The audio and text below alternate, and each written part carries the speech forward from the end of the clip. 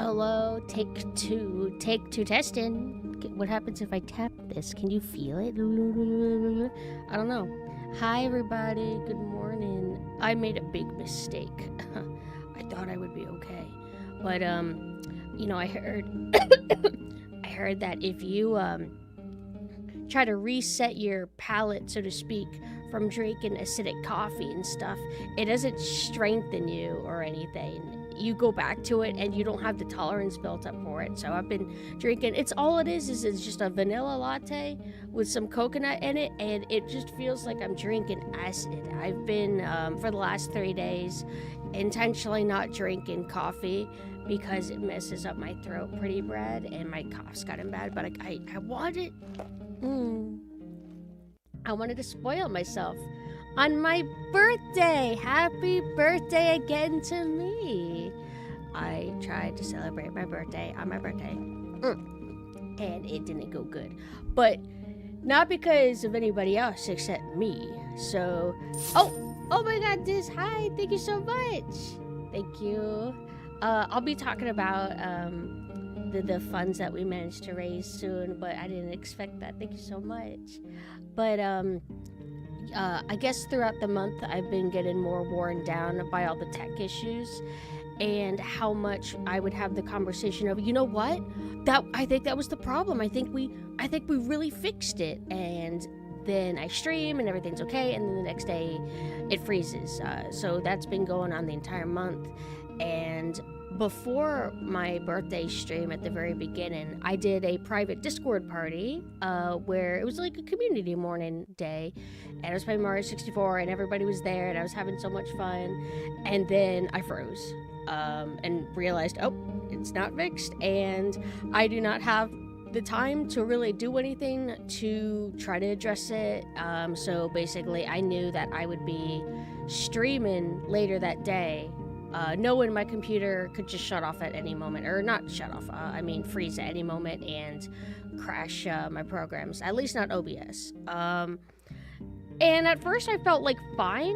I didn't know anything was wrong. I just knew that right before I went live that I felt confused. I was, you know how sometimes when you're out of it, you put the cereal box in the fridge and then you try to put the milk in the cabinet? I was kind of in that state for a bit, but I thought I could shake it off. But whenever I was playing RE1make, I felt like I didn't understand what was going on, what I was doing. I was making weird mistakes and trying to do problem solving, such as okay, where does this key go? That's normally how I feel when I play games. I usually struggle with memory to begin with, but for some reason it just felt even harder to do basic mental processing. So I'm I don't think I could do this. But it makes me mad because I feel this has been kind of a common thing with me in big hyped events. And I hype it myself because, you're supposed to do your self-marketing. You hype the event because you're wanting it to be a fun event. But I remember my last birthday, I felt kind of out of it. But I pushed through. But I didn't feel overly peppy or myself, and there wasn't even anything wrong. I was just kind of in a weird chemical funk. And then I know that I felt weird during my Captain Anessa debut, which is not that form with the orange and green. I felt weird during that. I felt weird during the winter costumes, where I revealed the winter bunny costumes. I'm drawing a blank on the others, but it's just been a lot, and it's a little bit frustrating because I don't know why I can't get it together or why I'm having bad luck. It's not anything that terrible is going on, but I aimed to entertain. I was supposed to do my challenge run and I botched it, but I started thinking, oh right, I fucked up my partner celebration too.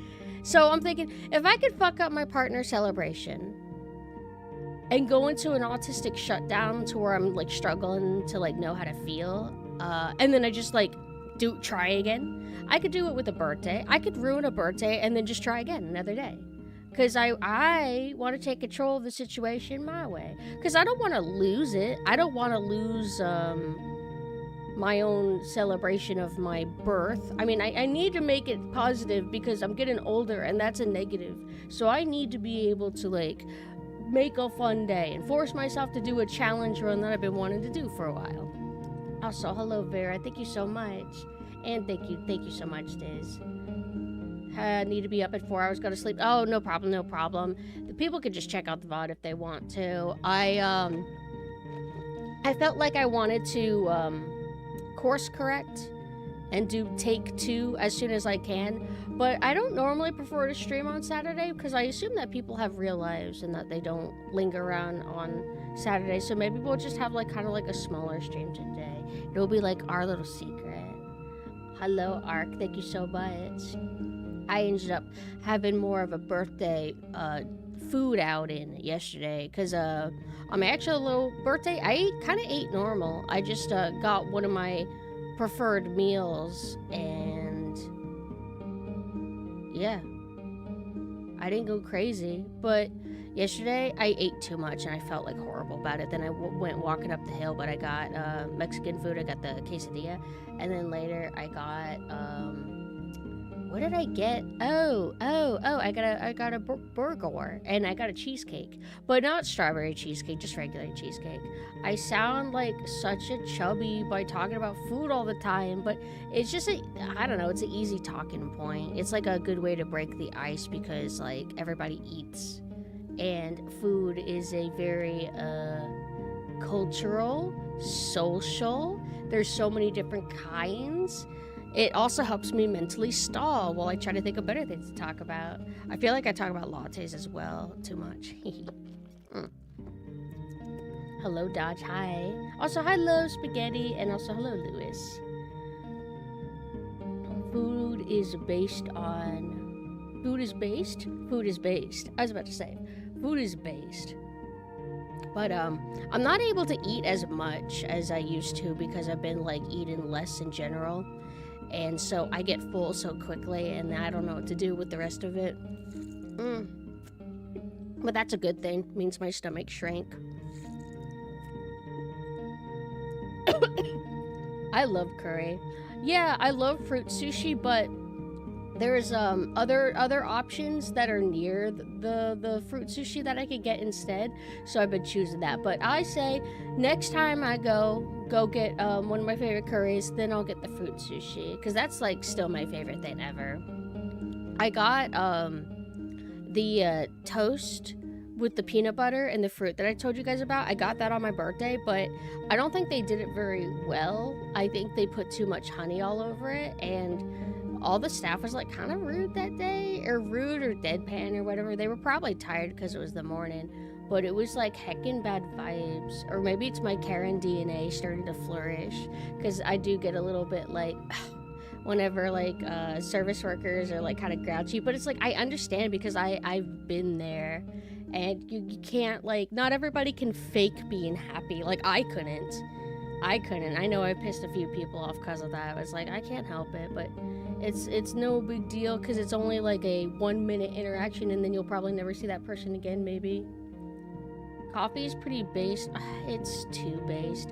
The one I got, the vanilla and coconut, I feel like somehow the vanilla actually overpowers the coconut. Like I always think vanilla is vanilla. Vanilla is a weaker flavor. It's not like the real flavors, but no, vanilla actually is pretty strong, isn't it? Also Daza, thank you so much. Thank you. Early morning or right before closing, that's where it's rough for the workers. Yes, I used to have to go into work so early. I would just be like barely awake, but I would be moving, I'd be schmoving, and then I get my coffee to kind of like, not even so much to wake me up, but I would get the coffee just to warm me up and to get me to partake in a human ritual of getting a coffee. Vanilla, I've come around and started appreciating vanilla a lot more than I used to. But when it comes to ice cream, I still need it to be more of a specialty. So, well, I don't really actually drink coffee. I drink lattes, which is basically coffee, but like with tons of milk and barely any coffee. But I do like to add flavor shots at times, because it's kind of fun. Like one I really like, not for coffee, but if you get a matcha latte Preferably hot. I've never tried getting the vanilla. Well, let me finish. The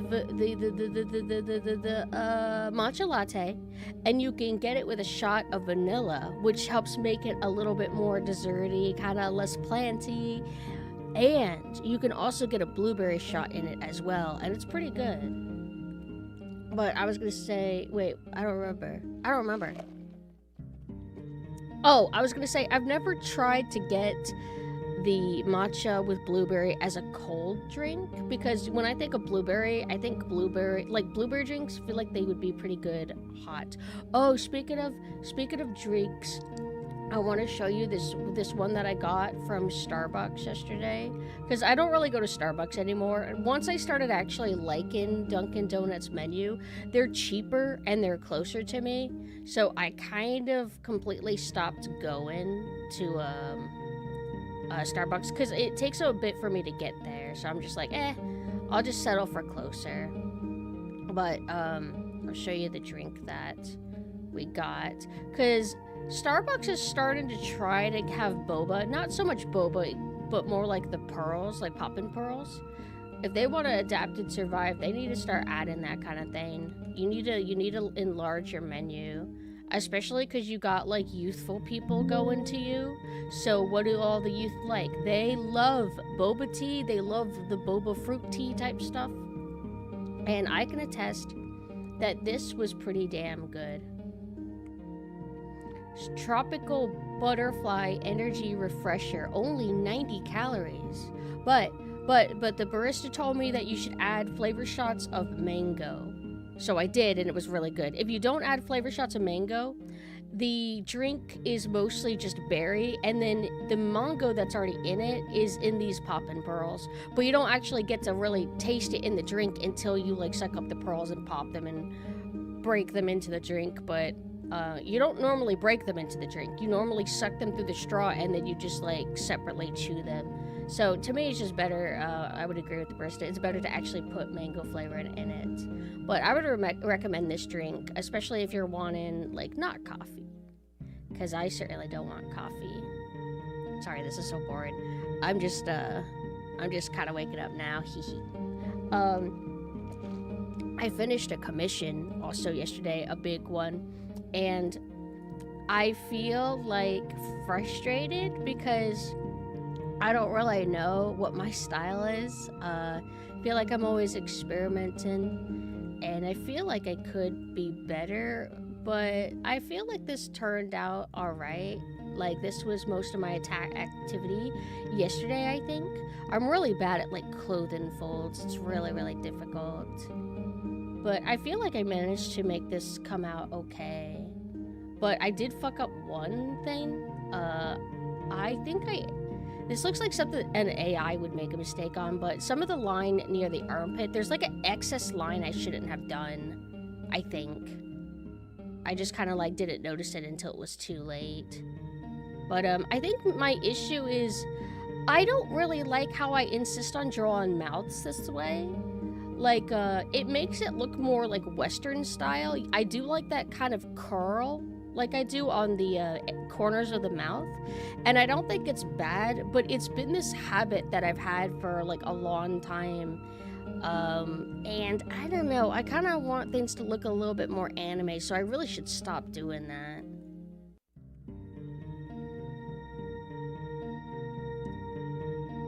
And then also trying to figure out how to shade was a little bit tricky, but I think I did it like okay. So that's one big commission down, and then I have like I think 5 more to go. Yeah, it doesn't have sauce like this does. Thank you. Aside that,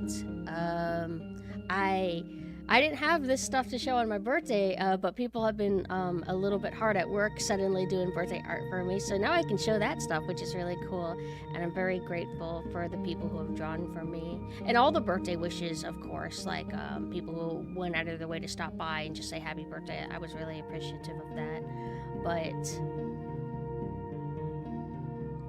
I got this drawn by Pumpka. It's super cute. She's putting my hair up.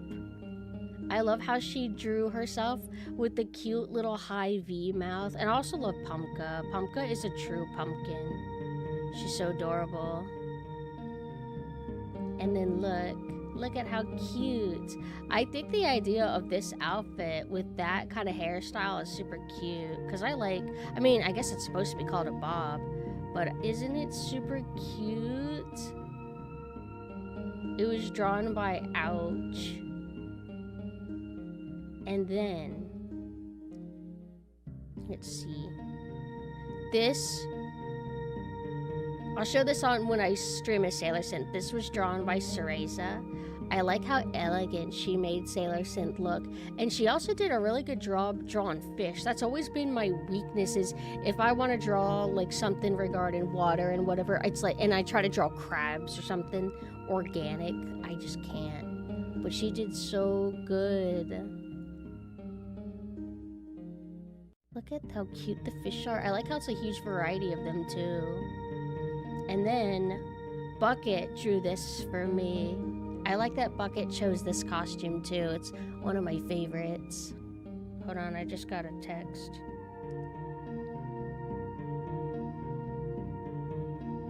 What is this? Okay, it's just, my text sometimes goes off to like alert me about stuff that I've already gotten notified on. But she did the hand really good. I'm not good at drawing hands. And then Goat drew this. Whoa, huge. Goat has been one of my favorite artists for like the last, gosh, I don't even know if it's just 10 years. It's probably been more like 13 years. Goat has just been like an icon to me. And I realized one day that the costume that I think he would draw best would be this one. And so I've been commissioning him lately to draw it, and then he surprised me with this, and I think it's so cool. I love the expression so much. And I love how he keeps things like really sketchy. It's really nice. And then I woke up today and Ghost finished this art that he showed me the draft yesterday, but he must have finished rendering it, and I love it. Look at how cute. It's me. They drew the liquid in the teacup and everything's so good. And they're so good at hands. Isn't this nice? And I also like how he uses shine. Or highlights, I should say. Highlights in his renders. I tried to incorporate stuff like that in some art that I did in the past because he really inspired me. Yeah, it's super cool. But wow, thank you so much. Aside that, I think before I went to bed, I was told in my Discord that the Hitman trilogy is getting a remaster. So I'm down with that, even though I assume Skillish would filter me out of the first one. But I did love Blood Money. But I don't think, wait, would Blood Money be included in that? Yeah, wait. Is Blood Money the third game? No, it's not. If it's the Hitman trilogy, it'd be the original Hitman, and then it would be Silent Assassin, and then it would be Contracts. So it won't have Blood Money, but that's okay. I have like 5,000 ways to play Blood Money. But that's sick, because I've been meaning to play Contracts especially. Yeah. I'm like, wait, I'm forgetting something. Also, hello, Noodle. Hi. How are you doing? Also, I showed my Discord this. It's a special preview. The costume design is technically public, but I haven't shown you guys what it looks like on the model. But I do have a finished draft. I'm just not going to show you because it's a secret. But I've been like super ecstatic and excited about it because this costume I've been thinking about for like what feels like 2 years. Or actually, no. The finished costume was like, 2 years ago, 2 or 3 years ago, where I had it drafted by my old 2D mama unks. And now it's gonna finally be on this model. So here's like a sneak little preview. And I feel like it is the most different from all the synth costume lineup. Like, I saw a thread and they were kind of like asking, like, how do you make alternate costumes for a VTuber while feeling like that character still?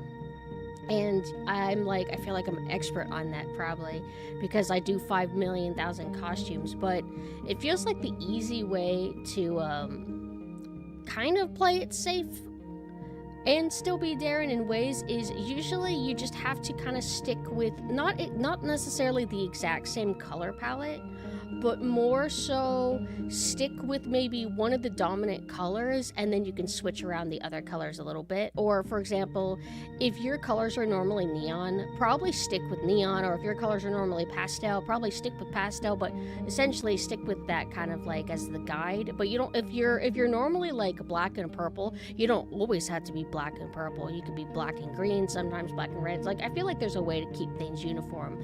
But with that said, I feel like this is the one main dominant time that I feel like it's very not synth-like, if that makes sense. The only other costume that comes close is, Synth has a costume, the schoolboy outfit, where it's dark navy blue, but most of her costumes tend to be white in a color, usually like white and a pastel purple, blue, or pink. That's usually how she goes. But for some reason, I always felt like the navy blue worked fine. Maybe because navy blue is similar to... Navy blue is part of the blue spectrum. So if you've done pastel blue before, you could do navy blue. This is just schizo ramblings. But I'm so excited for this one. And then I have 5,000 costumes planned, but I have a costume for Nanessa planned that I am so excited for. I haven't been this inspired for her in a while. I can't wait for you guys to see. Also, hello Kenji, hello, thank you so much. Oh yeah. And I'll be able to show it August when I ruined that anniversary. I'm so excited. One thing I enjoy about you is that your style with the outfits, thank you. But it's also a lot of due to the artists that I get to work with, because we all kind of take turns designing an outfit or two. I have designs for synth 1, 2, 3, 4, 5. I've designed like half-ish the costumes in general, or sometimes a little less than. Nanessa's the one that I have not as much of a hand in usually, but I've designed some of the outfits for her too. I love designing. I used to do them as commissions. I should probably do that sometime, but sometimes I feel like sometimes I can't hit the spark because I want to make sure that I come up with nice designs. I could be hit or miss though, to be honest. A 3-minute ad break is starting. Uh-oh, you guys are in ad hell, aren't you? My bad. Beside that, I did actually watch the, I don't know, what was it? Sony game conference or something? I just cannot be bothered to keep up with these names. Speaking of, I took the Unk or Yun test, where you find out how Unk you are. Guess what? I was not a high Unk. And I think it's because the test is trying to base your Unk status on more like how normie you are. So if you are an Unk and a normie, you're gonna get 100%. But if you're Unk, but you're autistic or something, and not normie, I think that it kind of balances it out and you appear youthful. I think Mame said that there's like some saying that autism keeps you young. Is that true? That's kind of sick though. Let me see if I can find you my score. And I'm more Unk than her, but I'm not that Unk. Like, I'm actually pretty hip. But some of it is also, I would probably be more youthful if it wasn't for the antisocial aspect. I think that's why she said that she had any Unkness, is that a lot of it's antisocial or more youth or something. See, mostly fine, but a few cracks are showing. Stay vigilant. So that's actually pretty damn good. What do you think of that? You don't really act super old to me. I don't. There's just like little hints that I give every now and then. I think one of it is, what was I just talking about? Not wanting to be bothered to remember. Also, good morning, summertime. What was it that wait. Something I don't want to remember. What was I talking about before?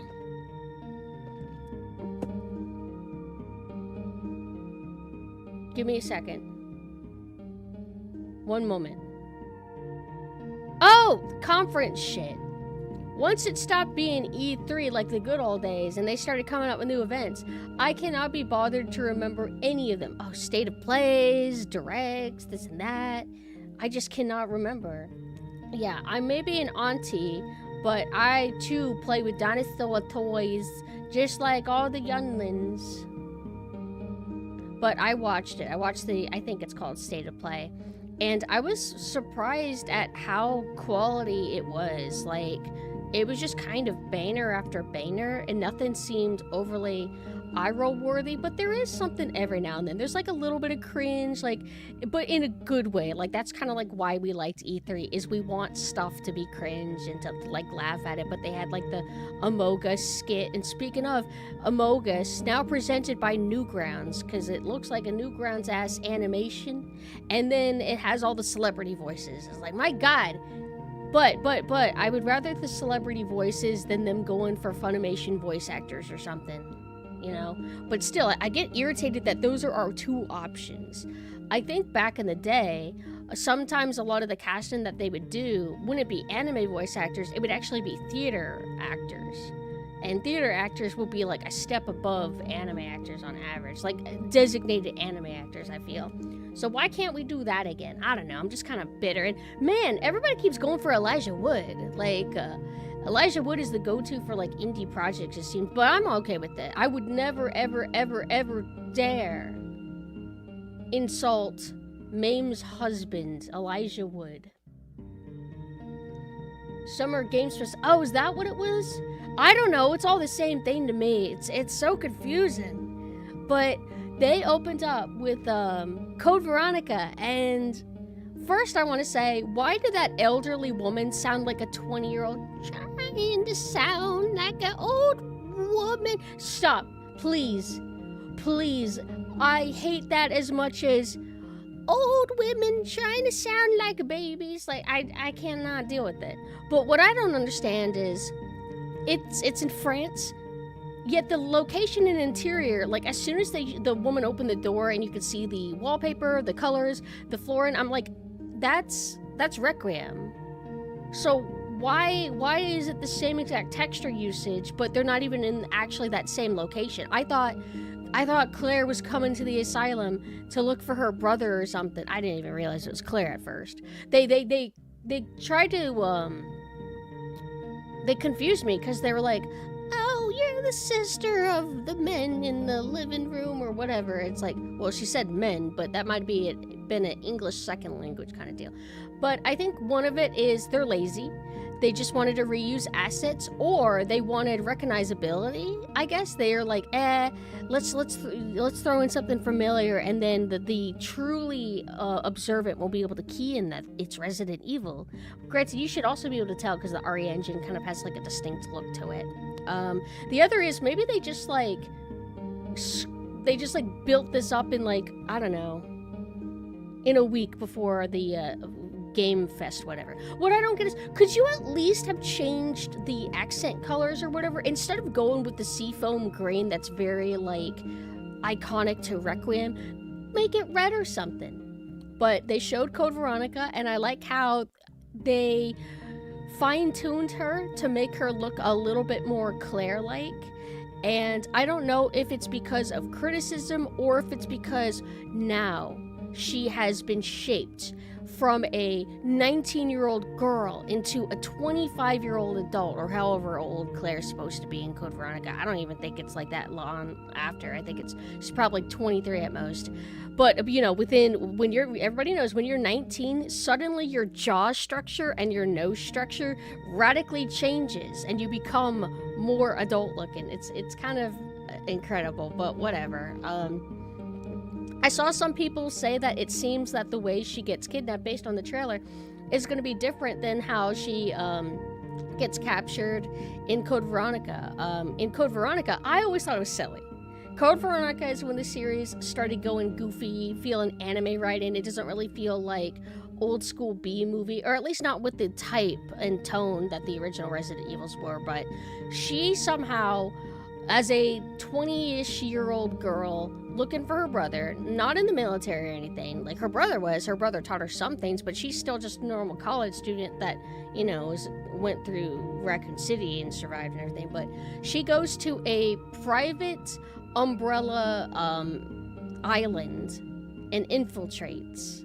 She somehow got a boat. She knows how to drive the boat to get there, knows how to outrun helicopters, and it's just kind of like a little bit unbelievable. It's kind of goofy. So I'm thinking that maybe they're trying to address that by coming up with something more realistic for why she gets abducted. But I don't know. Why would they like, oh, you're looking for your brother, we're gonna take you to the island? Why? They should just execute her right then and there. Also, hello, Kronos. Thank you so much. Oh, you like my hair? My hair shields the light from me because I have sensitive eyes. But, I saw, I don't know. At first I was confused because the people I was watching with, they were like, oh man, is that Resident Evil 5? And I'm like, Resident Evil 5? Nothing really seems Resident Evil 5 about this. And then they said Code Veronica, and I'm like, wow. Names of a friend. Thank you so much for the follow. It's kind of surreal. I don't know why. I mean, oh my god, they're doing another remake. No way. Of course they are. But people kept saying, oh, they're confirmed. Rumors confirmed. They're going to remake Code Veronica. They're going to remake RE5. And I'm thinking like, nah, this is stupid. There's no way. And it's like, of course they are. And instead of being like, I'm not even going to play this, it's like, you know what? I think I'm in a, what do you call it? Stockholm Syndrome relationship. Abusive relationship with Capcom, because I just played Requiem and I hated it. I thought it was terrible. And that was a game I almost skipped out on. I went all big and bad. I said, I'm going to have discipline. I'm going to have restraint. I know this is going to suck, so I'm going to just not even bite. But I ended up biting. Maybe partially due to circumstances, but ultimately I ended up biting. And I ended up being right. It sucked. But with that said, Resident Evil, Capcom in general, they're always like a roller coaster. So they will deliver pretty quality, and every now and then you'll get a dud. So with 7, Village, pretty quality. RE2 Remake, pretty damn quality. RE3 Remake, absolute dud. RE4 Remake, pretty quality. Like, not perfect. I am pretty critical of modern Resident Evil in general and these remakes. But RE4 Remake was a pretty good game, despite the issues. So I can only hope that Code Veronica can be up there, you know? Like, I don't think it's going to be faithful. I already know that going in. It's not going to be faithful. They're going to fuck everything up.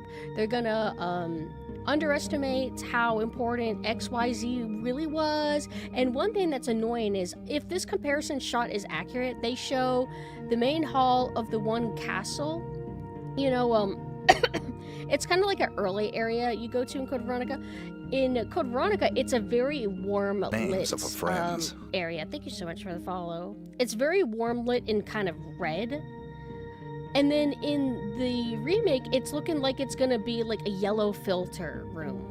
Like, kind of like how the RPD looks like in the RE2 remake. And I don't like that. I think that the filters and colors in modern Resident Evil games can be pretty damn ugly at times. I miss when they had very diverse colors in old Resident Evil. Like Resident Evil 2, like the original Resident Evil 2, when you enter the RPD, like, there's a lot going on. It's not just a filter slapped over it. I don't know. And also, it doesn't help that yellow is kind of like an unpleasant color. Like, I know that people say, oh, it's supposed to represent sickliness. Like, it's like, I get it, but it can be a little bit grating on the eyes. It doesn't matter what the intent is. Sometimes it's just unpleasant in a way that I don't think you intended. I'm always on a tangent. So we're talking about Code Veronica. But I'm still open-minded. It's called Veronica, not Code Veronica. What? I didn't even realize that. That's stupid. That's actually stupid, but whatever. I mean, maybe they thought it sounded fancier. Oh, you redeemed alt hair? Okay, wait, where? Oh, I see it. It doesn't do an alert for me. Oh, wait, can I? I hate that it does that flicker. But, wow, this is weird. It's been a while since I did this toggle. I don't like to do it much, because you're supposed to have the eyes hidden. That's how this is meant to go. But fine, have it your way. Aside that, okay,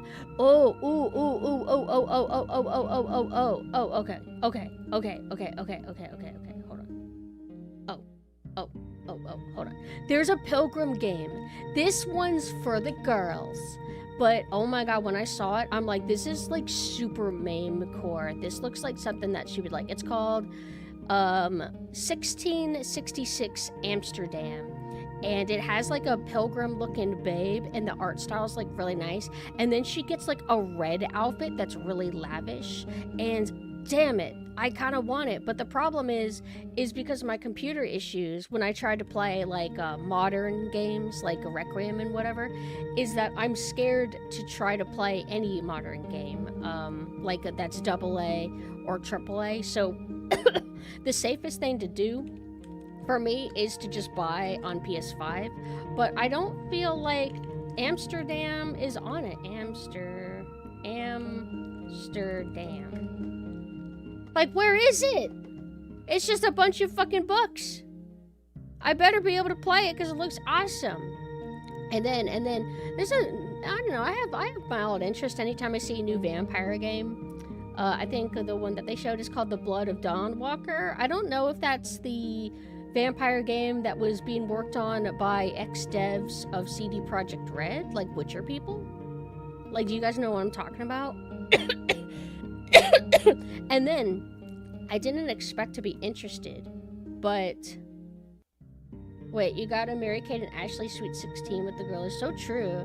My friend convinced me to be a Mary-Kate and Ashley fan when I was young, but as soon as she moved away, I stopped caring. Because deep down, I was just too autistic to be a girl. I just wanted to think about Pokemon and Yu-Gi-Oh! Hello, Tico. Hi. But, let me think. Oh, right. So, Stellar Blade 2 actually looks good in terms of presentation and everything. But to be honest, I remember when I first saw the trailer for the first Stellar Blade, I liked that her thighs jiggled. I liked that she was oiled ass, and I really liked the very long hair. Like when you have a character that has like a cape or like really long hair that gets to whip around and float, it's kind of like fun. But I ultimately didn't get interested in the first Stellar Blade because the environments and everything looked a little bit barren and big and open and empty and kind of boring. I thought like the main character's like outfit looked odd. Like everything from the bottom looks good, but as you go higher and higher, it's like, what is this shirt? What the fuck is that? I know it's such a stupid reason, but I also didn't hear like amazing things about the game, but maybe I need to give it a chance. I don't know. I remember one person criticized and said that, oh, in that game, you're like waiting around and pressing buttons and stuff like that. And I'm thinking like, well, in Devil May Cry and Bayonetta, you kind of do puzzles and stuff. What kind of? Puzzles, or more like going through the motions puzzles rather than actually like brain thinkers. I mean, there is puzzles though at times, like when you like in Devil May Cry 3 when you have to hit these switches that create light paths and stuff. I'm just rambling. Point is that maybe I should give Stellar Blade another chance. But with that said, I'm more interested in this new one because I like how the main character's design is. I think she has a better outfit. She has a tight white suit. I don't know if it's quite latex exactly, but it's like a white battle suit, and I'm a big fan of like bright colors for like latex full body suits. Like everybody usually like thinks of like black ones, but I think like white or pastel colors looks really cool. I also like that she has short hair in general. Like I have a thing for short hair girls. I also like the setting. It seems that she is in a very dense, compact, like urban area. So I'm like, hey, this looks kind of cool. Like, I mean, it's modern sci-fi. A lot of games to an extent all tend to look the same, but I still kind of dig this more than anything I saw for Stellar Blade 1. So maybe I'll hop on it. Oh, another one that I'm actually interested in, another game. I'm actually interested in the pod racing game. Like, I'm like not the biggest Star Wars fan, but I did like it pretty good when I was growing up and everything. The pod racing is like, oh, I kinda want it. They even have what's that one guy from Phantom Menace, the rival pilot guy? Yeah, it's called let me see. It's Star Wars. It's not called pod racing, but it is pod racing. It's called Galactic Racer. I'd get that. I'd get the shit out of that. No Jedis, just pod racing. Now this is pod racing, but I do understand the criticism about pod racing in the movie. Like, I do get it. But conceptually, galactic racing, that's kind of cool. 1666 Amsterdam plays in my country. My friends and I were shocked. Wait, what do you mean, plays in your country? What do you mean, plays? Oh, there's a demo. There's actually a demo for it. Maybe I could try to, like, hop on that. I play the original N64 pod racing so much I'm excited for the new one. Wait a minute. What the... Did I play this, maybe? I know I rented a few random, like, Star Wars games when I was young. Man, you know what? I would not be surprised if I actually played this. These textures actually look kind of good. Was this like a higher end budget game for N64? Yeah, this is N64. That's like kind of crazy. That looks good still. Knights of the Old Republic. I want to play those too at some point. I still need to play the boomer shooter, Dark Forces. But also, what else did they show at the conference? I remember though, the streamer that we were... No, it was my friends. So me and my friends were in a group chat on voice, and we were watching our friend streaming it on Twitch. And there was a lot of technical issues. I don't think on the end of him. It was actually just the stream in general. Like, everybody was having stuttering issues and delays and this and that. But we got to a point where we were watching it, and it had audio subtitles? How do you say? It had audio for the sight impaired. Oh, hello, hi. Thank you so much for the raid. I hope you guys had a good stream. We're talking about the Summer Games Fest or whatever. I actually thought it was great. I don't know. It's like I get used to those events showing a ton of like where then you get one where it's nothing but bangers after bangers, and it gets you kind of hype and excited and reminds you that sometimes modern games are pretty cool and there's always stuff to look forward to. Also, thank you so much, Ray. For anybody who doesn't know me, hi, I'm PumpkinSynth. I am a Halloween ghost VTuber. My alternate form is an Eldritch Ghost Names VTuber. of friends. Thank you for the follow. And then I have an alternate universe form where it's a saltwater crocodile and a military raptor girl. And I like to play retro games, and I'm a bit of the tism. Self-diagnosed. Oh god, I forgot about that. The new Gundam game. I'm not like huge into Gundam or anything. I'm still kind of like new, kind of like in tourist stage at the moment. But it didn't really feel Japanese-y. It felt very kind of like Western. I was like half paying attention, but my Gundam friends are very kind of not sure how to feel about it. I don't think they were like digging it though. Yeah. So summertime, you were actually there. So we were watching the fest with audio subtitles that are, were a narrator live. Actually, I thought she was AI at first because she was so monotone, but she kept stumbling on her words. But basically, it has a woman that would kind of out loud narrate what is happening for people who are sight impaired.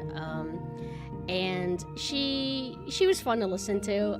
Fun to listen to her make mistakes every now and then, because it's very hard to how do I say, she's mostly off script, I think, and she's having to process a bunch of information. She's having to find moments where she can squeeze in like the narration, and just like anybody, she just trips on her words sometimes. But I remember that there was this part where the Hot Wheels game was being advertised, and there was King Kong on top of a building. It's like iconic imagery because of King Kong, you know. And I remember out loud I said, she's gonna call him Donkey Kong. I just made that prediction.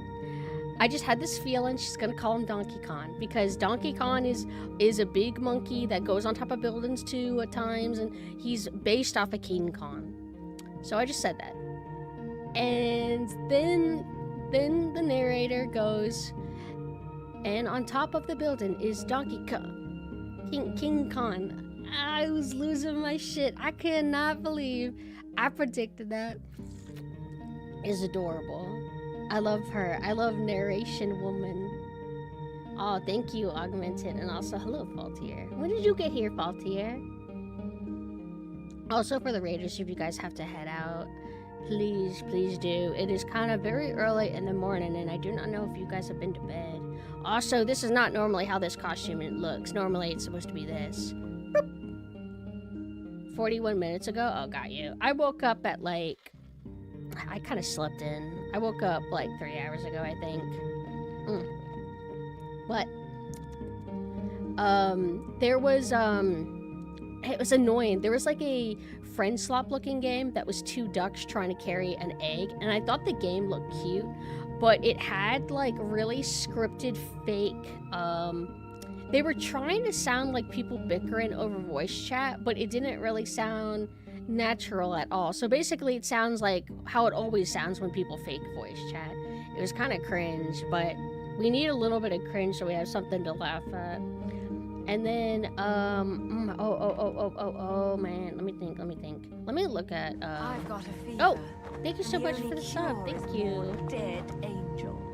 Oh right, they showed there's new DLC for Hitman for World of Assassination. And then they showed, I think, DLC for the James Bond game, and I do want to get the James Bond game. Oh yeah, the Dynasty Warriors game. Oh wait, you're talking about Dynasty Warriors Gundam games. Okay, but on the subject of Dynasty Warriors, they showed a Dynasty Warriors game, right? Or was it a game that just seemed similar? But point is, whenever these games have English dubs, sometimes I kind of wince because the voice acting usually doesn't sound very good. Certain games, not all games, but certain games I'm just very likely to put on the Japanese subtitles. But at game conferences, they usually always go with like the English dubs. Hyped for Platinum Teenage Mutant Ninja Turtles. I feel biased because I'm like, Teenage Mutant Ninja Turtles IP has been something that I've never really found appealing, but it's clearly a beloved IP because it's been sticking around for so long. I heard that the last one that Platinum did wasn't good, and I don't know, I guess I was hoping for something that I would be interested in, but it's fine. It's fine. It's not my turn to be happy. We need the Teenage Mutant Ninja Turtle fans to have something for them. But it doesn't have Kamiya involved anymore, but Kamiya doesn't always direct every single Platinum game anyway, so just because he's not around doesn't necessarily mean it can't be good or not. So I assume that the James Bond game will be just as modern or similar as Modern Hitman, and I actually like Modern Hitman. The only thing I know about the James Bond game is that it is more linear than Hitman. Hitman is more sandboxy, but normally I actually prefer linear. Not for Hitman, but in general I do prefer like linear leaning, not fully linear. Also, hello Xylo, thank you. Consider The Last Ronin is based on a story featuring Mikey looking to avenge Leo, Donnie, and Ralph. I'm hoping they do it major justice. Wait. Looking to avenge them? Why? Are they dead or something? Also, thank you. Ninja Gaiden 4 was their last. I think it was... Oh, wait. Is that out? Like the new Ninja Gaiden? Ninja Gaiden 4? I haven't heard anybody talk about it. Wow, Pumpkin gets 2 birthdays. And 3 technically, because I was like, I messed up my birthday. Can I have something really nice to eat? Teehee. So this is my 3rd birthday. Thank you, thank you. My birthday was June 4, but I wasn't able to have a proper stream that day. I was like too tired. That's why another thing is when I started the stream yesterday, it just kind of worked out to where it would be an afternoon stream. But with how my schedule is, if I go live at like 4 p.m. my time, I kind of go to sleep in about 5 hours around then. So it wasn't a good time to start a kind of possibly long stream. While I am pretty confident in my abilities in Resident Evil 1 Remake, I wouldn't say I'm like the fastest. So I do not know how that's gonna play out. It feels like the only way I can really do it is if I start it like when I wake up as an early stream. Then I have the whole day to kind of get through the game and just make it a long stream. Was out since November. Last November? That shit's been out? Oh shit. Oh, you know what? I might even ask my friends what they thought of it, actually. So maybe I just forgot. I told you guys I'm partially Unk. According to this, hold on. Yeah, see that 14% right there? That's the reason why I forgot. What else did they have? They had, oh wait, Bearsona actually in the Discord jotted down all of the things that were announced at the conference. So that might help, actually. And then while this wasn't announced at the Summer Games Fest, there's a new upcoming dinosaur game. That was announced like the day before. I'm kind of like interested in that. Oh right. And the Summer Game Fest, whatever, they showed a bit more of Alien Isolation. Cinematics, but still. Stuff to build up hype. I mean, the first Alien Isolation was pretty damn good, just really long. New Cuphead game. Oh, is that what it was? I thought like the new Cuphead was like a physical special edition or something. Blood Message. What was Blood Message? Blood Message. Oh, sleep. I mean, it looks actually like fine, but nothing I'd be interested in, so I sleep. Oh right, Snoop Dogg and Tupac are in a game. I forgot what the game is called. I think it's made by people who worked on Yakuza or something, right? I think that one looks kind of cool. Dead by Daylight. There's something with Dead by Daylight. I don't know what it's gonna be. I'm not really into that IP, but I liked that trailer. And somehow, even though I don't fuck with that IP, even before the hook, I just kind of made a guess, like, is this Dead by Daylight or something? Because it's like, it looks pretty high budget and fancy, and I know Dead by Daylight's extremely popular. And then when they showed the hook, I'm like, yeah, that's definitely Dead by Daylight. Mortal Shell 2, I don't remember that. Sans Raiders of Sophie. Is that one the one where we kept joking and saying that it's more than a game? We didn't have any real reason to think that. It just had a certain aesthetic. New Fortnite season with John Wick. Crossfire. Guild Wars 3. I think people were excited about that. End of Abyss. Oh, there was one game, it looked kind of janky. It looked janky, but I don't give a shit. Like, we just want games that are good. It was like Last Harbor. It's a nautical horror looking game. So I'm 100% getting that day one. 100%. But I like how it's like, how do I say? We always give games shit or give other people shit for caring about like how goodly graphics are and animations and the hair follicles on the face and then this and that. But whenever we see a little bit of jank, we also kind of laugh at that too. But no, I encourage it. Be jank. It's charming. We just want good games. It ultimately doesn't matter how realistic or how polished or how perfect something is. As long as it's a good game, we're like down with it. Orbitals, I don't remember that. Something about RuneScape, I remember that. Oh, new Virtua Fighter. I think I have friends that would be kind of down for that. Oh, and there's a Saw game, I forgot about that. Maybe I'd get that. Lord of the Fallen 2. I think I heard the first one wasn't good.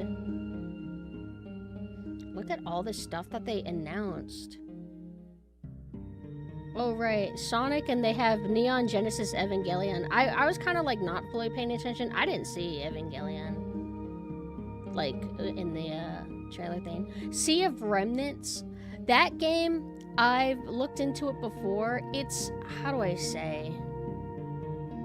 Even by the trailer that they showed, but I kind of always got this vibe. It feels kind of like maybe a little bit Reddit-ish, sort of, but it has a nice art style to it where I would still kind of get it on that merit alone. I also believe that it is a action RPG kind of game. So there's a little bit about it that repels me, but there's enough that I'm like, you know what? Maybe this might actually be kind of sick. Like, have you guys seen what it looks like? I'd recommend looking into it. Sea of Revenants. Actually, I can pull that up for you. I don't think it's out, though, still.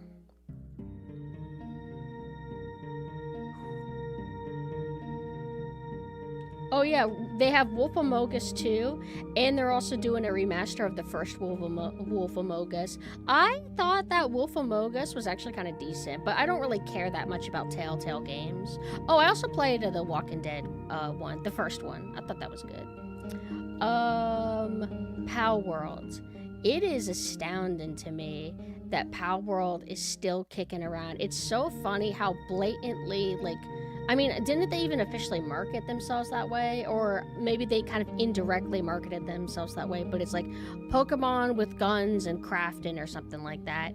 And you see the designs, and they are so clearly trying to look like Pokemon. It's very weird, though, because art style-wise, it kind of looks like Source Filmmaker. It, like, you have these, like, cartoony models, but they have Unreal Engine kind of light, and it just makes me think of some fan SFM video that you would see, if you know what I mean. I can't believe it's still kicking, though. It's so blatantly, like, middle finger to, like, Nintendo, and it's allowed to just kind of be out in the open. I think they had a lawsuit from Nintendo, but I guess it fell through, maybe? I mean, I guess that's funny, but I still don't want to play it, because, like, I don't like the aesthetic of Pokemon that much. So if I don't want to play Pokemon, I don't want to play a game that's ripping off Pokemon either. Also, thank you so much. Thank you. I think Nintendo lost the case, which is crazy. I mean, I guess I get it. But the designs are just so Pokemon core, but I mean, technically, if it's not literally Pikachu and it just looks like vaguely like Pikachu, I guess there's not much you can do about it. Played it a bunch when it first came out and burnt out on it. Might pick it back up again for its 1.0. I mean, it happens when you play games that are very grindy and long. You kind of need to take a break and recharge, and then you come back to it. That's pretty normal. So let me see what else there was. The fact that the new Stellar Blade is called Stellar Blade Blood Rain, which is confusing because there's a video game IP called Blood Rain. Speaking of, when do we get a Blood Rain revival? Also, hello, Mog. Although they'll fuck it up. If they revive Blood Rain, they'll give her, like, realistic proportions, and they'll probably give her, like, a really boring generic outfit or something. That was one thing that I was able to do properly on my birthday. Not have a proper birthday stream, not do the challenge run that I was supposed to do, but I was able to shit on a game that I will never play, for an IP I've never engaged with, which is New God of War. That outfit is whack. What is her outfit? Her outfit is boring. Everybody's focusing on, like, how pretty or not she is, and she is pretty. Just the lighting just makes her looking flattering sometimes. But that's not the fucking issue. The issue is her outfit is not iconic. It is generic and forgettable. Make her look cool. That's why, for example, the Pilgrim game, the 1666 Amsterdam game, whatever, I looked at her design, her outfit, and I'm like, damn, that kind of stands out.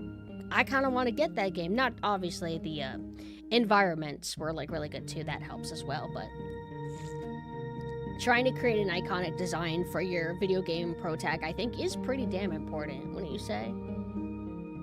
Wasn't there a recentish 2D scroller Blood Rain? Are you talking about, there's like an old one where it looks kind of like vector art style? Blood Rain platformer. Unless they did another one. It might have been a remaster. Oh. Yeah, okay, so that's what it was. I didn't know. Wait, I don't know if the original developer was WayForward. WayForward is the Shantae people. I think they just did a remaster of the new Blood of the Blood Rain Betrayal. It was from 2011. I played a demo of it on PS3 a really long time ago. It's so funny, like if you look at the art style, here I'll show you, of like the cover, it kind of makes me think of, you know, those gaming magazines in like the early to middle late 2000s, and or anime magazines, and they would like get an artist that would draw the video game characters or anime characters, and it would have this like weird Western art style. That's kind of what this makes me think of. It was actually kind of like a fun enough game. But I kind of would like that IP to be brought back. I mean, I like vampires in general. But again, like, I would want it to stay comic book stylized. I don't want it to look realistic. Because realistic, especially if we're getting into extravagant themes, it can just be boring and at odds with each other. Like, on my birthday, on my real birthday, we talked about like the new Wolverine game and how people are kind of comparing it to, say, Marvel Rivals, and kind of saying, you know, like, new Wolverine, it just looks kind of flat. Like, it looks so like it's trying to be like the Marvel Cinematic Universe, which is like a little bit more held back and more realistic and everything. I've never been like a fan of realism, I guess. I mean, sometimes, but it really depends. See if I can find any of those posts.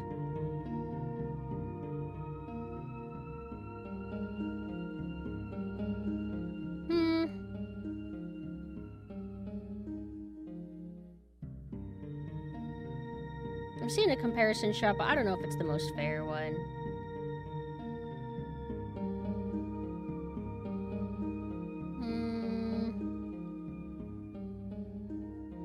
I'm too lazy. Twitter doesn't feel like showing me the threads I saw. But I'll tell you what I want. Fuck off with Wolverine. Where's my damn Blade game? When do I get my Blade game? I want my Blade game. I want anything for Blade, please. I'm so sick of it. Not looking for realism for my comic book superheroes. Exactly. Like, I want it to be extravagant and not bound by the rules of reality, I guess. I mean, that's how comic books started. It's comic books. They are drawn characters. Everybody's like fit and has crazy outfits and has crazy abilities and whatever. I'm trying to think. Same thing with like Mortal Kombat. I don't want Mortal Kombat characters to have realistic proportions. Granted, I know that they started face scan. They started as body scans, face scans, and stuff like that. So technically started that way. But I'm just spoiled as specifically a Nine fan. So whenever they stopped being comic booky looking and started being like natural proportions, real proportions, where everybody's like short and stubby, it's just boring. Or boring designs, boring fashion. I just don't. I don't vibe with it. Also, I see people praising the new Claire outfit, and downplaying the Resident Evil 2 Remake Claire outfit. How? Like, if you like one, what's so bad about the RE2 Remake one? Like, the RE2 Remake one, obviously it's not as good as the original, like, RE2 outfit, but in terms of the outfit itself, it's, like, fine. It's not really that crazy different from the new one. The difference with the new one is that she has a similar jacket. She's sticking with the red jacket. I hope it has the pattern on the back of it. It has the harpy or Valkyrie or whatever the hell. That better be there. But she has a black shirt which shows a little bit of stomach, and that's all I need. Just give me like a little tiny little bit of sexiness. It doesn't have to be over the top. We don't need to see her like nipples or whatever bleed into her shirt. Just give us a little bit, which they do. And then she's wearing like black jeans, black skinny jeans. And I'm like, aw, it's supposed to be blue skinny jeans. But fine. It looks fire. In her RE2 Remake outfit, it's not really that different. It just has blue jeans instead of black skinny jeans. So I don't know why we're pretending like the RE2 Remake outfit is like that bad and the Code Veronica is just so much better. Like the new stuff. But in terms of like the face sculpt and everything, it does look more Claire-like. Thoughts on new vampire game? The Dawn Walker, whatever the hell? Or was there a new one? Wait, which is the one where I was joking and being like, oh, is this Vampire the Masquerade Bloodlines 3 or something? And then it wasn't. Did they show 2 vampire games? I can't keep up.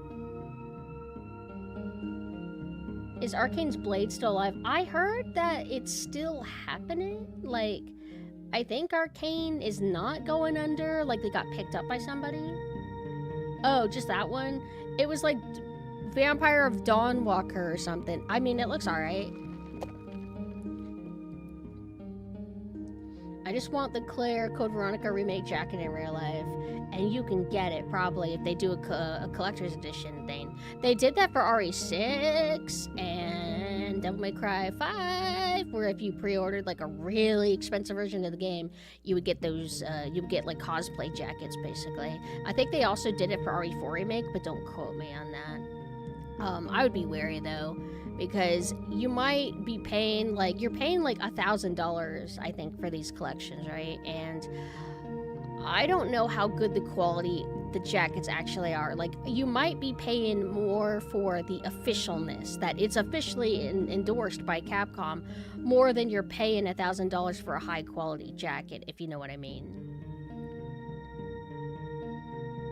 8K? Like, I mean, I don't know if maybe they commissioned, like, a high-tier, fashion company to produce them, but my fear is that you might be, like, getting ripped off, that, like 6K of those dollars that you're paying, of the 8K dollars that you're paying, is just that you get to say that you have an official Capcom endorsed Resident Evil jacket, but the quality might be worth $500. Do you guys remember when they had, like, they had a collector's edition for RE2 Remake that was a keyboard that looked like a typewriter. It was, like, expensive as fuck. I wonder how those are holding up, how good they are.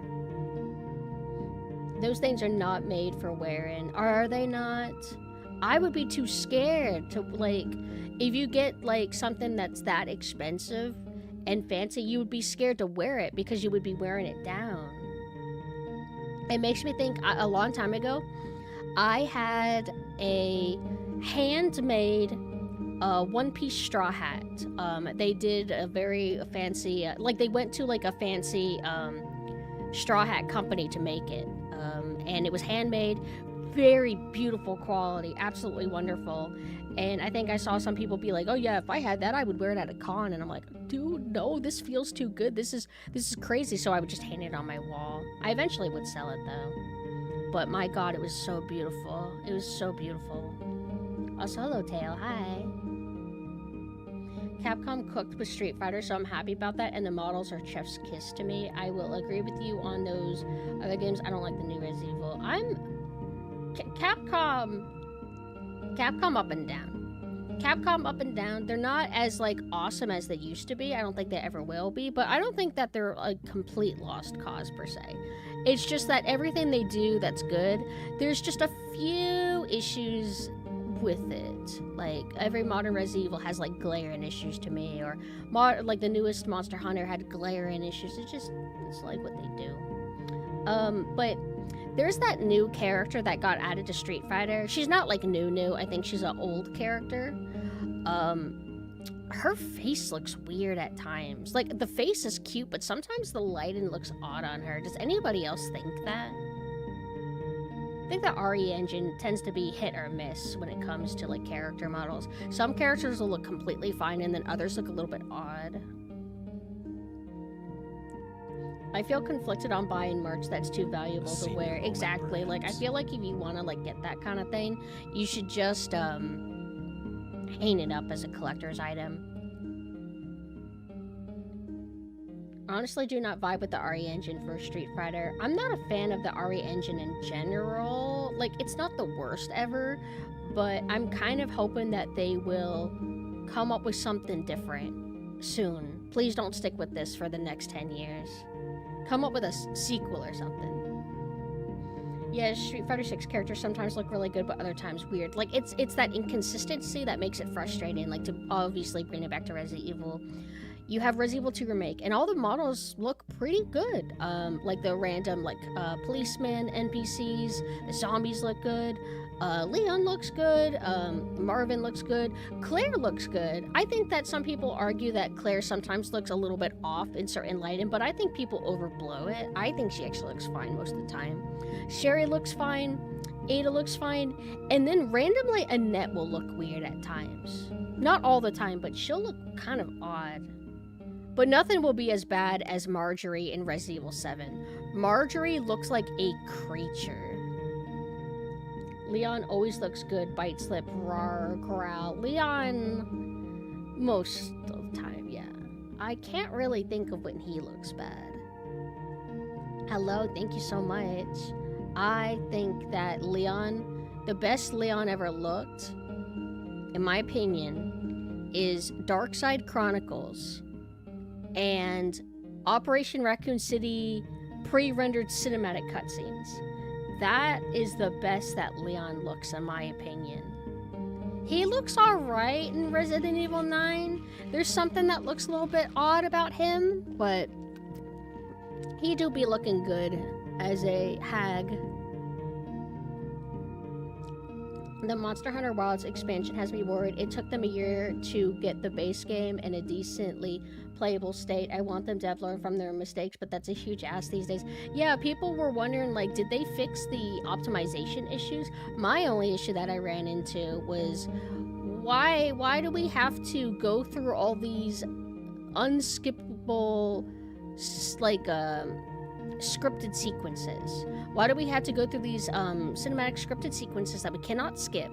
Why do we have to go on cinematic tours that we cannot skip? It's literally forced walking.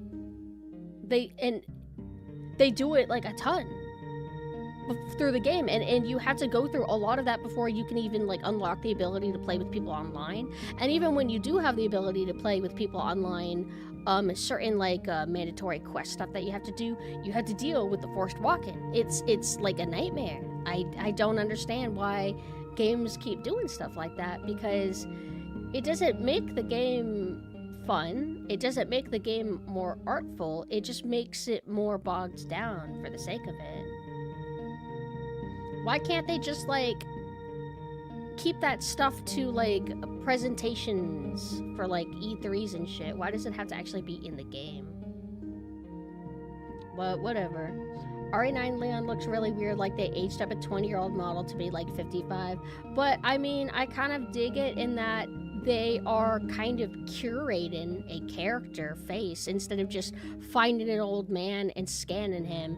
They're kind of like fine-tuning and creating from scratch, sorta. Like creating from scratch as in taking RE2 Leon and RE4 Remake Leon and then just kind of like adjusting it.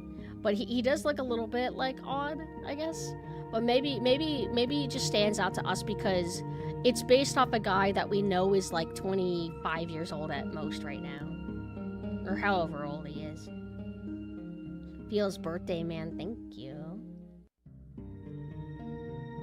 Monster Hunter World had similar kinds of sequences, but they were shorter and mostly could be skipped. Still required to be seen for the first time, and I'm not a big fan of that. I didn't like Monster Hunter World, but more so it was just overwhelming, and it was my first Monster Hunter. But I liked Rise a lot. Rise doesn't piss me off. Rise didn't piss me off like Wilds does.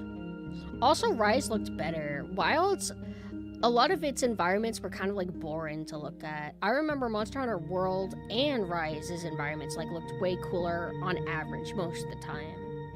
But don't get me wrong, Wilds does have some like nice locations, but I remember a lot of it felt a little bit like boring and plain. Alternate hair? Okay, we'll go back to this. Nah, just joking. We'll go to this. Forced walking is a bad habit game devs still can't move on from. And I don't get it. Forced walking, scripted cutscenes, this and that, and we must be a very small but vocal group that complain about this, because since they keep adding it to the games, there must be more people that like it, so. I had volumetric fog in real life today. It was heckin' Silent Hill, bro. It was kind of cool. I love fog. Oh, that's right. Don't forget, Silent Hill 1 is getting a remake. It's going to be bloated and padded, and they're going to mess up the soundtrack. If you mod that stuff out and slap a better color filter with reshade, it looks like World. Yeah, but that means that you have to mod it yourself, and you have to rely on modders to make the games better, which, I mean, yeah, but I wish that the big companies that have the millions and millions and millions of dollars would make it better. I swear to God, they better not, like, fuck up all the lighting in Code Veronica. Please don't, like, how, well, here's what I don't understand. There are areas in, Village and in the 4 remake that are red tinted. They turned the water room in RE4 remake, they made it a red room. So they can clearly do that. So don't fucking take away the red from Veronica. Like, that was like...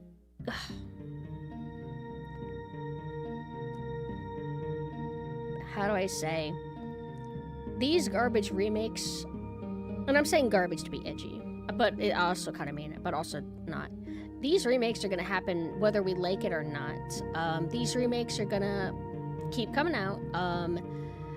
We're still going to be at risk of the games that they are remaking being faded more and more into obscurity and not being supported. Like, it's like no matter what we do or don't do, it feels like that's just going to happen.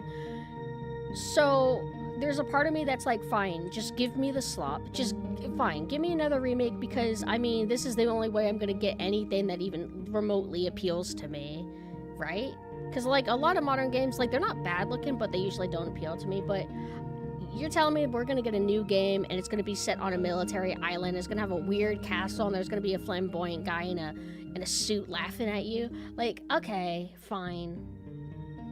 But I say that when you actually play these remakes, all of the issues do kind of like dance around in front of you and like drive you crazy a little bit. Like, I did like my time with RE4 remake, but there were things about it that pissed me off.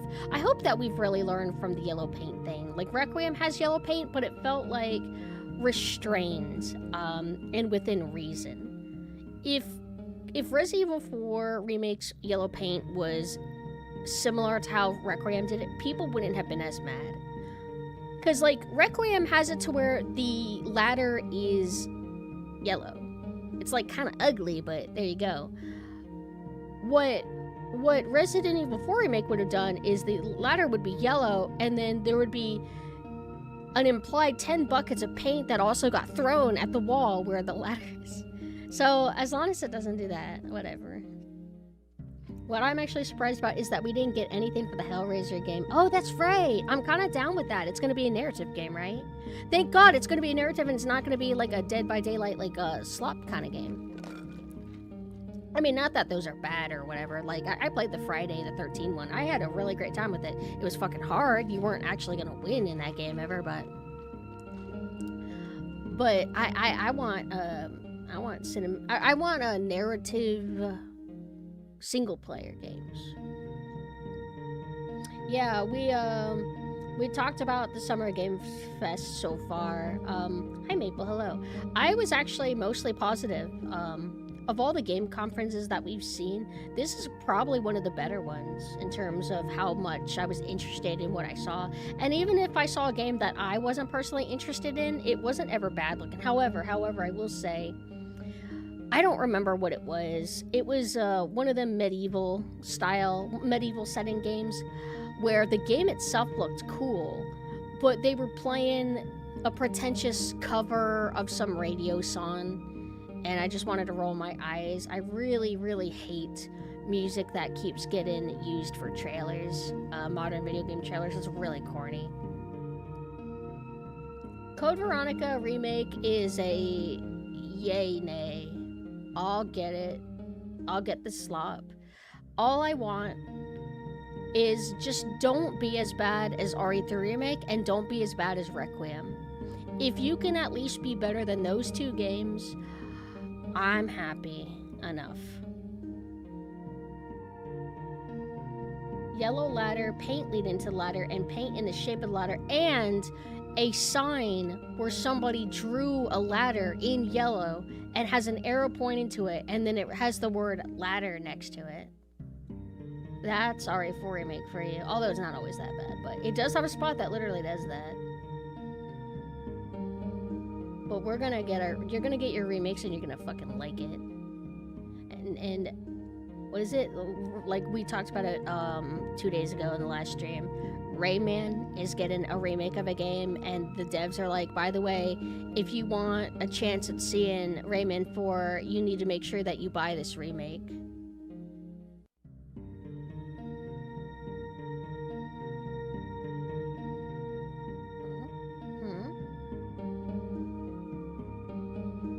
Silent Hill 1 remake is still far off when you have Townfall right around the corner. I wouldn't say far off, because keep in mind that these companies usually have multiple teams working on different games all the time. You know, like Requiem just came out, right? Yet Code Veronica is announced to release 2027. Even if it's late 2027, that's still not that long. It's because they have these, they're like slave workers. They are making sure that they can release a Resident Evil game every other year, at least, it feels like. So there's always devs working. There's probably like a dev team also working on the RE5 remake as we speak, and also working on Resident Evil 10 as we speak.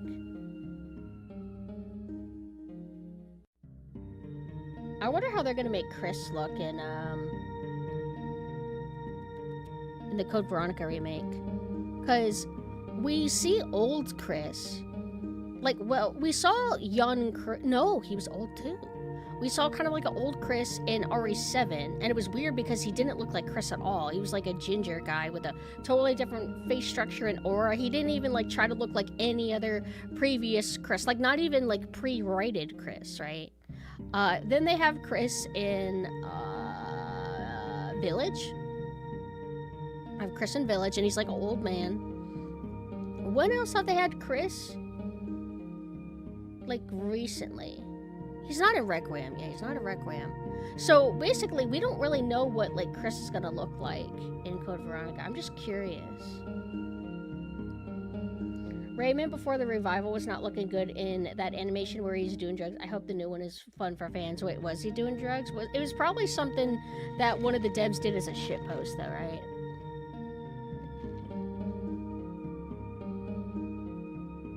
Wait, what about IGN?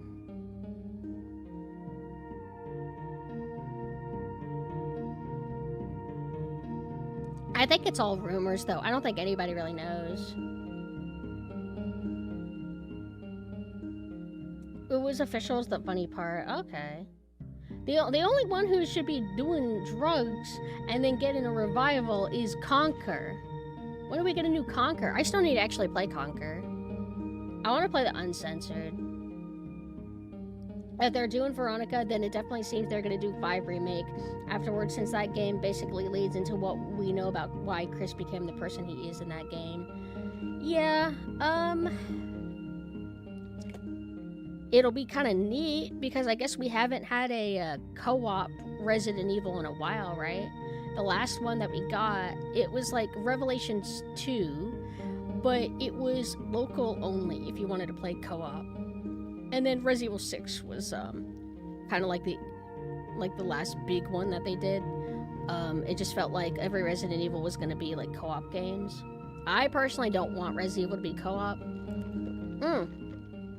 There's also RE0. I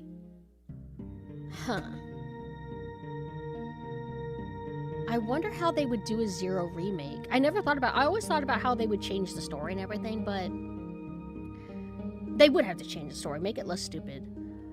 But how would they actually let us control both of the characters? I feel like they would either reduce Billy into being an NPC that hangs with you or something, or they would actually make that a co-op game. I wouldn't be surprised if they tried to do that.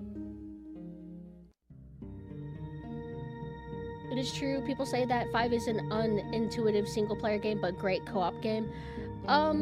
It's not that it's unintuitive, it's that 5 RE5's AI partner can be a bit rough at times. Also, thank you so much, Faye. I played single player one time. The main issue is that you have to be very careful with Sheva, because if you get hurt even a little bit, she will just heal you. So you have to kind of be mindful of if you give her a health item or not. Like, if you want to control what your AI partner does, you have to basically take away health items or take away guns if you can. I don't remember if you can take away guns exactly.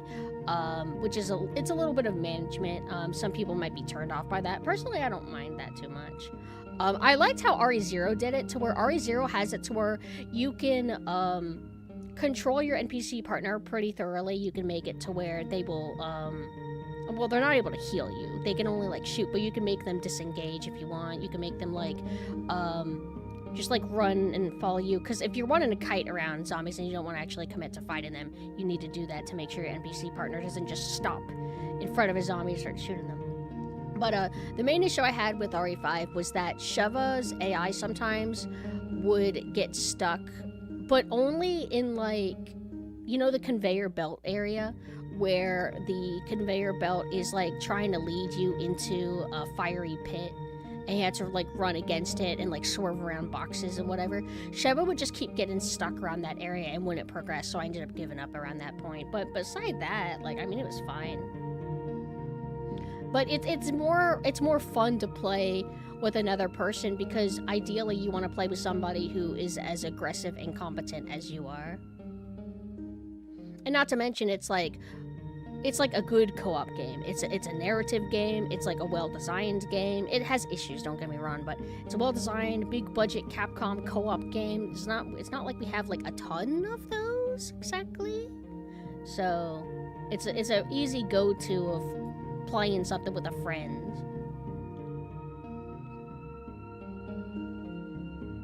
Young Conquer supposedly was a thing, that's all I'll say. I remember they had some weird mobile thing they did where, oh, you could use your cell phone and Conquer can walk around your room or whatever. That was like the last thing I remember of Conquer.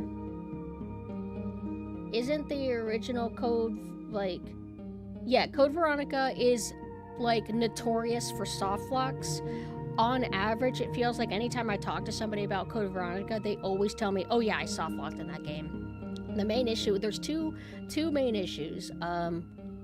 One is the game feels very tightly balanced. Other Resident Evils are a bit more generous in their balancing, to where you can kind of fuck up a little bit, but ultimately you'll be able to get through the game. Code Veronica has it to where it's very integral that you get pretty much every weapon, right?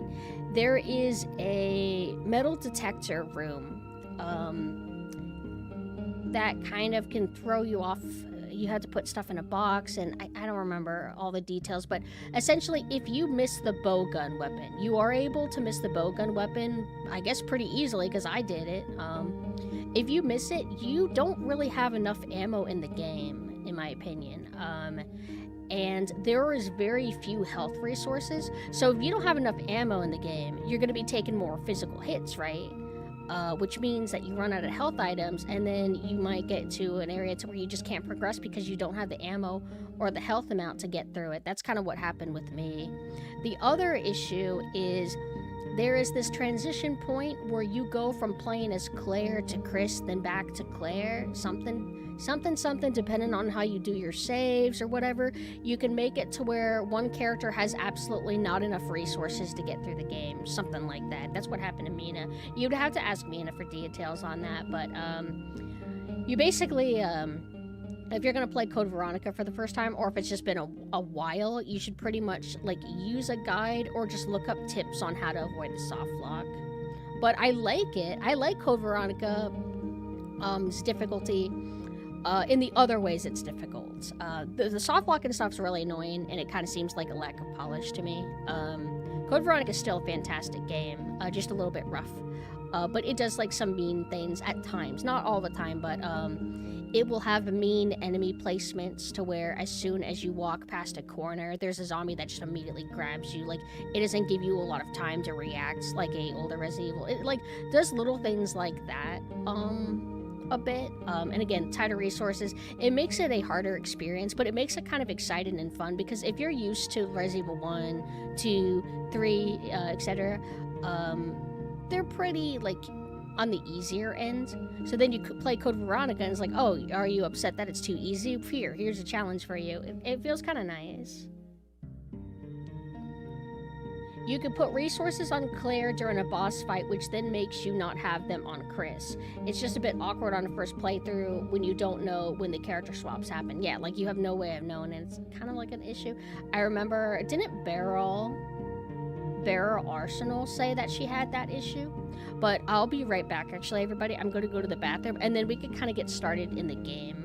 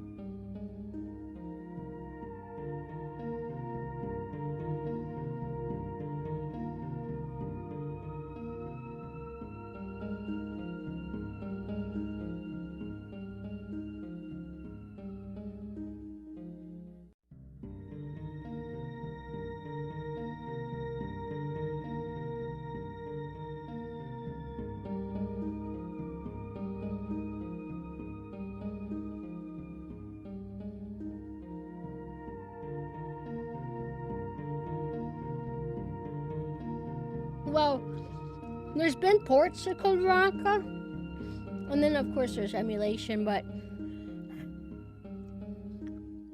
it's also nice to physically own it too. Also, I never really played the original Dreamcast version. That's when Steve had a hairstyle that looked more like Leonardo DiCaprio, and then somebody also pointed out how Alexia's dress is the girl's purple gown in Titanic. So damn, I guess Titanic is just really popular then. I mean, I know that for a fact, actually. Sorry, I ran up the stairs. I wish I had stronger lungs. I thought I was convinced I had asthma, but my doctor said I don't. That's crazy to me. Can't stay due to being in the hospital. Take care. I'm super sorry that you're in the hospital. I hope that you are okay and that you feel better soon and can go home and kind of relax. Code Veronica also added more Wesker cutscenes, and Mina reminded me that they changed characterization of Wesker from the Dreamcast version to the PS2 version, which is Code Veronica X. That in the original, Wesker gets his ass handed to him by Alexia, but in the remake, or not remake, in the port for PS2, he kind of lands on his feet and is more graceful. And they also add dialogue to make Wesker seem more like cool and in control and this and that. So that's kind of crazy to me. I need to I need to actually play all of the Dreamcast version at some point. Hey, you know what? Maybe when I get back to re-attempting Code Veronica on stream, I'll play that version instead. Like, I've played Code Veronica off stream before, but I've never, like, finished it on stream before. I have to be locked in to do that right. The last time I streamed Code Veronica, I took a month break, and then when I went back to it, I was so flustered and, like, nervous that I didn't know what to do. So I'm like, I gotta drop this. I had to drop like 3 games because I kept trying to go back to old games.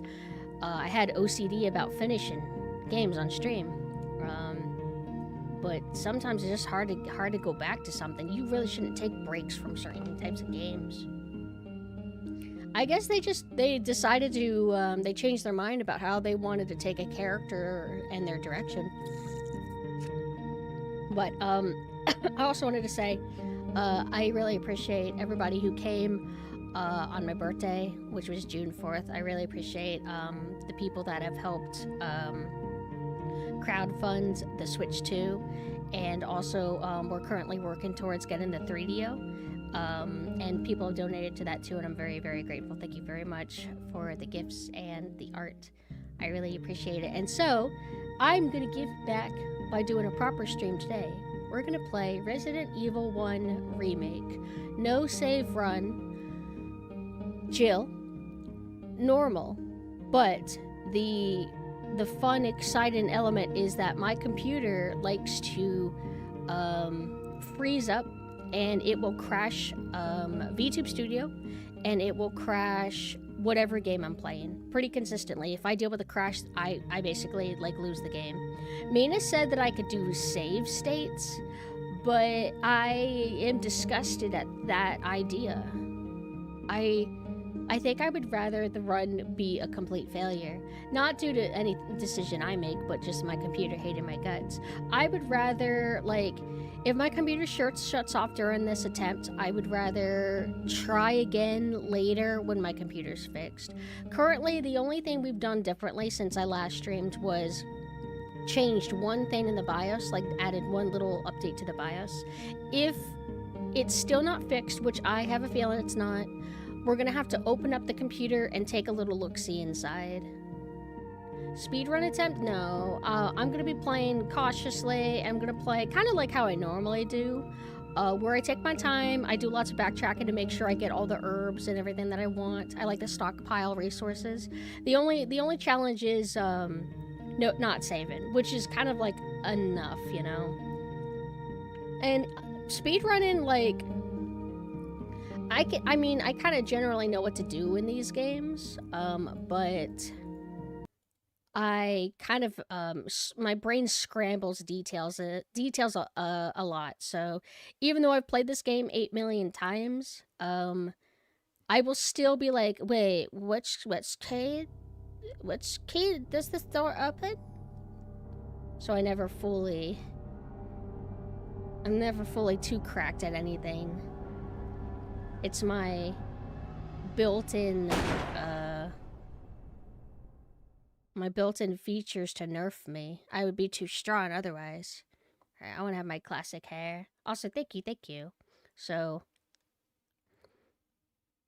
everything should be going good, I guess. I don't know if the game's working. I'm trying to press the button. Hold on, let me try and plug it in, plugging it back in.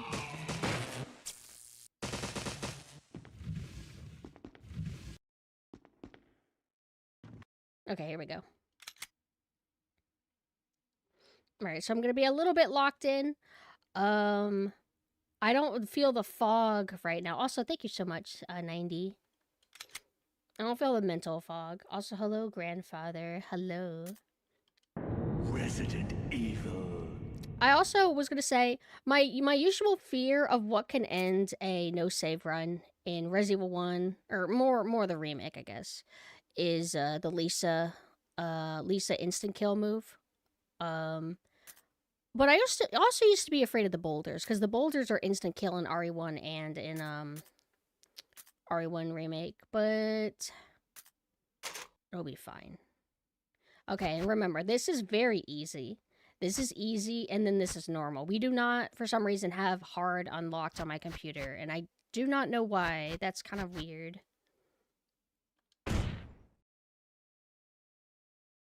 We're gonna play Jill. Jill is what we do whenever we're just trying to be a little bit casual. Chris isn't that much harder. Oh, hello. Hi, Green. Thank you so much for the raid. We're actually just getting started. You missed all the yapping. Now we're getting into the real game. Also, thank you for the Names follow. of our friends. What were you guys up to? Alpha team is flying around the forest zone, situated in What have you guys northwest. have to head Names out? of I our totally get friends. it. So we are searching for the thank you. helicopter of our compatriots. Playing Mario Bravo Wonder. team. I loved that game. Mario Wonder was Disappeared during the middle amazing. of their mission. I really hope they do another one. But I'm more itching for a new 3D Bizarre Mario murder cases game. have recently occurred in Raccoon City. I just don't want it to be Odyssey There 2. are outlandish reports I of want families being Sunshine attacked 2. by a group of about 10 people. We're Victims were apparently. we're starting our no save run attempt, but my computer might shut off at any The Bravo moment. team was sent in to investigate, but we lost contact. So we'll just see how far we can get before that happens. Oh, you haven't played Bravo team's Sunshine? helicopter was up Have you played 64 then at least? I hope you play Sunshine soon, because Save for the Sunshine was remaining body like of Kevin. the game that really wowed me when I was young and made me be like, I want to play video games for a living. We continued our search for the other Not as members. a job, but just like I want my life to be playing And it video games because turned wow, this into is amazing and cool. A nightmare. Mario 64 is actually good. I was playing that recently. It's a pain in the ass to do 100% on it though, so I kind of gave up. I forgot how good the CG cutscenes are for the remake, like 3D movie quality. It's like fantastic. Oh yeah, what we were also talking about the Summer Games Fest is that I feel the cinematic aspect of a lot of these games that are trying harder and harder to be more like movies and less like games, I don't find them to be very visually interesting as movies, quote. It feels like everything's filmed with somebody holding a camera in their hand and then just kind of moving along with the characters. They don't do any artful cinematic static shots or anything. Like, I don't think anything in like that new God of War where they had all the cutscenes, it still looks like you're wearing either a GoPro or you're holding a handheld camera and it's kind of shaking a little bit. It's not as good as anything in this game.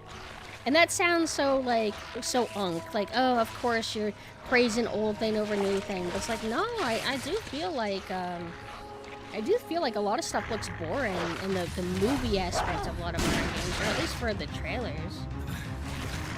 Come on! It's like, static shots are cool. Static shots are cinema. And then, of course, you splice in, like, moving shots or whatever. Like, what's that one scene in Hard Boiled? To where it's one shot, and it's, like, crazy long and cool. But I don't want an entire movie to be that, you know? This upcoming shot, I always praise it. This is, like, one of the coolest shots I've ever seen in a game. Hold on. This. Like, that looks so cool. 100% in games can be a slog, especially if it wasn't something you had utter fun with.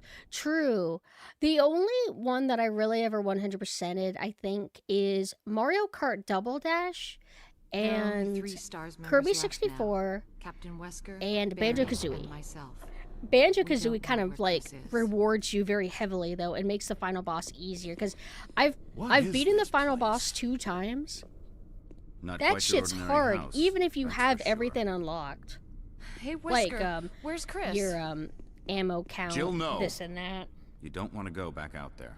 I hate that aspect so much. we've Why got do to people find- not understand that if What you was want to that? make a story game, you can use the aspects unique to video games No. for said storytelling? If you want to Jill, make a movie, go make a and freaking investigate. movie. I going prefer with her. like things not being cinematic, preferably. Like Listen, I I like go back a pre-rendered long cutscenes.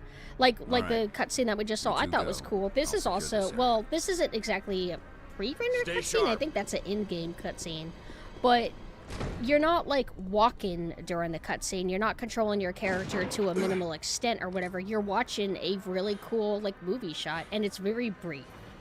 That's the way I like it. I want dining room. cool cinematic cutscenes that you could skip if you want to, and I want them to be brief. I want the games to feel like a games. Most of the time when you play Resident Evil, you are by yourself, and every now and then... Oh, Barry! Oh, Jill, I was looking around the house. There's still a bunch of locked doors. We need to get to it. Okay, Barry. See you later. Like, that's the way I like it. And a lot of devs and people think that makes for weak stories or that it's boring or something, but I think it's fine. I don't have any Jill, issue with games being games. I'll be examining this. Let's just hope it's not Chris's. I find an abundance of cutscenes just take you out of the game itself. Is there an example that you could give out of curiosity? Because I'm trying to think abundance of cutscenes. Just trying to remember the buttons.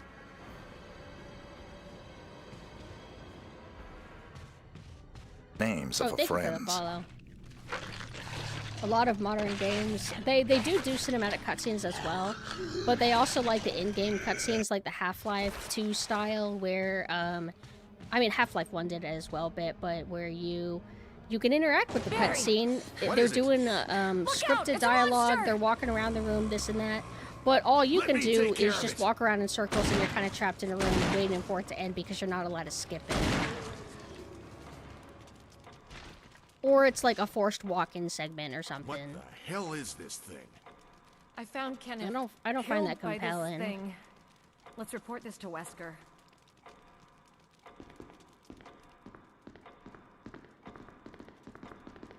Also, because I do gotta lock in a little bit. Every now and then I'll have to neglect chat a little bit. I'm so sorry.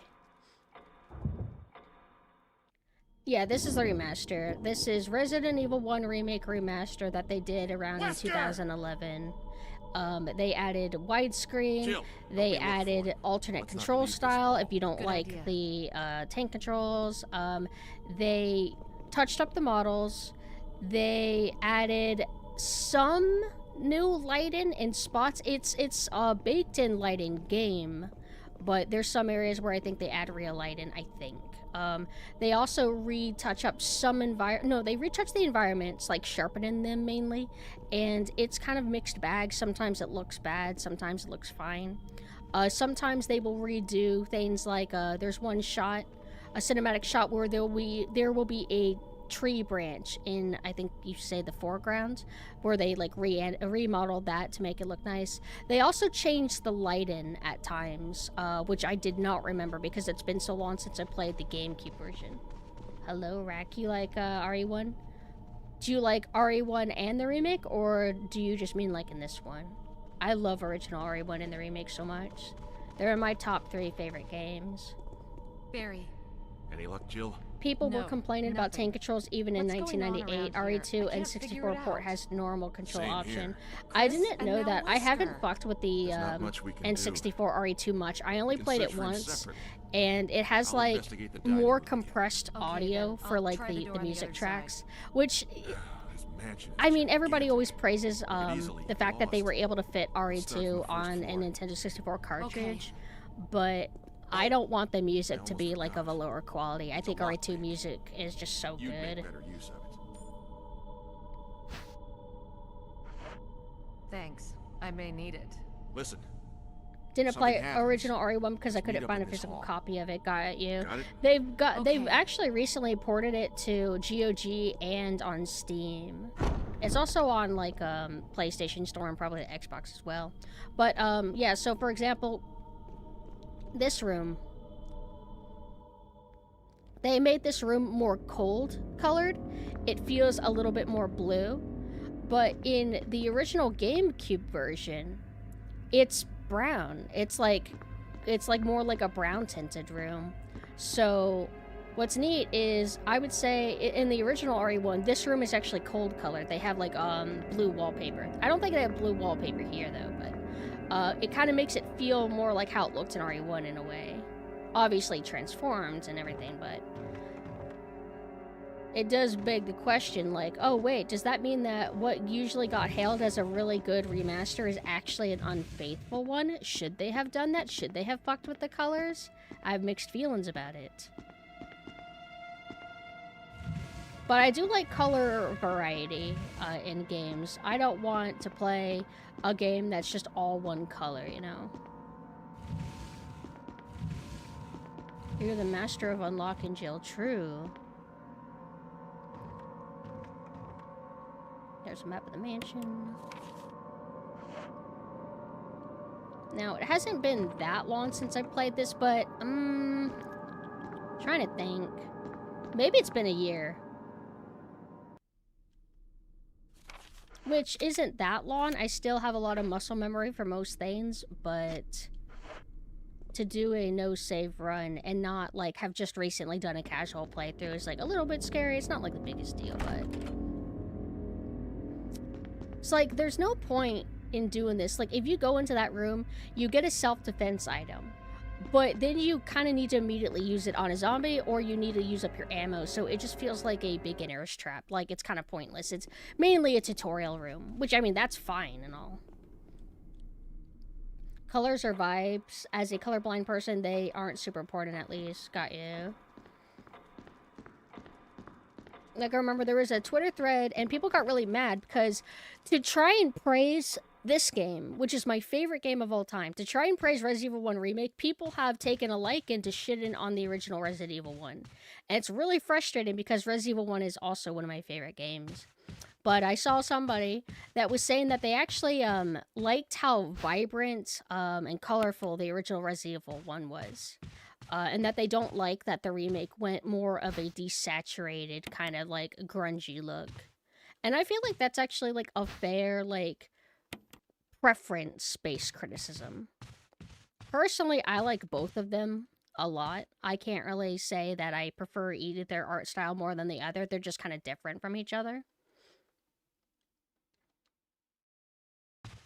But it is cool that, for anybody who didn't know, this remake was made by a lot of the same people that made the original RE1, and they made this remake only about 6 years after the first Resident Evil, which is kind of significant. I think there's, it's like lightning in a bottle that this remake was as good as it was, because the circumstances kind of helped lend to it. Because usually I think a lot of remakes, they're made by an entirely different team. Mostly years and years and years later. But, when did Twin Snakes come out? Twin Snakes is the remake for the first Metal Gear Solid. And that was GameCube era. I actually liked it, but unfortunately its issue is that it is, it changed the music.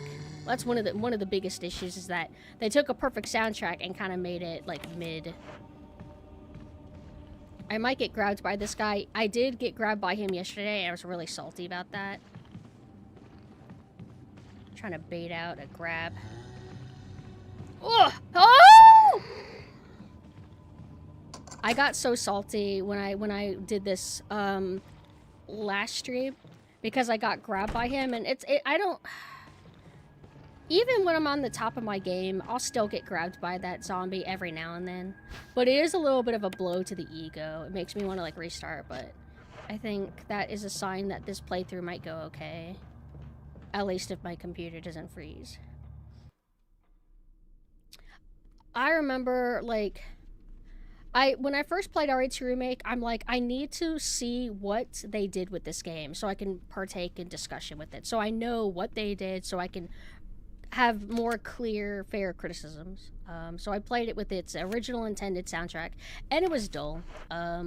Playing it with the original RE2 music is kind of like the only way I can play it, but it does feel a little bit jank. They have the raw songs, the raw tracks play in areas, and it drives me crazy. Hell, I think one of my favorite songs they don't use correctly. One of my favorite songs plays in the Star's office, but in the, what do you call it? In the, remake, they have it play in, like, a random hallway or something. It was, like, weird. Wait, no. Also, another thing is, in the original RE1 for GameCube, RE1 Remake for GameCube, the text was way more, like, textured. It had, like, a cooler look to it. In this remaster, they made it more of a generic, font. It doesn't have any of those, like, fancy, like, detailings. And I lament that.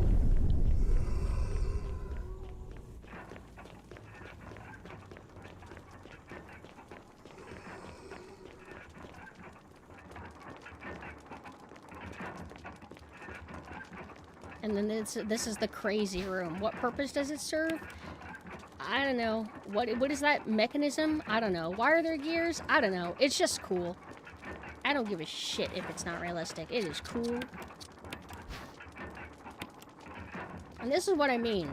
Modern Capcom is cool and all, but modern Capcom is never going to be Resident Evil 1 Remake cool. It's not going to ever be original RE4 cool. It's cool in a different way. Cool in an up and down way.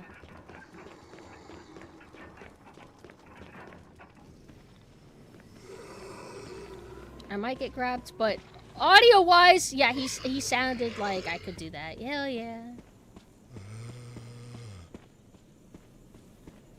But I do want to, because it's been so long, I'm gonna, at some point, play the GameCube version on emulator, so I can make, like, comparisons to the visuals.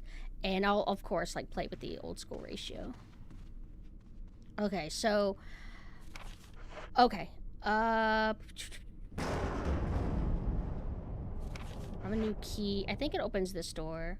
Rule of cool design is the best design. Exactly. I don't want things to be realistic or, that's not practical. It's like, you could still point it out. Like, if you have the TISM or OCD, like, if you notice something, you might just point it out. But ultimately, who cares?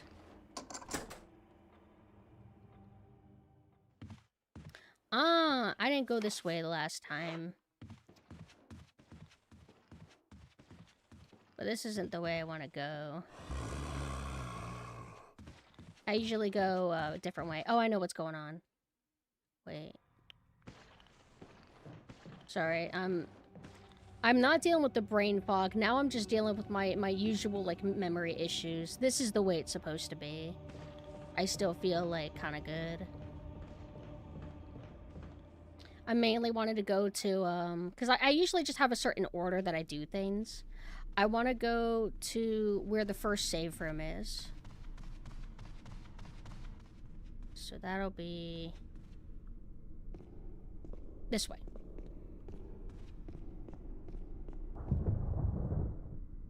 Like, there's no mention of this mansion having exactly one toilet in the entire building. You just accept it. Exactly. Wait. That's not true. That's not true. There's a toilet. Right. There's bathrooms in the guardhouse. Oh, wait, no, that the criticism still applies because the guardhouse is a different building. Oh my god. Wait, no, I do it this way. Yo, this is Backroom's wallpaper. You can kind of tell it looks a little bit smeary, right? Like, if you really, really study all the environments, they look a bit worse than they initially were because it's, like, just sharpening, like, kind of blurry textures. I think that I heard for Resident Evil 0, they had access to a lot of the textures they use still, and that's why people say that the RE0 remaster looks better than RE1 remake or something like that. RE1 remake remaster, I think.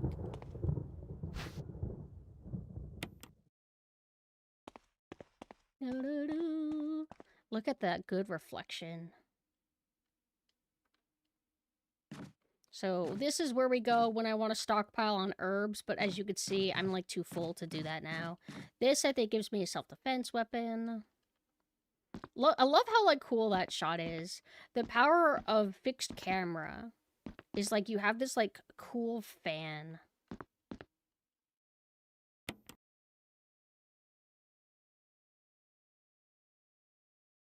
I think I remember mentioning, though, in one of my playthroughs, like, wait, are fans ever typically in bathrooms like this? Like a big-ass ceiling fan in a bathroom? Like, normally they have vents or something.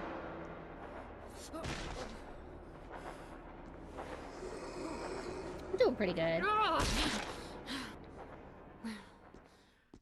And static fixed camera is cool, but you can also have pan-in fixed camera, like Code Veronica does, Dino Crisis does, Silent Hill 1 does.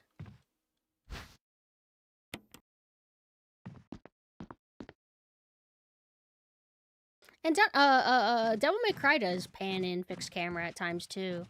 I'm pretty sure that there's never any items here. This is just a zombies bust through the windows room. So this takes me to one room. This is the Jill sandwich room. But we never fuck with Jill sandwich.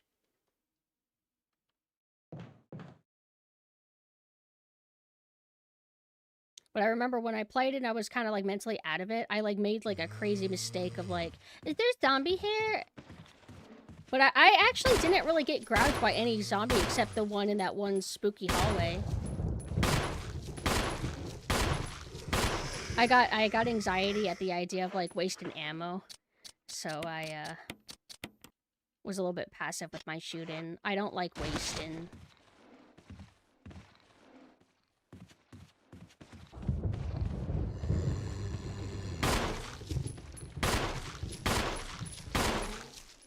He starts booking it.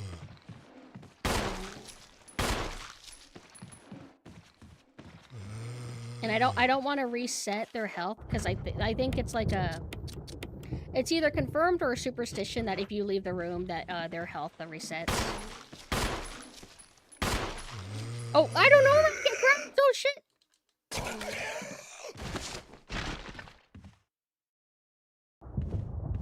So is this zombie actually down? Okay, then I just have to make sure I burn them. Okay, because at an angle I can't see their blood pool in. So I gotta make sure that I stay on top of Crimson Heads. I usually am pretty good about that, but because I'm like slightly out of practice, there is a slight chance that I may screw up, but I'll just try my best. This is our first no-save run attempt anyway, so I think it's fine if we fuck up.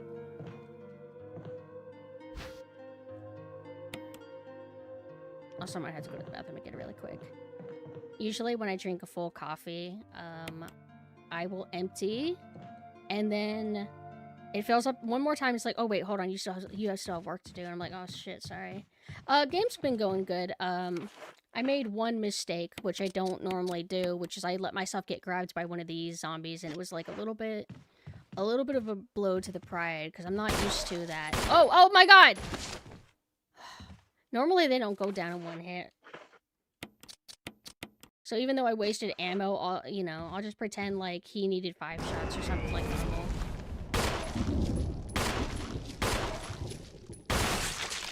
Damn. And like, I was thinking of RE2, whenever he staggers a little bit, if a zombie staggers in RE2 and you shoot them during their stagger animation, it guarantees that they drop and fall to the ground. But that's not how it works in this.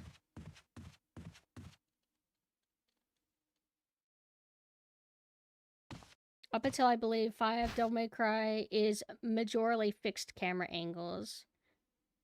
Yeah. Well, I think 5 had fixed camera to an extent, but it also had like free camera. What's it called? Devil May Cry 4 did that as well. Like, I think it had some free camera to it.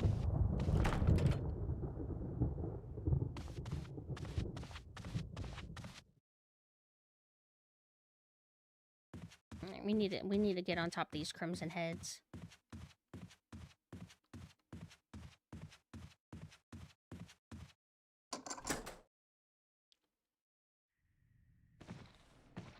Yeah. Alright, this is what I normally do. It's like I was making such weird mistakes, like letting myself get sandwiched by the zombies instead of like going in this room. Like, man, I just do not be making certain types of mistakes normally. And I want this so we can burn the 2 zombies in that one room. The last time I ever actually dealt with Crimson Heads, because I've always been on top of them, is when I played hard difficulty for the first time. And hard difficulty altered my like routes and timing just enough to where, I didn't burn this zombie quick enough. And suddenly I'm dealing with Crimson Heads. But it was like probably the most exciting thing I had dealt with in a while. Because whenever you get muscle memory with these games, and you just feel like you just know them in and out, and you're more like playing it to go through the motions, but you don't really get that sense of challenge or excitement anymore. You're just playing it because the gameplay loop is really satisfying and fun.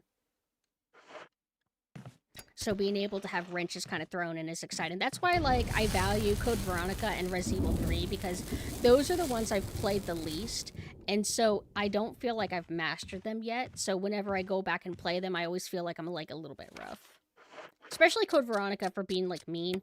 I think Resident Evil 3 is not mean the way Code Veronica is. Hold on, you have to be kind of, like, in the meat of their body. Wait. No, we do,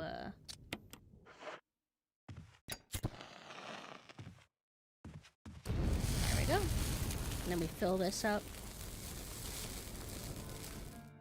Your hair kind of looks like someone who'd sell me Girl Scout cookies. Yes. I love Girl Scout cookies. What are the ones that you guys like the most? I like the mint ones. Alright, let me see. Alright, so we do not need to be holding all this. Oh, this is scary, right? I have to deal with the dogs. But I normally... Oh, thank you so much for the follow. I normally don't deal with the dogs until I have the shotgun. I think. Yeah. Samoa and the mint ones. Which is the Samoa ones? Lemon cookies? I don't know if I've ever had Girl Scout lemon ones.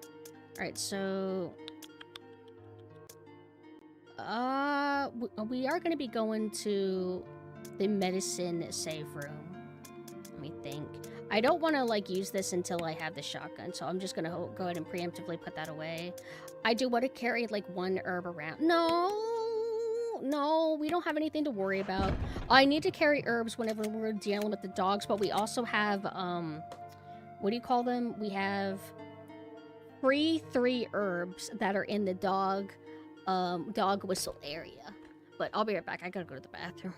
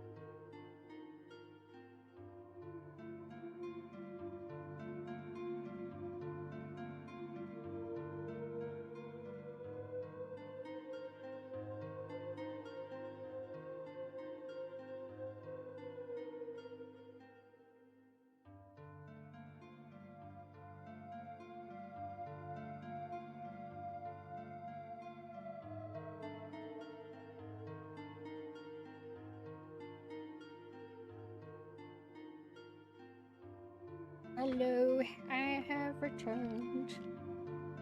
Ugh. This theme is so nice. What is that instrument? Like, you hear it, where is that? Ooh. Is that like a part of the ghost choir that they liked to use? Or is that an instrument? I love it. It's just some sort of synth pad. I really like it because it helps balance the haunted vibe.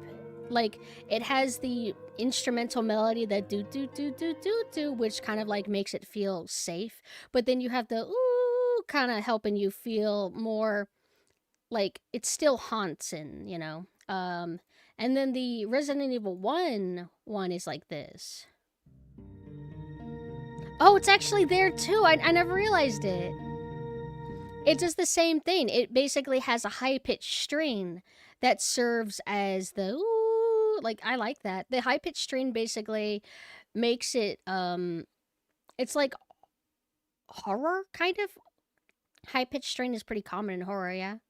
So it's kind of cool. Resident Evil 1 soundtrack, like original Resident Evil 1 soundtrack, crawled so the remake soundtrack could run, you know? Like, it's so good. That's why it's crazy that the DualShock version of the director's cut was so different. It's like it was already such a good soundtrack. But with that in mind, the save room for the director's cut is actually good as its own thing, but I think it kind of misses the point of sounding haunting. Partially. This is the director's cut version.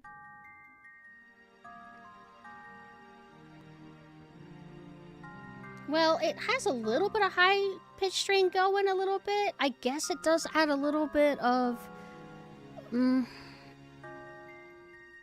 Yeah, it's kind of like a Ryzen note that never, what do you call it, Mina, when you have a Ryzen note that never ends? It kind of has that vibe.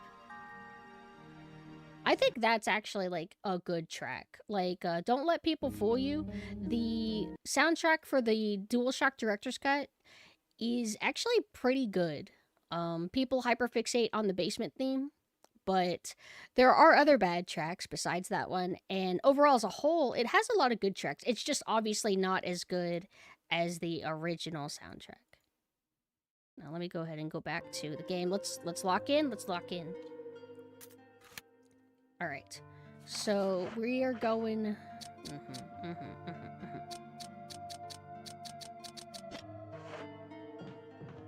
I'm gonna, like, normally I sometimes pick moments to put away my oil canteen and everything, but I just remembered we're actually dispatching different zombies before we even get to the staircase. We have the ones in this room to take care of. Oh! No! I will not get grabbed! I'm a god gamer. Proceeds to try to reload gun with oil. Thank you for the follow. No. Usually you could see the blood enough in darkness. I think he's not actually down. Yeah. Requiem would just have this to where you could barely see anything. And then I want to be on top of my ammo, not just like shoot. And be empty.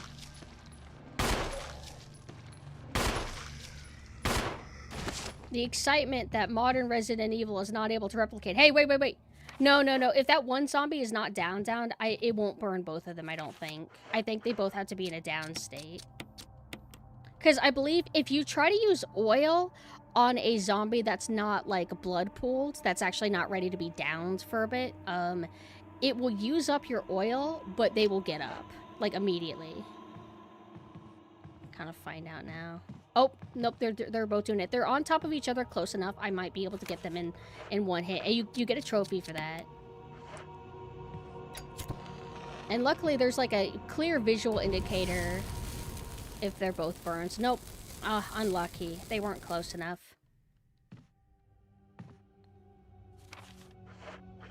But I've never actually watched a speedrunner play this, so I'm going to assume that they just play so fast that they don't really bother with burning the bodies at all. They just play fast enough to where they don't have to deal with the Crimson Heads at all. Just, like, run through. Or they deal with the Crimson Heads by running past them. Like, just being really good at running past them if they have any. Also, hello. Squash MIDI. True.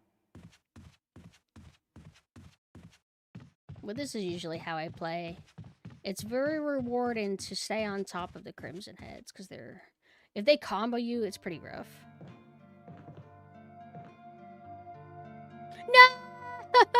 No! Damn it! Well, I know a spot that has, this, actually. So, if we go... Well, I'll have to offload all my stuff But I can basically do this before I commit to fighting the zombies on the staircase by the medicine save room. But there is an area that takes you outside that has like 5,000 herbs. And it also has, hold on. Oh, wait, I did want to go here. It has 5,000 herbs, and it also has, oil.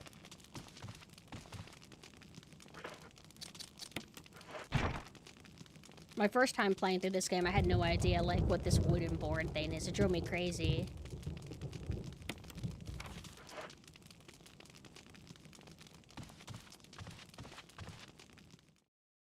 From what I've seen, speedrunners of this game pretty much just run past everything unless they're put in a very bad position. I don't have enough confidence to be able to bait out lunges and, like, dodge. I feel like it's just too risky for me, which is exciting. I also prefer how dealing with zombies and kiting zombies in old Resident Evil feels in general. In modern Resident Evil, it's like they're more rubber bandy and magnetic based, where there's times where it just makes no sense why you got grabbed. It's absolute bullshit, but you were in their radius, so it counts as boom, instant grab. But sometimes you're able to like sidestep. It just feels more inconsistent. But I guess the idea is that they don't want you to get like good at kiting enemies like you can in old Resident Evil, so they just make it to where if you so much as step in the radius, that's boom, you get punished for it.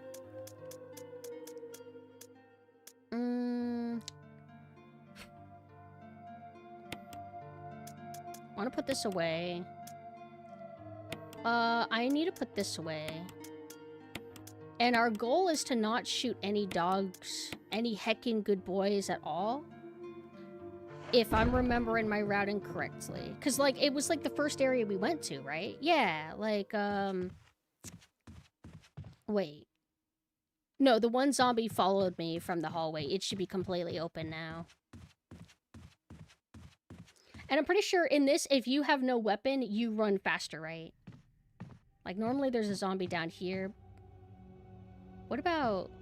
Is there one down here? I don't think so. No. Okay. Oh, shit. I need the key for at least this.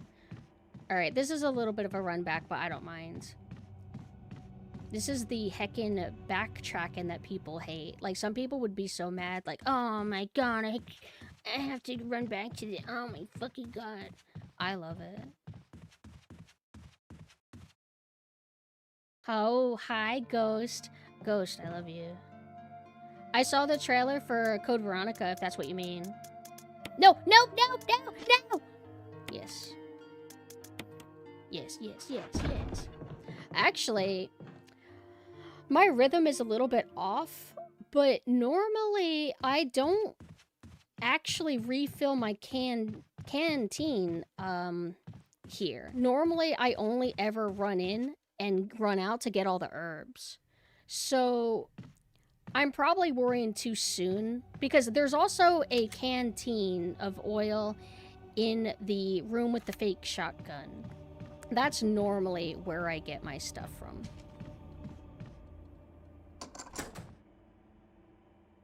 But I'm just doing it a little bit differently, because I don't know. Making it exciting for myself, I suppose. Okay. Wait. Oh, I still have the key. I was supposed to put that away, but that's no big deal. Okay, I just wanted to see if this was open. But look at this beautiful texture work. Ugh, so good. Okay. I think the zombie is... No, he's always on that other side. So this should take me to... No. Wait, does this open yet? Okay.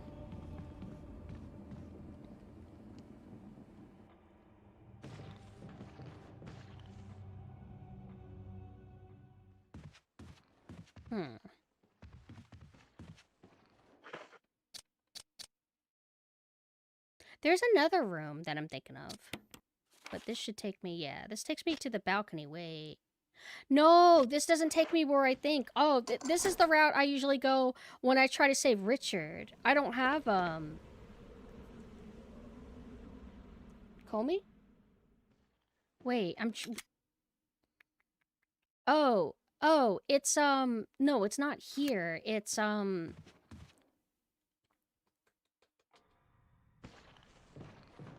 me think. It's near the bathroom.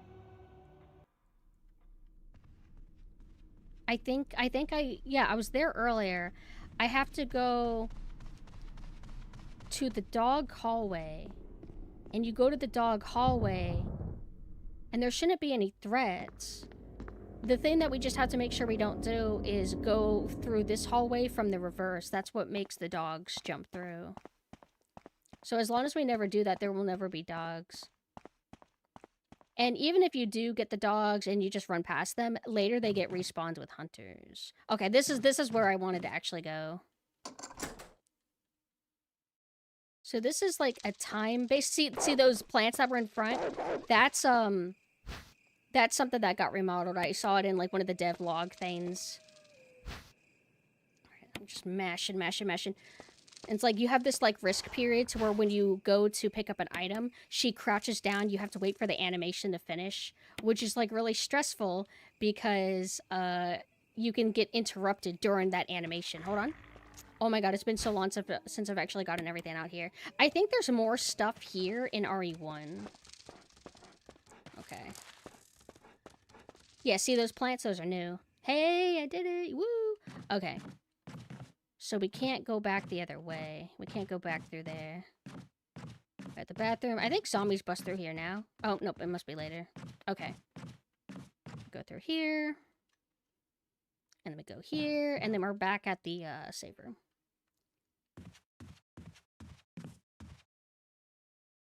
When I was watching Summer Games Fest with friends, I looked at one and told him, watch the Code Veronica remake. We'll get the same treatment as R3 remake. That's a very cynical way of viewing it. I totally get it, but I'm gonna hope that it'll be as good as RE4 remake. I hope. Please? Please? Also, we have that out of the way now. Wait. Let's combine these. There we go. And don't forget, guys, we're gonna probably get another remake of RE1. It is funny how they're doing it. Like, oh, they're gonna remake Code Veronica before RE1. It's like, obviously, it's like, well, why would they remake RE1? They've already remade RE1. It's like, that doesn't matter to modern Capcom. Modern Capcom doesn't have integrity. Hehe. But I don't care. I'll buy the slot, whatever. And, you know, I saw a post that was like, do you think Resident Evil fans will burn in the fires of hell because of their greed and gluttony? But what protects me is I'm a Devil May Cry fan, and a Dino Crisis fan, and a Haunting Ground fan, so it kind of canceled out how spoiled I am as a Resident Evil fan. But then again, I'm not even spoiled as a Resident Evil fan because modern Resident Evil kind of sucks, and I'm mad at them. Okay, let's see. We're gonna be dealing with zombies now. And then here, the dog whistle. What does that give us again? It doesn't matter. We're not getting it right now. Doesn't matter. I think we're not able to get it right now, even if we wanted it. Anything else I want to carry? I mean, we are going to be going to a save room like right now, so it doesn't matter if we're pack ratted.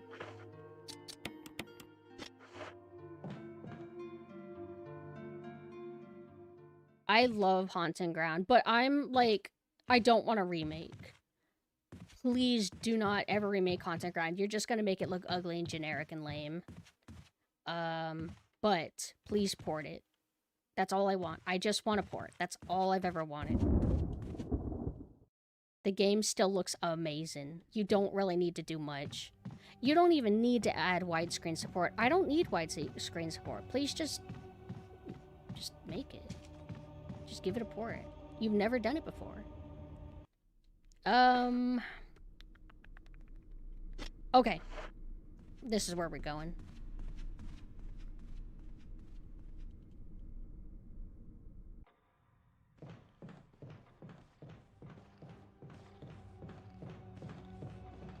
So this is the one that I should be going to. Yes, yes. Oh, and then, no, that's the dog hallway. We don't need to go that way. But there's a zombie, like, if I keep going forward, there's a zombie to my right. If I keep going that way.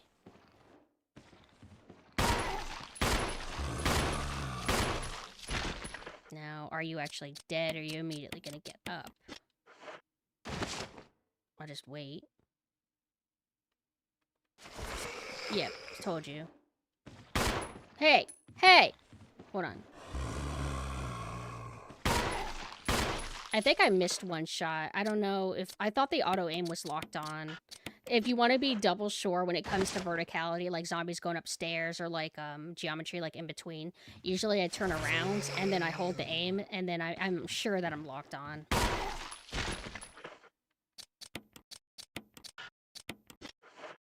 I only have 10 shots. I'm not a... Wait, no, I have plenty to take care of the other guy. Dude, what in the fuck? What is this guy's problem? I've never seen this before. Can you bleed out already? There's no fucking way. Wait. Okay. Okay. I was about to get pissed off. I mean, it's not that big of a deal. It's not like he's going down with 15 shots, then getting up, and then taking another 15, and then going down, and, you know. So it's like, whatever. I guess I could just do... Unless I lure this guy... Come on. Hey. Hello? Hello?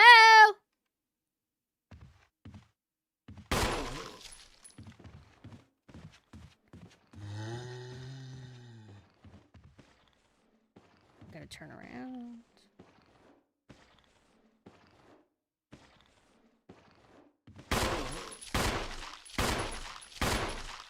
Alright, he can get up one more time and then maybe we can get it. I want your bodies on top of each other, please. I don't think you're down. Yeah, I knew it. Damn it! Well, it's a critical. It's fine. That means I have to use less kerosene ultimately. The goal is, or the end result is the same, that I get to save a oil. So this is a beginner's trap. This zombie apparently never turns into a Crimson Head. It just does absolutely nothing. I did not know that until, like, more recently. But now I'm mad because I'm uneven here. And I forget, I bring it up often. If I go, let's say your oil, big oil canister has 3 refills total. If you go to refill it when you have half a bottle, you know, does that still use up one of the ones, or does it use up 1.5 or half of one? You know what I mean? It doesn't matter though. The game is, it gives you enough resources to do everything that needs to be done. There's gonna be 2 zombies. Also, is there oil canister in this room? Okay, they're not. It's not in here, but in the broken shotgun room, hopefully we're able to access that, but I do not know for sure. Also, we're running like a little bit low on resources, but I really like the way Mina put it. Mina basically said that Resident Evil resources are psychological. They trinkle resources to you. And make it seem like resources are scarce, but they're really not that scarce. It's just they space it out enough to make you uncomfortable. Wait, are there not zombies? Oh, I guess I really am just thinking of Resident Evil, yeah, I'm thinking of Resident Evil 1. And then there's hunters later. Yay! Oh, right, I'm able to open it because I have a lockpick.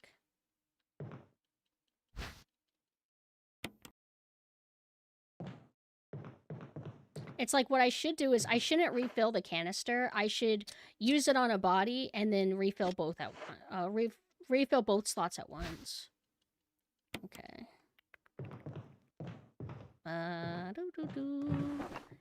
Why do I don't need it because of the run we're doing, but it's like I have that like compulsion to want to touch it.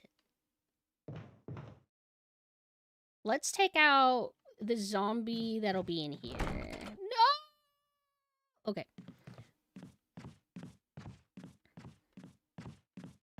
And we have one of them at no music areas.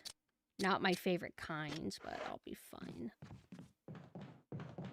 I think that none of these rooms are open yet. I think this opens whenever you're coming through,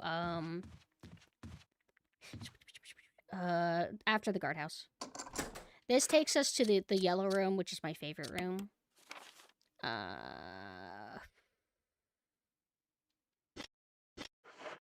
But I don't normally go into that room from there, so we're just gonna stick to that. I think that at this point... No, we don't have the fake key yet, but that's where we deal with, like, the first mandatory, like, Crimson Head encounter. Oh, that's kind of cute, actually. They have it to where he spawns in a different spot if you go in that room.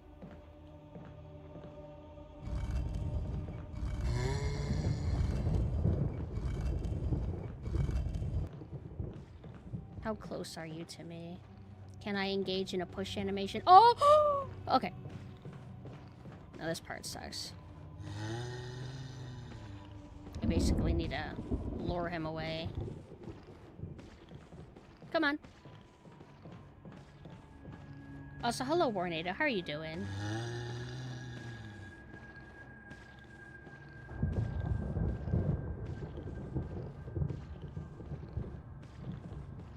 One thing that made Resident Evil 1 zombies kind of easy to kite around is that they will kind of walk into walls for a bit, giving you time. But I forgot that they actually do that quite a bit in this as well. Which Rayman are you playing? Are you excited for the new one? Alright, so it's going to take a while for him to circle back. Is that texture stretching? Look at how, like, pixelated that looked. The statue's so pixelated. It looks like Resident Evil 4 like stuff. Resident Evil 4, you would see pixelation or stretching of textures because you're more pulled in and zoomed in. But in this game, you're, like, a very pulled out camera, so you don't notice that stuff as much. There's gonna be a remake of a Rayman game. Okay. Okay. We're going this way. I don't know which one it's remaking, though. Some people were saying that the remake seems redundant, that the original still looks good. Looking at the comparisons, like, I can kind of see why they feel that way. But remakes sell more than ports, so they always push for remakes instead.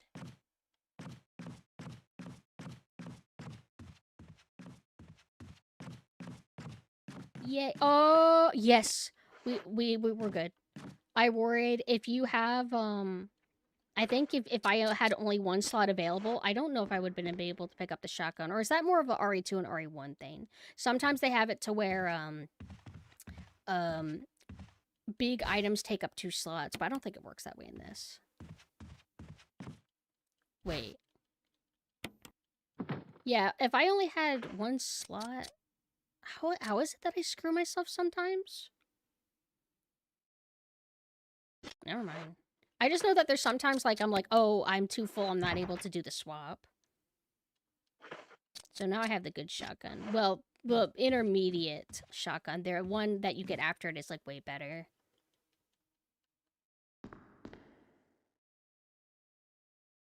Okay. And so far, we don't have any lingering zombies around. Also, the bird-crow puzzle is there. We're technically able to get one of the masks and make a shortcut. But I don't need to worry about that right now. Okay, so we want this for the dogs. And it's not even that great against the dogs. Like, they will just, like, tank a shot and just bite you anyway. But... let's put this away. It does a lot of damage to them. And ultimately, we want to put them heckin' good boys down.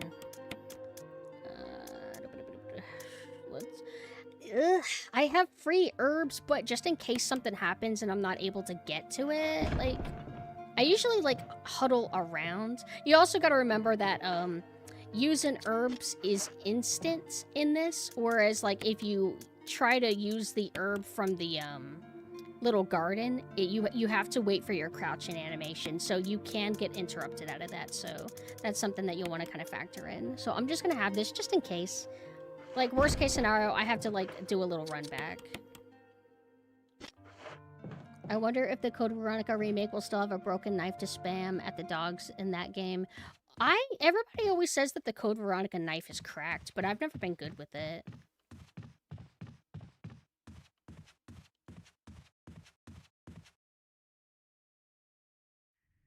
Okay.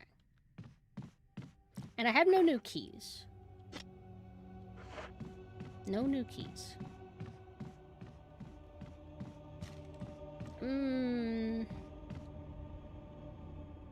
Trying to think of the best way. No. We don't. So whenever it's Richard time, going through this way. Oh shit, we didn't unlock it from the other way. I guess we do have to go the long way. But whenever you try to take that path to get the antidote for Richard, I think the zombie's here now. Yeah. A zombie will spawn in that area that's not normally there. It's like meant to throw you off. Like, oh, I'm taking the shortcut because I know it's safe. And it's really easy to get to the medicine. And then they just like throw in a zombie there. It's like this path. And also my routing isn't the best, so I will do some like redundant longer ways. Because like there was like a save room right there. I should have been doing stuff there. But anyway. It's so scary.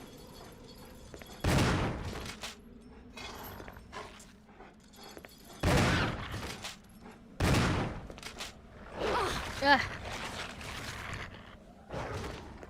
It seems that if you wait at certain moments to shoot with the shotgun, you're more likely to get them to actually stagger. I think, I don't know what it was that I did, but there was one, he was like in a certain animation and I just chose to shoot too early and I kind of had a feeling he was going to tank through it. We actually did that okay. So technically we are fine still, but probably one more hit and we'll be in like caution. I like that there's a vagueness. It makes it kind of more exciting. Hell, I think in original Resident Evil 1, if you were hurt, like you wouldn't be able to tell. In this one, I think you can like, you'll start like limping or something, right? RE2 started doing that as well. Alright, so we have the collar. Oh, that's right. That gives us the fake key. I'm just wondering if I should top off, but maybe I should just wait until I'm actually in caution and then...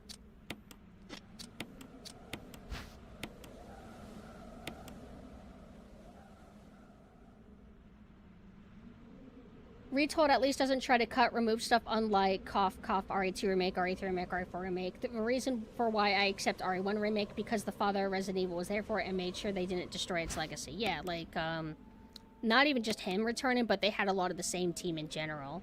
But that doesn't mean that, like, just because the original creators have something to do with, like, a remake, doesn't necessarily mean that they won't get anything wrong.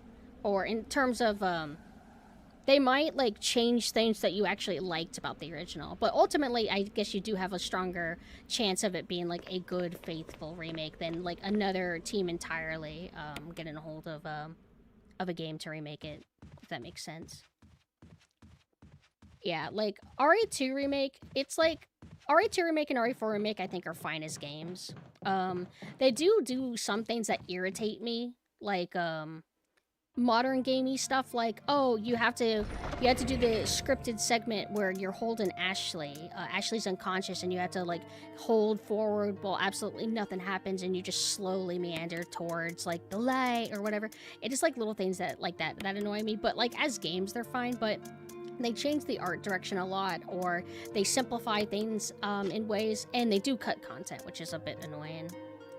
But you know, I'm still sad that RE2 Remake didn't have the fixed camera. I knew it wouldn't, but also hello, Marb. Thank you so much. So we're gonna put the shotgun away. I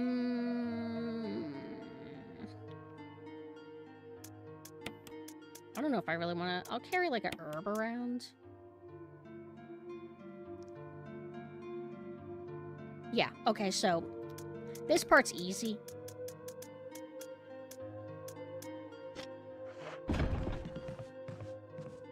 So we are going to go to do the fake key. which is not difficult. It will summon a Crimson Head, but when we go back from the door we're about to go through, the Crimson Head kind of like pops into a different spot, making it kind of easy.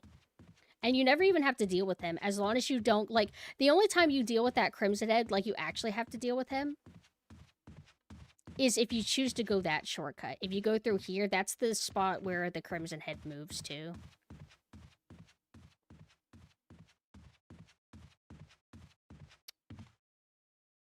Is this a faster way to go? Should I? What's in here again? Oh, actually, this is fine too. Oh, right, and there's also this gem that we should kind of like make time to swipe before we leave. That way, whenever I get the new key, I believe I'm able to access the area where we use the chemical for a plant and all that. And then we can use the gems for the tiger statue. So since I'm like just here, I might as well. Oh, right. Okay. As long as we have enough space to pick up the one key, we'll be okay. I don't think there's an herb there. So... do you go upstairs or downstairs to get to... I think you... no, because you have to deal with a bunch of zombies if you go that way. Wait. Processing.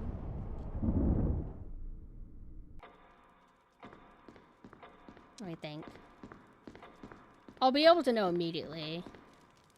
Because as soon as you go into the room, it'll have a certain camera angle.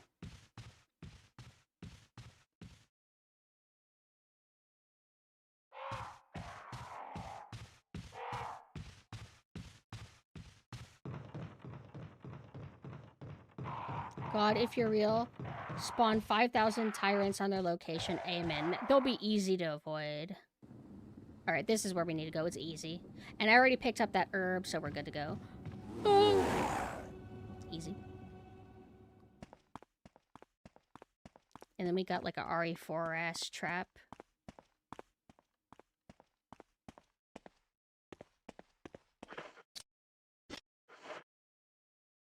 May whoever takes this emblem find peace and death. That sounds nice.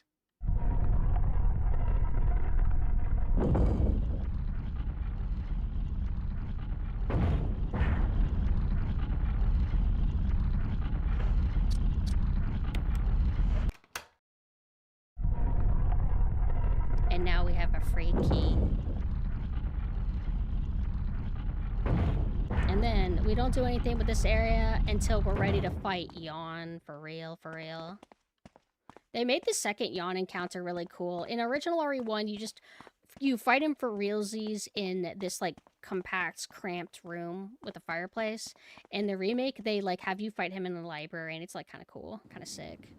Alright, so see that Crimson Head that we saw that spawned? Well, he's now relocated, so we don't actually have to deal with him. I also have to go to the bathroom again, I'm so sorry. I didn't even drink the full drink. I stopped because it was, like, messing up my throat.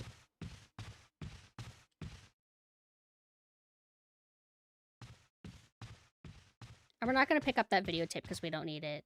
So there is a zombie there. We can technically go to the room that has the piano, but we don't need to right now. And whenever we do, we just need to get the shield. But I usually do that a bit later. Oh, I just gotta remember to bring the lighter, I think. Whenever we go in there, I think. We're out in, let me think. Actually, so we can't unlock that room until like later in the game. Actually, let me also equip my gun before I forget that it's not equipped. And I believe we look for 6 masks, or is it 4? I think it's 6. This is not locked. But this will be right here. This will be unlocked, I mean. Yeah, I played original RE1 and Director's Cut, and DualShock Director's Cut. DualShock has the bad music. normal happened? director's cut has the good music. You're wounded. And I think like additional content. It was supposed to have the uncensored cutscenes, but they didn't do it right. Killing zone. And then original RE1 that doesn't have a quick turn. What did this to you? Or no, not quick turn. Original RE1 that didn't have auto aim. Had to be poisonous. But I think somebody said Poisonous? that was only in Richard, North, hold like on. only in North America did the Bring me original serum. RE1 not have I the saw auto some, aim but didn't or bring something. any. And I'll then go they and added get the it, auto aim okay? for You're the gonna make it. director's cut for us. But in Japan, it always had the auto aim. I'm not sure.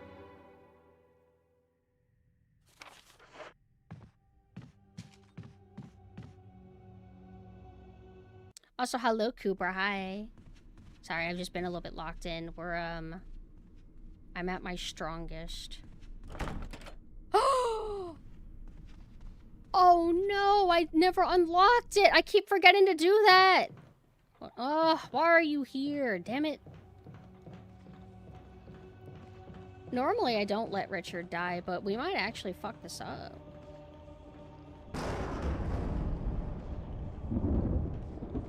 Let me look at my map.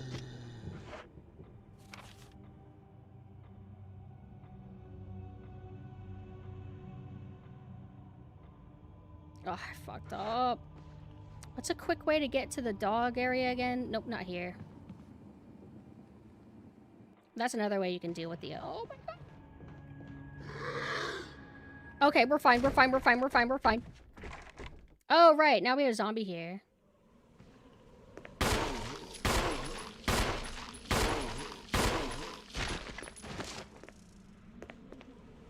We'll deal with him later. No, we should really finish him off.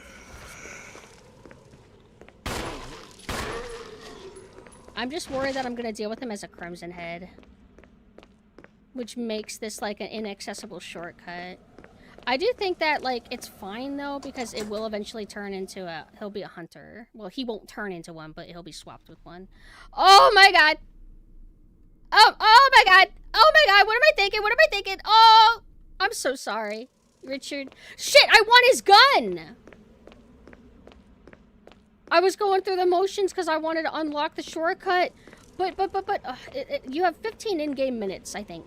15 in-game minutes to get your shit. It'll be okay. It'll be fine. He's not gonna die, probably. Or maybe it's 5 minutes. We're not taking that long. We're pretty speedy.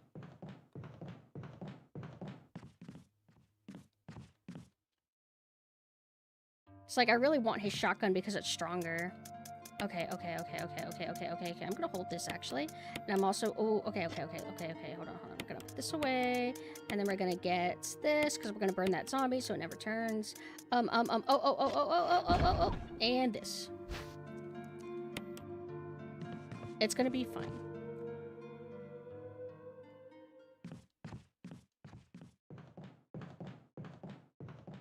Hello.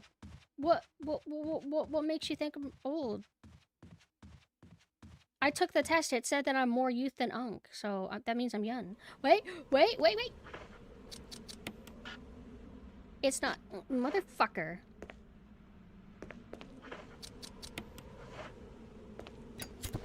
And boom. Now we are back at an even number.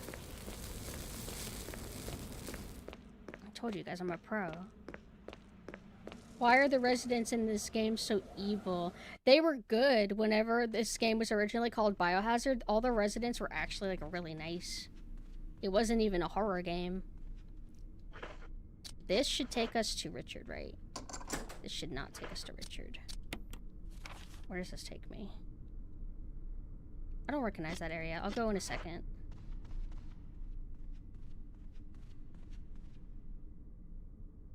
Oh my god. Please don't be dead. Yay. Here, Richard. I'm gonna give you a shot. Hang in there. Jill, here's my radio. Take it. Julia Voth's so pretty. It's called Resident Evil because there was a band, like a Western band called Biohazard. So they weren't able to secure the name, so they had to change it, unfortunately. And it sucks because Biohazard was a very fit-in name. So I need to... Wait... Look at me trying to take a long way to get to a totally different save room. Because I want to pick up those herbs right now. I mean, I don't really need them, but... There's no threats in here. You know what I should do? I should run that temperature tester. No, we already established that that wasn't the issue. For anybody who's, like, new, my computer might freeze at any point and I'll lose all my progress, by the way. Also, thank you for the follow. Oh, wait, no. That, this canister is empty. Okay, so we don't really need this right now. We don't need this.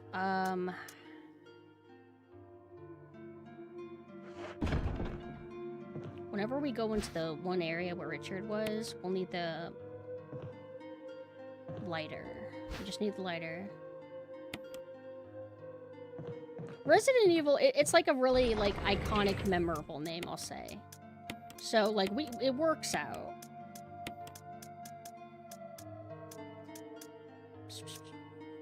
We'll be doing this soon, technically. But we have a item box that we're going to be coming across anyway. There's, like, so many different things we can do right now, I think, because a lot of doors are, possible because we have this. So I'm just kind of... I have, like, choice paralysis right now. I really do need some, this, though. I guess we could just, like, commit to the Richard area since we happen to be there. So we need that.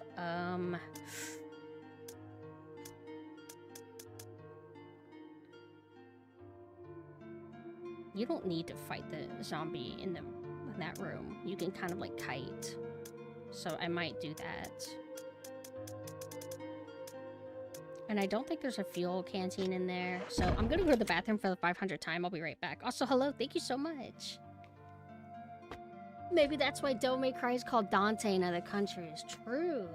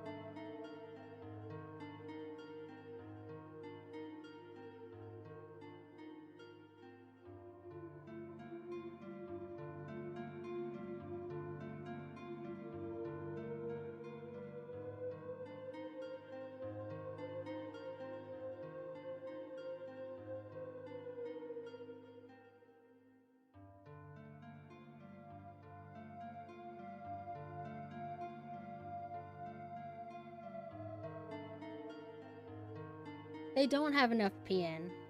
We're trying to meet the piss quota.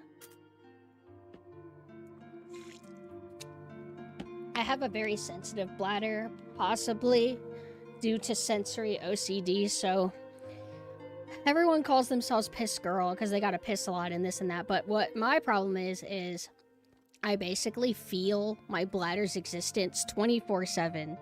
And if you feel your bladder's existence, it tells your brain, oh, that must mean you want to go. So if I were to go every time I feel my bladder exist, I might as well just, like, never leave the bathroom. So it's like, I'm in, like, piss hell, basically. It sucks. Sponsored by Netflix's Dante Season 2 feat. Dante from the Dante series. Visionary Adi Shankar has been stroking his ego publicly to shield him from all the criticism he has from actual Devil May Cry fans who've played the games and are familiar with the lore and actually give a shit and aren't casual like him and all of his fans. But he's like, guys, it's clear that the genius of Adi Shankar, like, I think he says it to bait people, to make people madder, but I have clearly produced 2 extremely successful animated projects. My success cannot be denied or whatever. And it's like, yeah, you're very successful. I'm sorry, I'm always on this guy, but you're very successful because, yeah, there's more casuals who don't give a fuck about Devil May Cry or are completely new to the IP who, of course, would be open-minded to a bastardized interpretation because they haven't actually played the games, or if they have, they haven't played in like 25 years. So congratulations, yes, your thing is very popular with normies and tourists like you. But you still have to live with the fact that the hardcore fans don't like your project. And it's not because they're evil or stupid. It's because they actually play the games. And they know that you're a pretender. Isn't it getting carried by the animation? Yeah, it has like high production. The animation is very good. Production value very good. It's just the storytelling is stupid, and the new OCs that they make is stupid, and it's stupid, and it's stupid. It's dumb, stupid. Okay. Ooh, I love this track.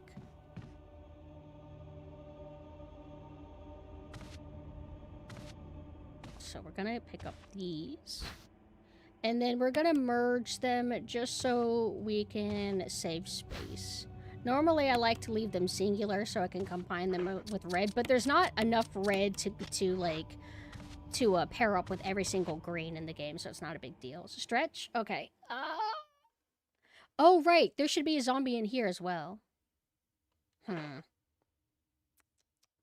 So this one is mandatory, but we never really have to come in here again except when we fight Yawn. And whenever there is a Crimson Head here, I don't remember if it spawns at the end of the hall or if it's like here, but we'll find out.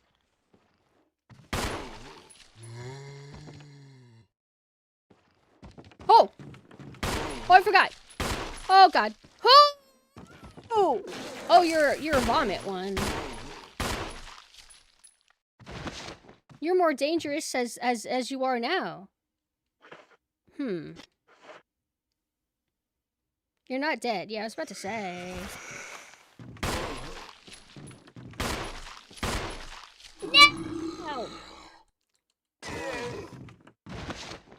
You down?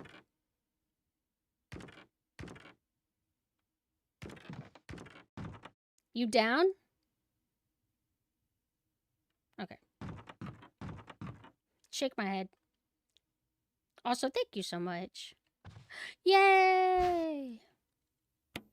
And then we get grenade rounds from there. And then we get like a key item here. Because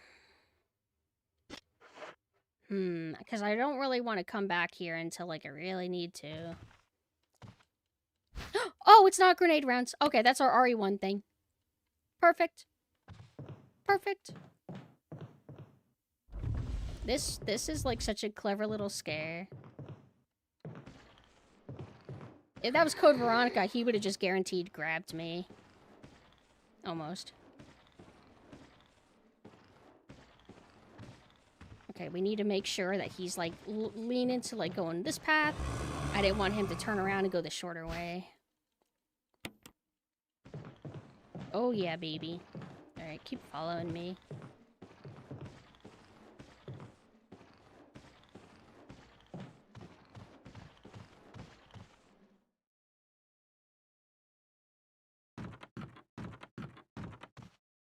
Hell, even if the Crimson Head shows up, it's whatever. I'll just like run past and then fight Yawn. Yawn scares me a little bit, but I don't remember what triggers Yawn to do instant kills. It might be a Resident Evil 1 only thing? Who's Veronica and why does she have a code? I forgot. Like, I think Alexia and Alfred's ancestor was named Veronica. Also, hello, Duel. Hi. Oh, there's also this puzzle room that I think we're able to, like, mess with now. Am I carrying the chemical for plant? No, I'm not. Okay.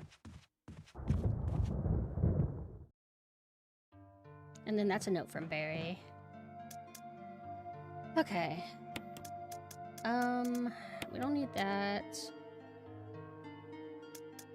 Should I really be lugging this around? No, maybe in a bit.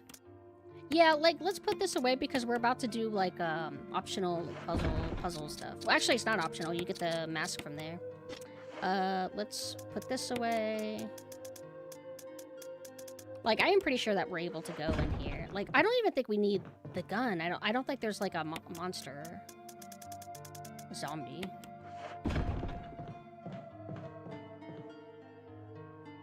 Keep wondering why they made the music page in 2 parts, then just wanted... I think they just wanted to give you extra steps.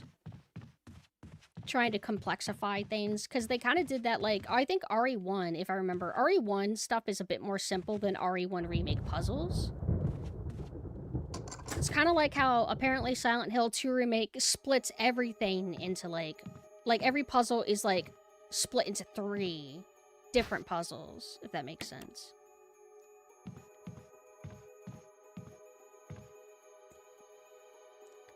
This is the cool angle room.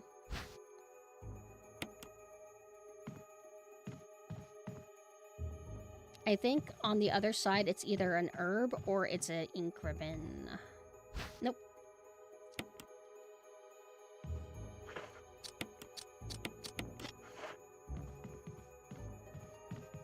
That's our optional thing. I wasn't sure if there's anything in the drawer though.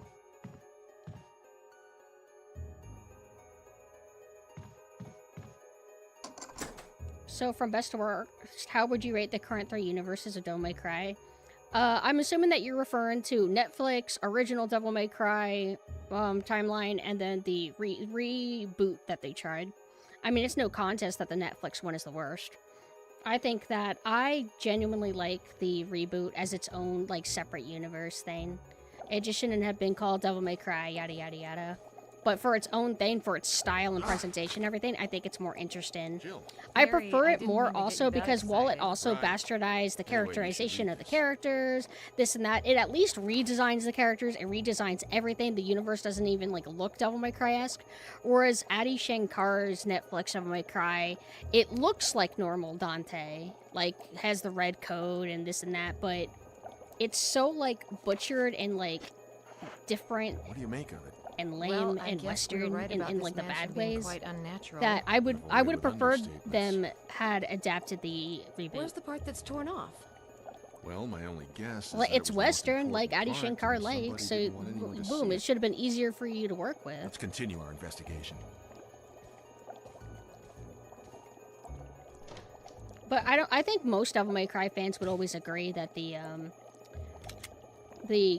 game, the original game storyline timeline is the best universe. Also, you can really tell by looking at this room how, like, muddy and awkward the upscaling is.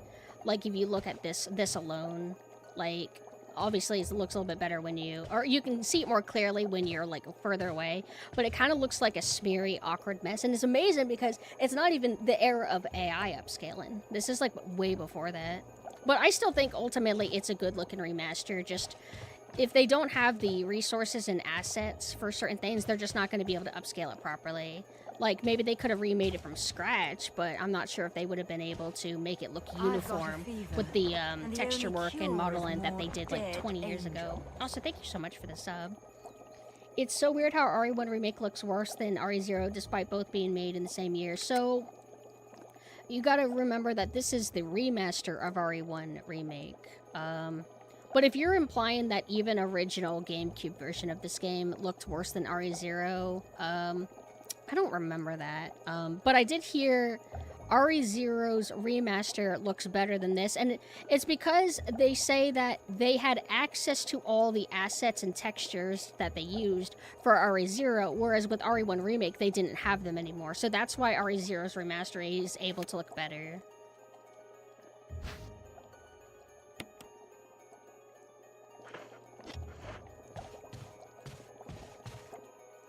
In the original RE1, they just have this be like a push-in puzzle thing.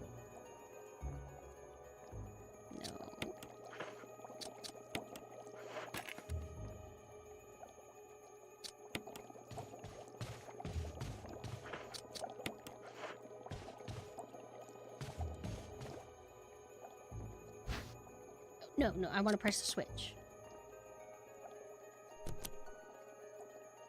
Oh, do you have to switch it in reverse?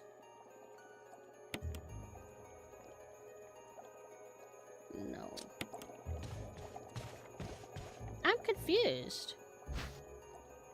Wait. Hold on.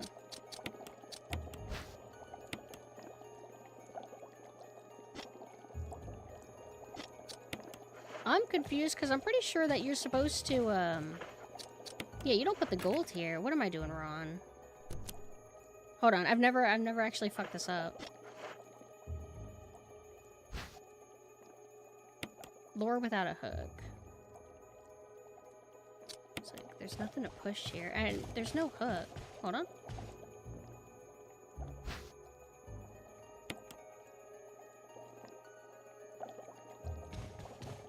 And I don't think there's... Oh, wait, I'm stupid. It was just right there. I wrote it off because I was just focused on the texture stuff earlier.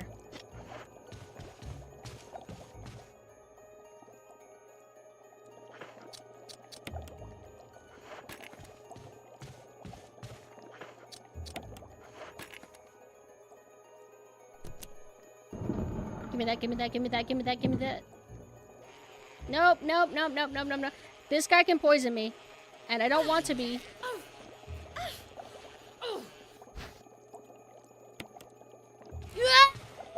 Alright, never going back in there again. Hello, Machi, hi. Alright, so we have everything. Let's see. And now we need to never go back in there again. We didn't actually need to empty my inventory that much, but I wanted to do it just in case.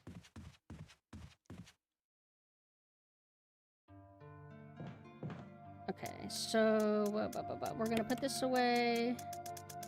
I think we've only gotten damaged once, so at most, if I wanted to, I could carry an herb, but let's just not. Let's brain that. Let's brain this. No? No, I don't think you need... You only need that for the room that we were in earlier. All we need is the music sheet and the shield. Do we need anything else? We can brain gun because we do have to deal with the one zombie.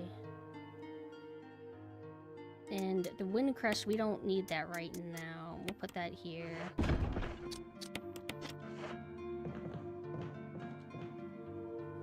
Oh yeah, I don't like wasps.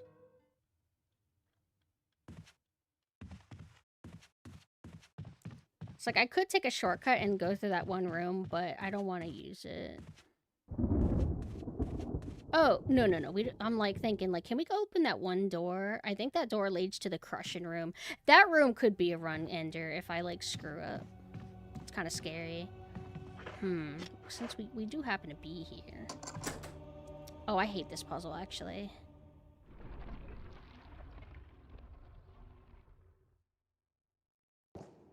So it's like they showed this one shaken. And then they showed this one shaken.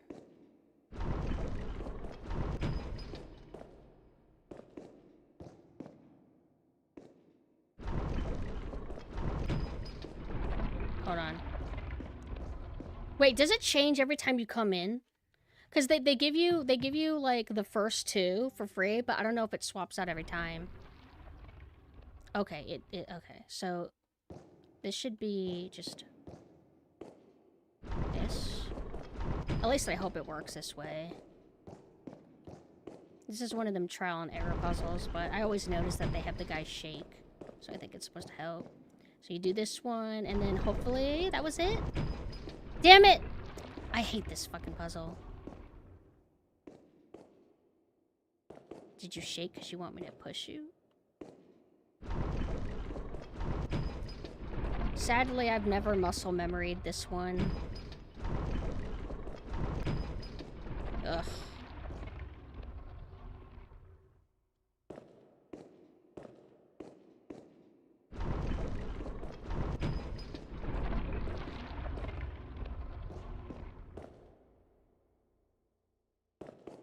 It's like you shook, so.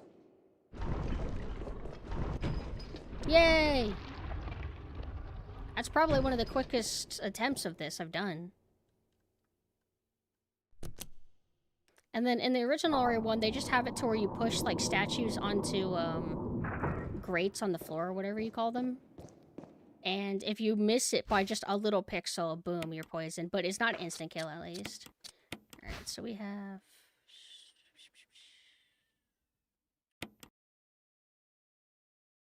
Hold on. That press. And then I think this one. And boom, we got one of our creepy ass masks. Do you do... I think you do the Crimson Head boss before you go to the guardhouse, I think. Should we put this away? Yeah. I mean, we're just, like, right here. It's like, this, the tedium of this, like, type of backtracking doesn't really bother me, because I like being here.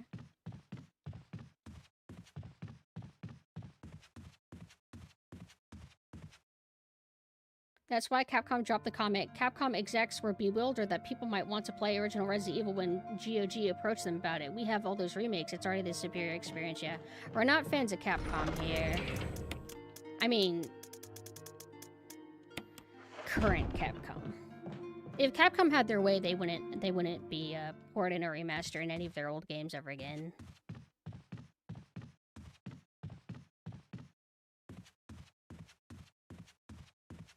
And it really saddens me. It's like they don't know the gems that they have.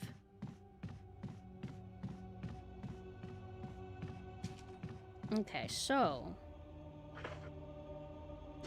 I know where we're going. Oh, wait a moment. Wait 1 moment. Woof. Hold on.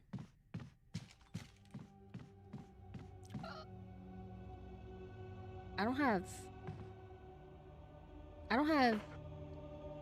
kerosene. I usually leave that zombie alive. It'll probably be fine, whatever.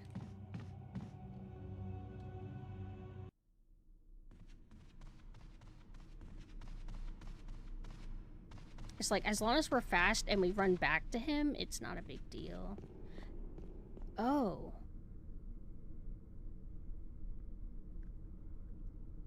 We have... It'll be okay. I know what I'm gonna do. We'll go to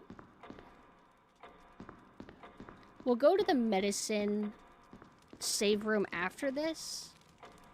Because that has the broken shotgun room that has the kerosene. And I have 2 empty slots in my canteen. So we'll be fine. Hey, maybe I'll be lucky and I'll get a critical. I think one of the differences is Chris is more likely to get criticals, right? And I forget if criticals are in the original RE1. I don't think they are. You down? You're actually down.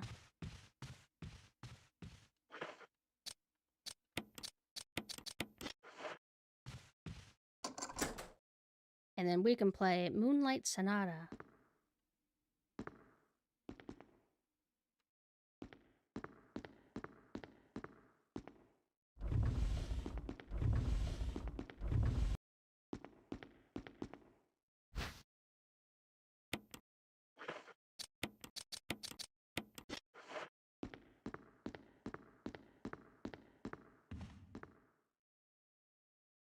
Hold on, it's up.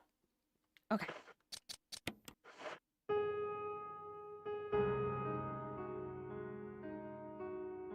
What's with the shadow on Jill's arm? It's acting weird. I've never noticed. This is very important. Criticals are in the original? Okay. Don't think character choice mattered through the original. Do they not? Like, I thought, like, there were some differences depending on, like, which paths you go. I'm pretty sure that there's some stuff like that in the original. I like how I don't know, even though I was just replaying the original 5,000 times recently. But I just get shit mixed up so bad. Oh, for criticals. Oh. Wait, what do you mean?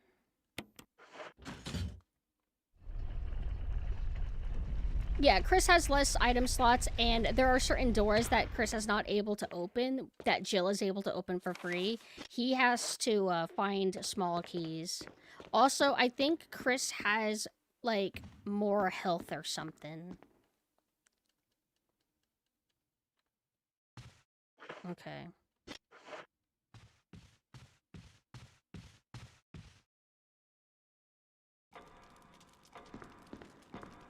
And then in the original, you just put the shield here, and then you immediately get the key that takes you to the yawn room. In this, though, they make you do a little puzzle. Okay, so we have the short hand going through the shield, big hand going through head.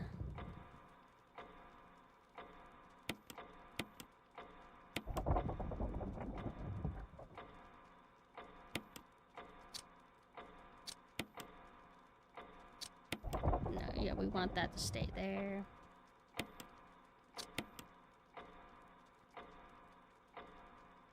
Should just be this. Wait, no, wait, one more. No. Ugh. I don't want to turn it. Like, I hate how this is set up. Keep turning, turn which gear. I meant that. Keep turning, turn which gear, large, left. Keep turning, no. Yay.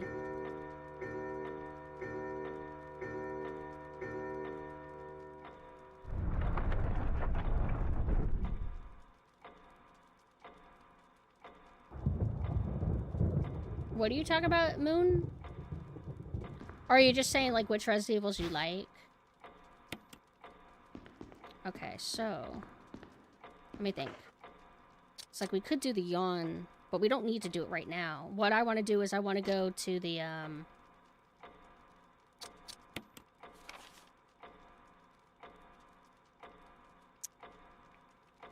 want to go to the medical room, which we can get to this way.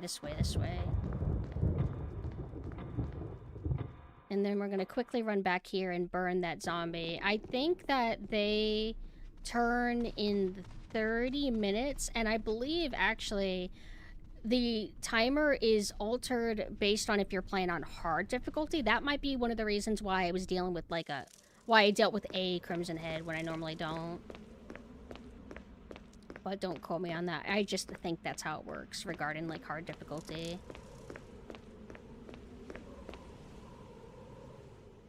Okay, so we're going this way. I don't know if I can open that with my key, but we're not going to do that. We're wasting too much time. No, we're not going that way. Wait. We are, actually.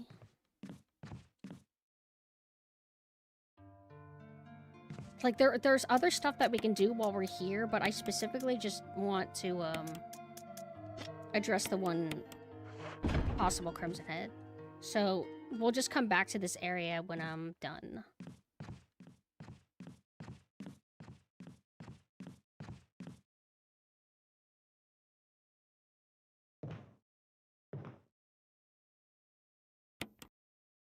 Okay.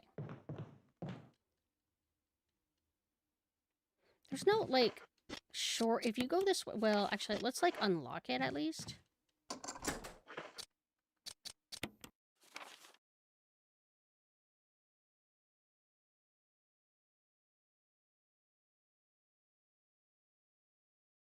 There's a shortcut, technically.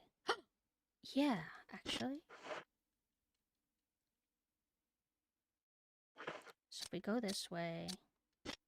this takes us to the chemical for plant, which we can do later. We do not have the gem anymore, so we can't do this while we're here.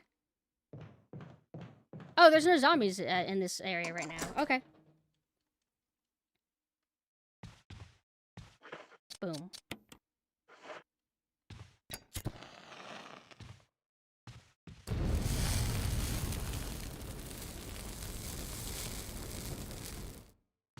Easy. Okay. So this gives us shotgun ammo. We're not gonna go this way yet, because we want to do that whenever we're ready to do chemical plant.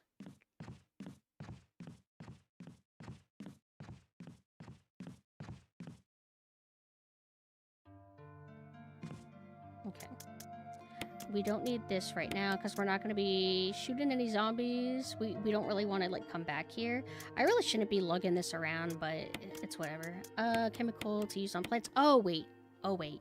Oh wait. Okay. I'm gonna actually put all this away because there's like 5,000,000 herbs and I want all of them. We'll do that. Then we'll run back here and then we'll get the gem.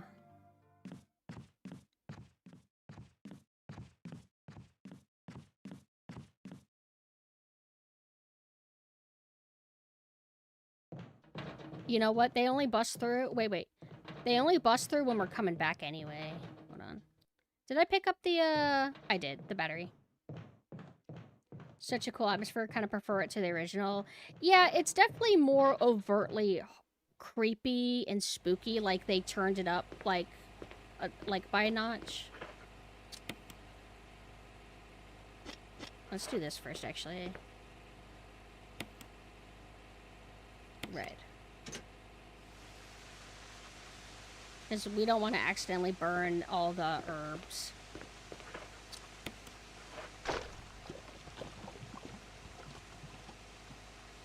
But I still like the vibe of the original Resident Evil as its own thing. It feels like more restrained in ways, but creepy in a different kind of way. Like a very 90s way. Yeah, look at all this. This is my herb utopia.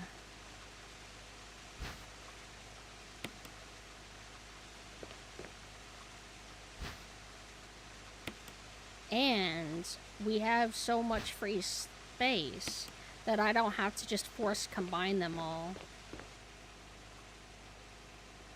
Because I want to make sure that we always have enough to combine with red. But like I told you guys earlier, most of the time, or there's not enough red to combine with every green. Alright.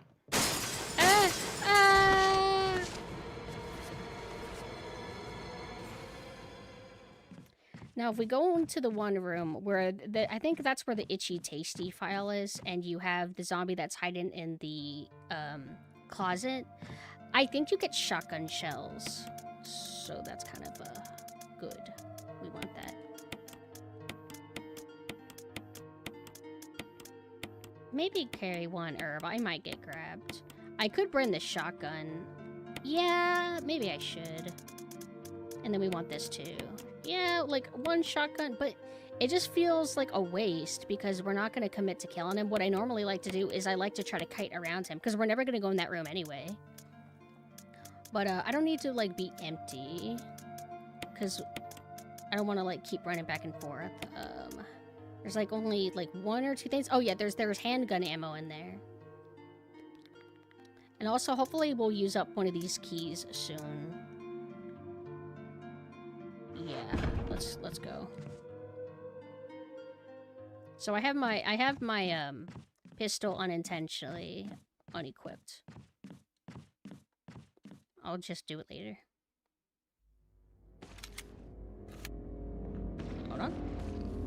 Both have their strong points, and I think the remake is better if you have played the original first. Yeah, I like both of them. I do lean towards liking the I lean towards liking the remake more, but I do like the original a lot.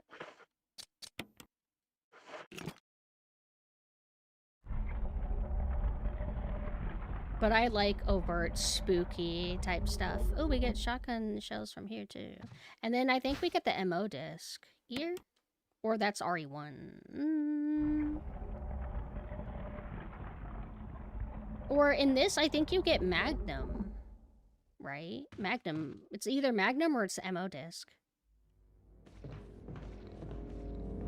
And then we have that zombie that's kind of like facing very nicely away. I forgot about this zombie, the one that's already on the ground.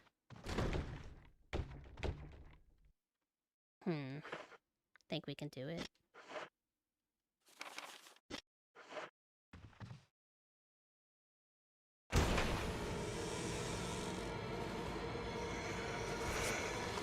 No! Oh, shit, it's just a self-defense thing in this. Oh, it's a beginner's trap. Oh, it's a beginner's trap. No! Oh!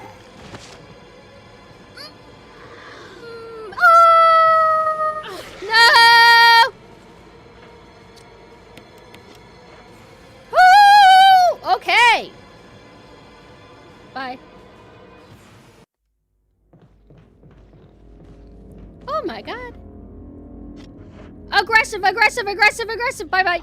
All right, that was actually really dumb. But my memory issues cause excitement, so... I can get a free full heal. Actually. Let's get a free full heal. Also, let's put this away. Oh, we're gonna be dealing with Yawn soon. Let me think. There's nothing else to do in this area anymore. Shotgun for Yawn. Yes, right. You want to actually fight Yawn. Because that's how you get Richard's good shotgun. Oh, okay. Yeah, I think we should do that next.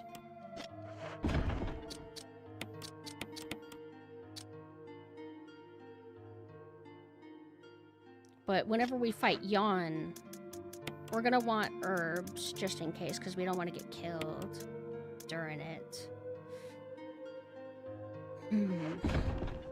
Alright, so we go up here. And then this way takes us... let me see if this is unlocked. I don't think it is. Yeah, okay. That is for sure after, guardhouse.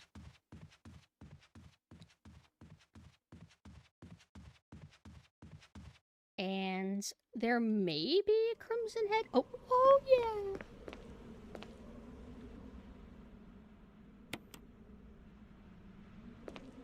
And boom, we have a free full heal right then and there. Okay, then... If there's a Crimson Head here now... Oh. I think I killed him, but he must despawn after you leave, the zombie that's out here.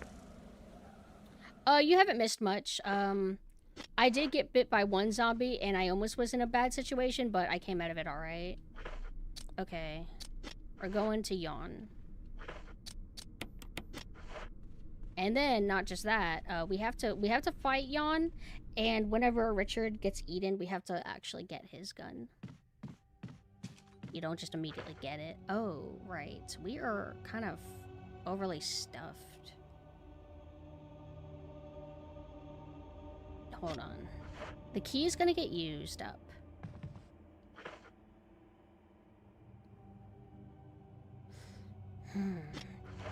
I don't want to have, like... I don't want to run out of slots, is the problem. Hold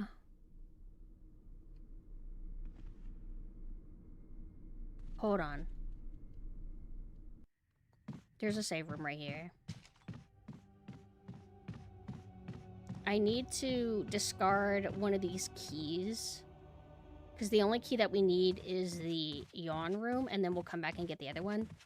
And usually I do get poisoned. I think Barry, because Barry didn't Jill sandwich save me, he, I think, carries you to the one safe room.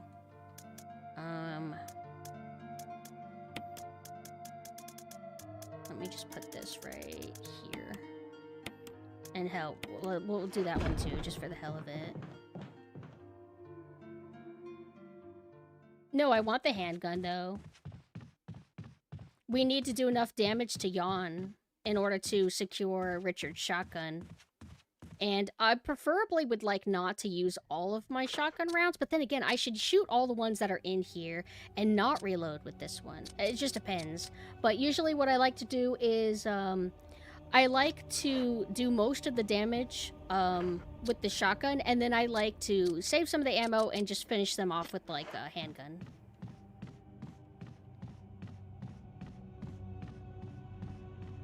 Now this guy might be a Crimson Head now. Maybe. Oh, hi, Richard. I was like, oh my god. It's like I forgot that Richard's just in that room. There's no further use. So we had to get the mask, and then we gotta fight Richard. Or fight with Richard. He should come in here, because we saved him.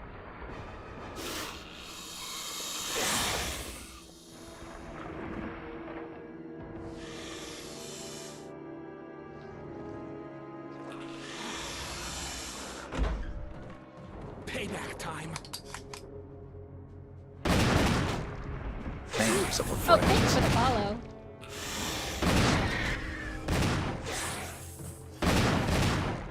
Oh man. Thank god this is an RE1.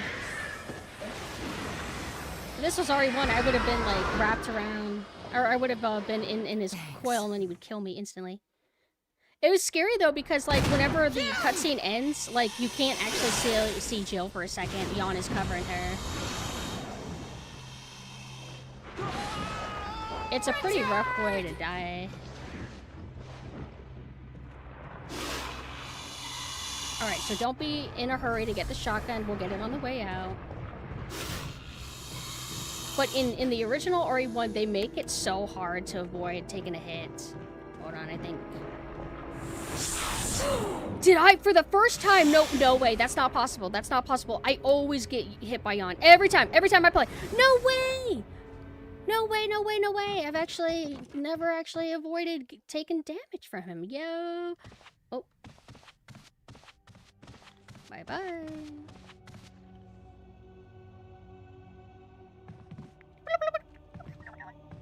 Okay. Now we have our good shotgun. So what I'm gonna do... That's so spooky! I didn't remember him doing that. Should I take him out?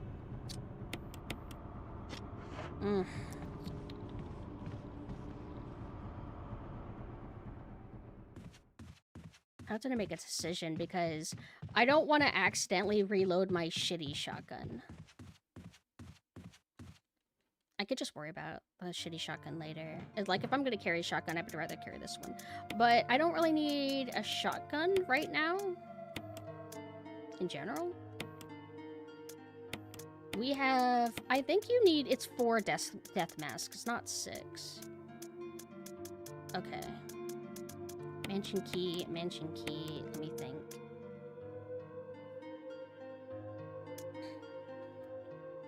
We don't need... bigger. We just need that.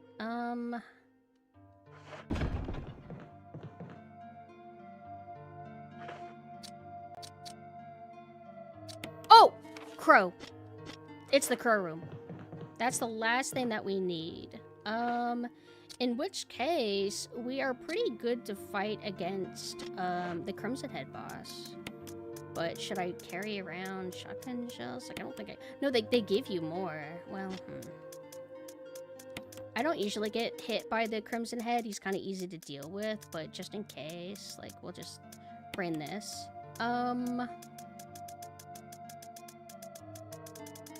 Oh, wait. No. We don't need to get... We don't need to have enough space for all the masks yet, because we're going to get the last one. The last one, it is... What did I say where it was? Hi, cars, hello. What did I... Crow room. And we're able to get there. I think you have to go... We could do this shortcut.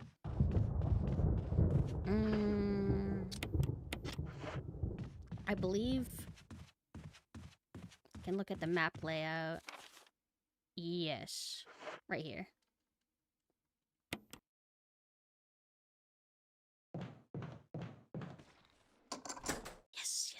Bye-bye. And we'll have a shortcut. Okay. Hi, Riot. How are you doing? I have mixed feelings about this puzzle change, but I think it's fine. Green crown, purple necklace, orange bracelet. We want it to be... No. And we want this to be purple. I don't remember. Oh, okay. We got it. And this is the crown. Okay. And these crows are very judgmental on if you do puzzles right or right. Right or wrong. Okay. Let's try... I don't have the muscle memory of this down.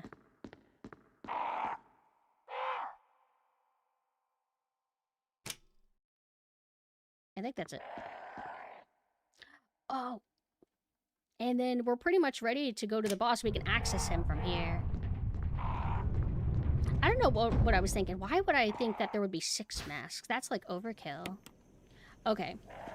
Let's go. Because we don't want to go out here too much anyway, because there's like zombies that we have to kite around. I love that music right there. It's not really like music exactly, like in a musical-y sense. And also, whenever you come back from the guardhouse, I believe that door is like completely fixed, so you're able to go back and forth between it. Unless it's already fixed. I can read the note that very left.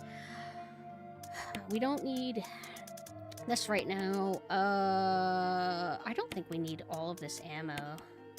Like we have, like this should be enough. And we do get more shotgun rounds from, or shotgun shells from the boss arena itself. There we go. I was about to panic. I'm like, am I misremembering? Wait. Let's read. Left you some bullets. Feel free to use them if you manage to get yourself in trouble. Okay, I think it's after the guardhouse. I'm pretty sure it does get fixed. In the original RE1, though, this door is completely, like, unrestricted. I hope that I don't need a key for opening this. I think it's just a Jill unlock door.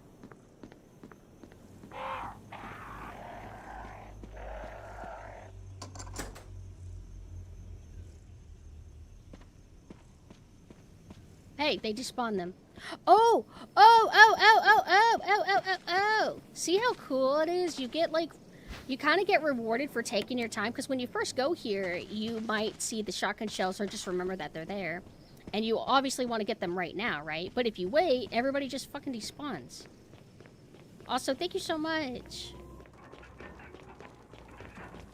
Happy good morning birthday again. Yes, this is my fixed and improved birthday stream where I do things correctly. This, I think, is mask without...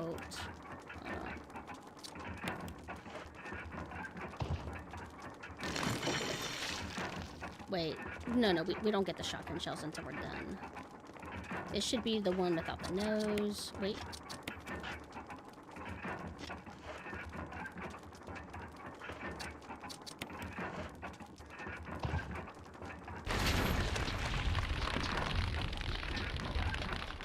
I like that the blood splatters on the camera. It's so sick.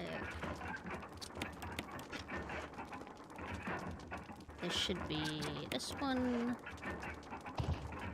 He kind of looks like he was pogging.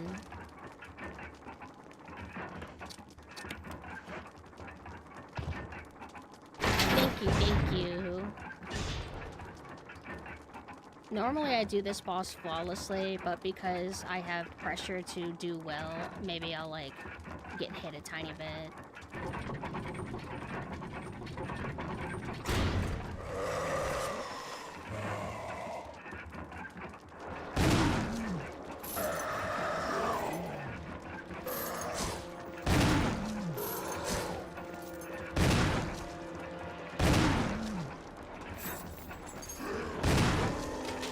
Easy. Bye-bye.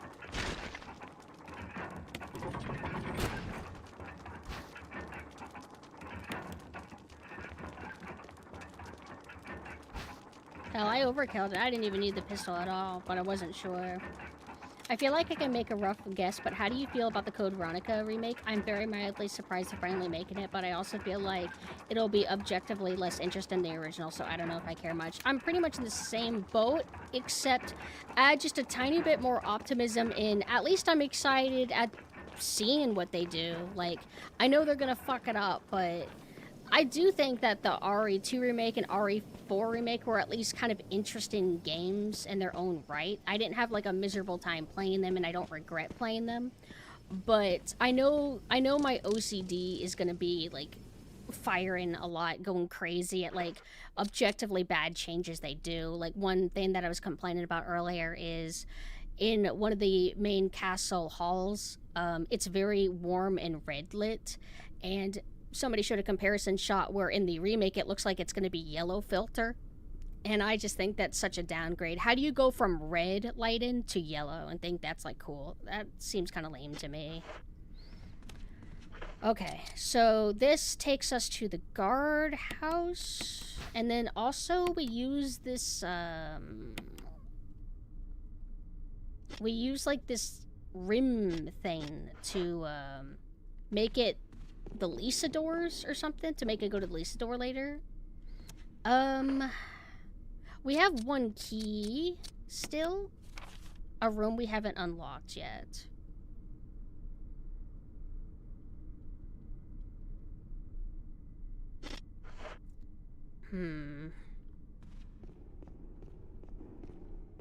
This takes us to a save room quickly, right?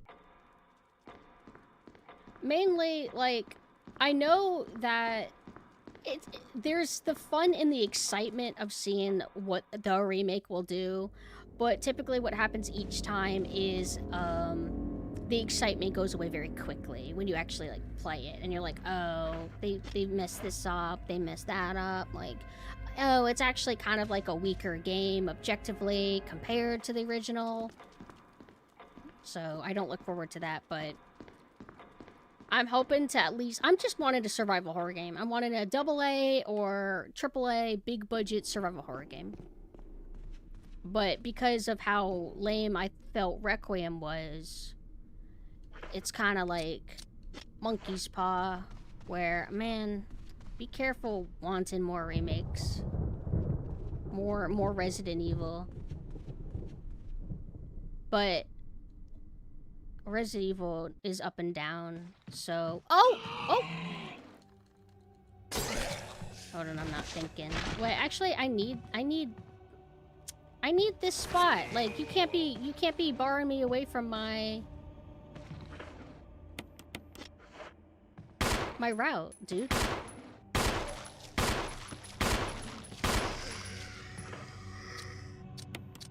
Oh, I don't have any more handgun ammo. Not on hand, anyway. That's why we're going to save room. Oh, the ruin Outbreak. Oh. What if you could play Outbreak, but the camera was more boring? What if you could play Outbreak, but it was painfully easy?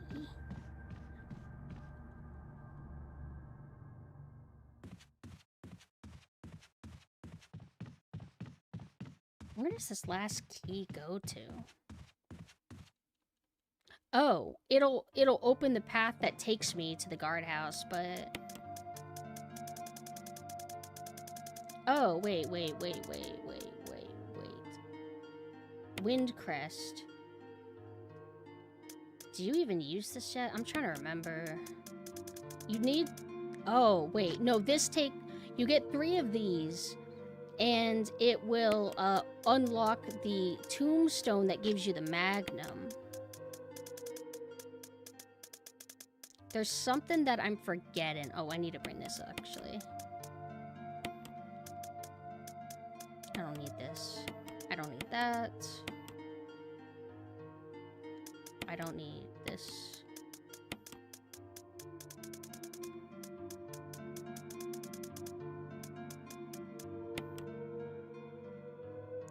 I don't know if I should really be lugging this around. Let me think. This...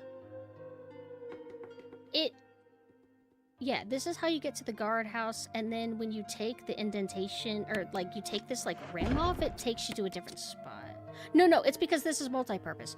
This takes you to the guardhouse area, and then you reuse this later to get you to Lisa's area.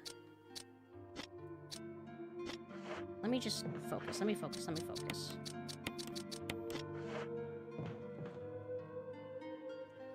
Code Veronica isn't one of my favorite RE games, but strong chance its remake could be dull like many of the other remakes. I'm sure it will be. Like, I think that it will not have the spice. Like, yeah, maybe you won't soft lock in it. Sure. But I would... Once you learn how to avoid the soft lock, it's not that bad. But I would, much rather have, like, a game with strong atmosphere. And remember, modern Resident Evil's not particularly great with that. Alright, so we don't go in here yet. Soft locking adds character. Yes, it does. I just cry when it happens to me. Oh, okay, focus.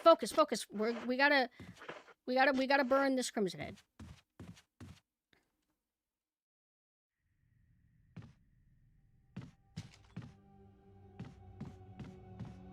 You're right here, right? Come on.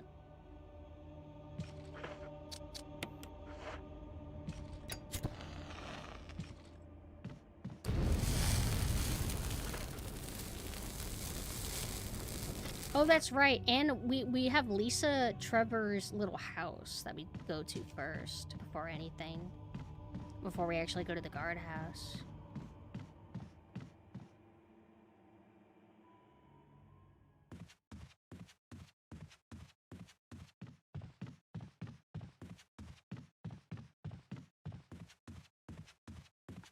But I need all the other wind crests. Unless you get them from... I need these. 2 more. I don't remember if you get them from the guardhouse. Or maybe you get one from Lisa's house. When do you get that magnum? Like, I thought normally when you are on your way to the guardhouse, you're able to just use these up. Not when you're done with the guardhouse and going back. No. And you shouldn't be able to go to Yawn yet. Trying to think, what am I looking at? Oh! Richard. Or, Forest. I'm forgetting Forest.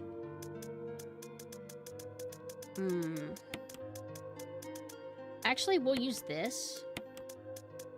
We don't need... I don't think it takes much to kill Forest. We'll have enough pistol for it. Sorry, I'm all over the place. And then we get the grenade launcher, but I don't think you get anything else. And we do have the key. That should be the last thing that we unlock.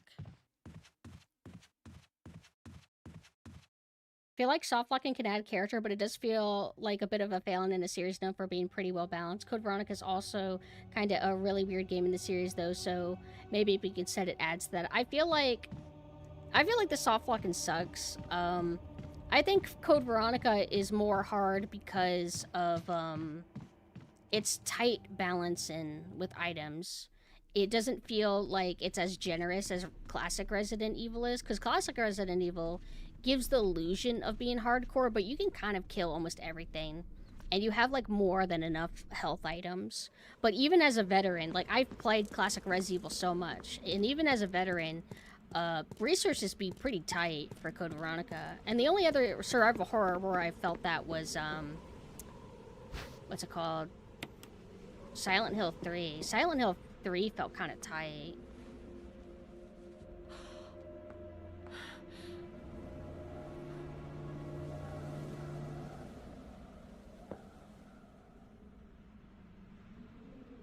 Forrest has given up the ghost. Give me that weapon. Give me that weapon!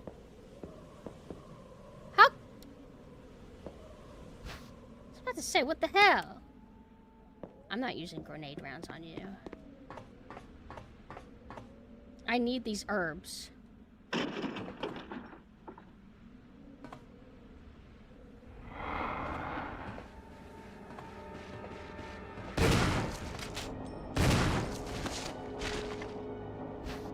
Maybe I can run past him. It just depends on if he gets up. If he gets up, he becomes like he has like a hitbox. Come on, come on. Yo, let's fucking go!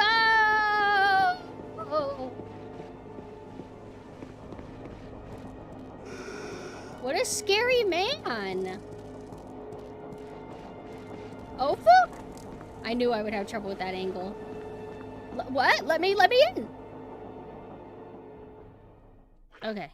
Yay! Now we don't ever have to worry about the shotgun again. No. So wait, this doesn't unlock that. Oh, okay.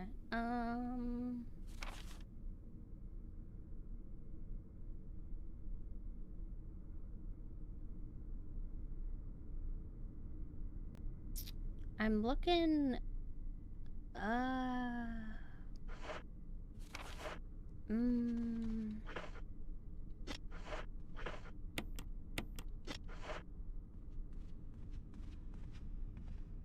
Let's go this way.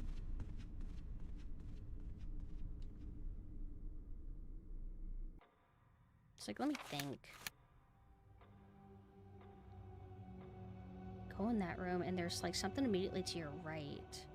I don't remember that area. It kind of looks like a elevator or something.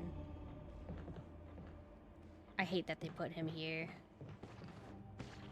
It's like they're trying to like make you decide to like waste ammo on him so you can open up. But it's just such a waste. He'll despawn eventually.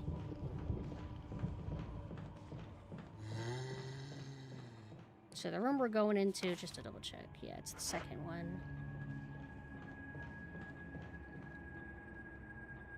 Oh! There's also...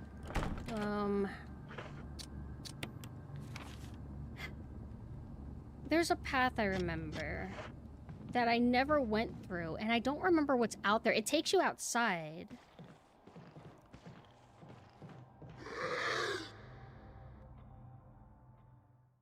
No, I think it's just this. Yeah. Wait.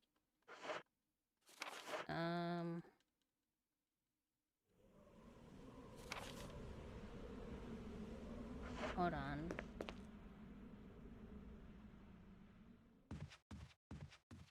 Oh. These. And this won't open, but we can use up this key, I guess. Right? Oh, wait. Oops. Uh-oh.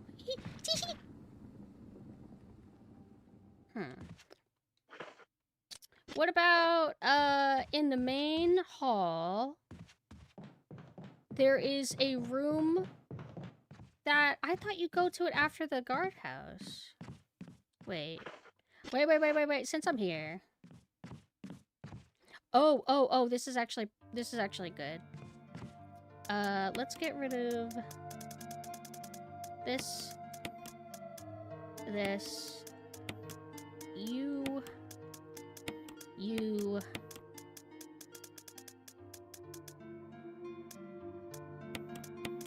this. And then just kind of curious.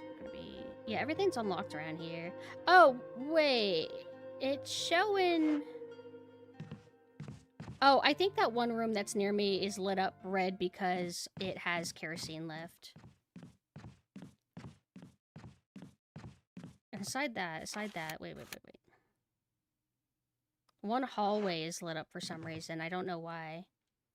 Silent Hill floors crawly enemies are the biggest bastards who ever lived. I just remember...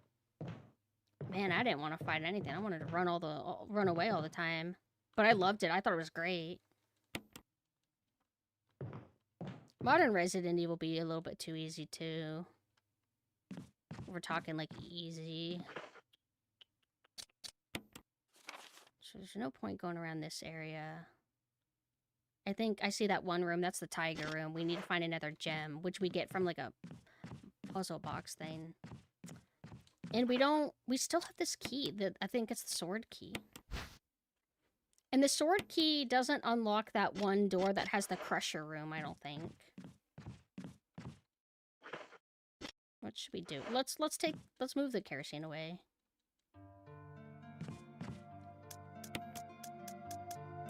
It's like, if we can at least find one more of the medallion, then the last one will probably be in the guardhouse. Or not the guardhouse or the Lisa house.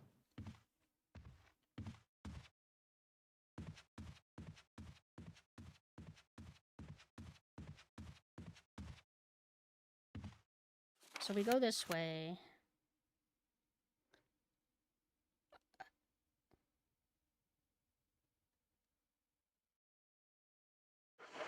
It's like that door that's locked, that's red. It's the elevator tied to the elevator near the library, I think. But I do not believe we can go there yet. No, you don't. I don't think you fight Yon until you're from the guardhouse. I'm pretty sure. Okay, so we're out here now.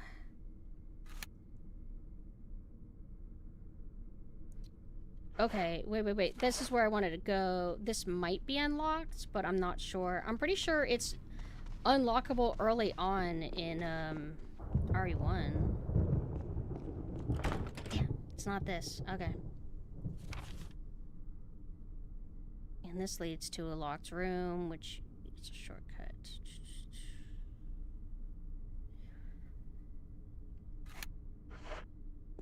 I mean, worst case scenario, I mean, I could progress, I'm pretty sure. I just, uh-oh, unplugged. I just won't be able to, get the, Magnum as soon as I want to. I mean, I don't even plan to use it until, like, end game. Hold on, my, controller unplugged.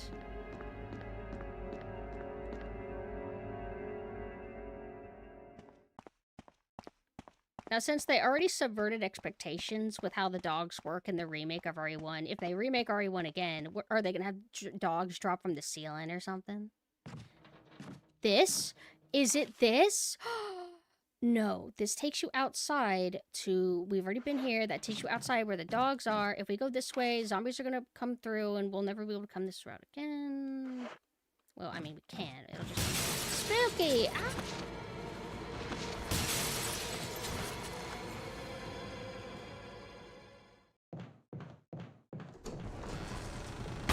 Oh, man!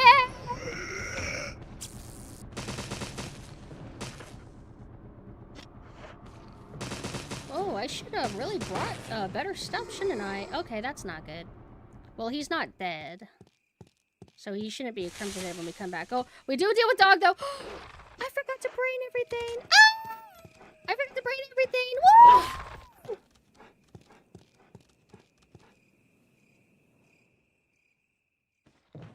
Ugh.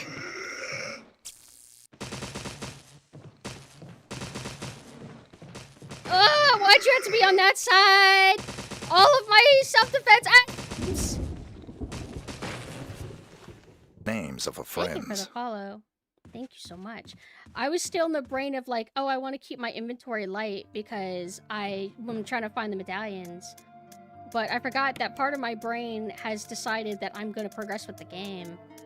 Damn. Oh, using a shotgun on them sounds so gross. Fuck. I need the shotgun for... Oh, I need this too, dude. Yeah. How about that? Wait a minute. Do we need this for anything in Lisa's area? In the guardhouse? Like, I don't think so. If we do, I'll cry. You're gonna get your second remake and you're gonna like it. You're gonna like it. This is the last time we can go through here. Wait, we need the shotgun. We don't, but it would help for the dog. Oh, also we didn't get grabbed, right? We just wasted all of our self-defense items. We have like one left. Ugh. I like that you can choose which one will auto-use if you want. No! Alright. I fucked up.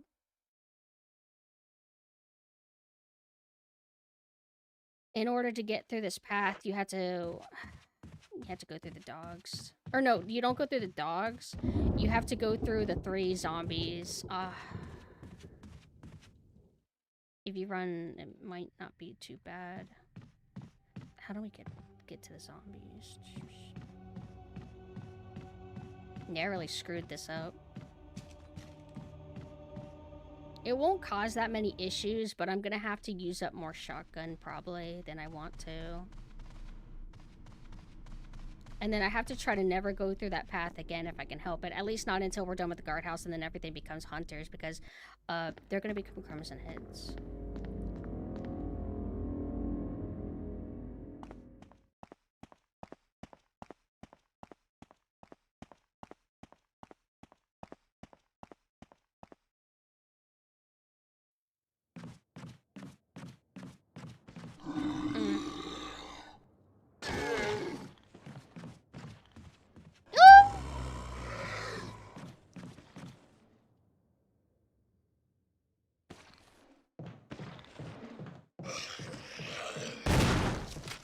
Gotta aim up. Oh! Ah! Damn slow ass animation. Fine, whatever. Oh, check DM. Okay. Hold on. Is it important? Is it about food? Yeah, me hungry. Baby want food. Baby want goo goo gaga food. Oh wow! Hey! Oh my god! Well, I should have brought him those. Bitch. Bitch. Down, boy. Now we have to do annoying puzzle type stuff. Mainly the wind thing. Where you have to stop it on north, south, east, west, blah blah blah.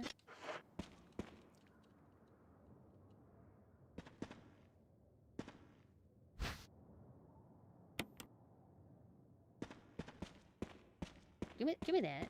Give me the yes.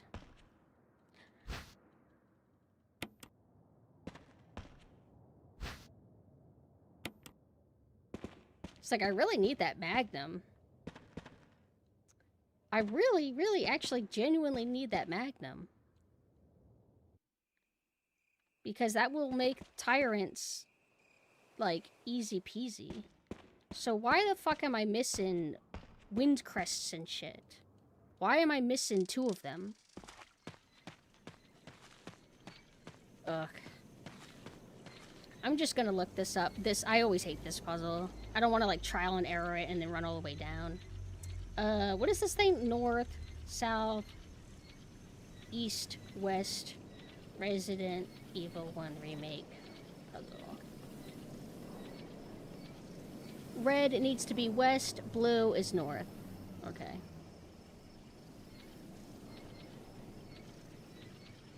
Ugh.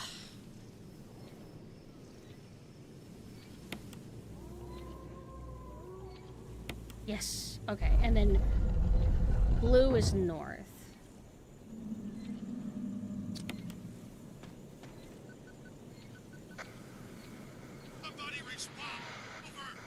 Barry? You get them all in the same... Oh, you're right. Because you put one in, and then it opens the others, and then you just have to make sure you have enough inventory slots to put them in. I don't know why I was like getting it all confused, because nothing seemed right. I've opened every single possible area in the mansion, so I'm like, what am I doing wrong? What am I forgetting? Oh, I actually got that on the first try. I was just mashing. I don't remember. In RE1, do you have to find all the individual crests, or in RE1, do they just have it to where you only need one to begin with? Oh.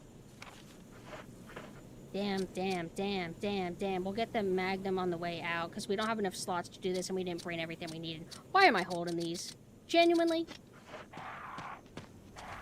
And also, later, there's going to be a zombie here.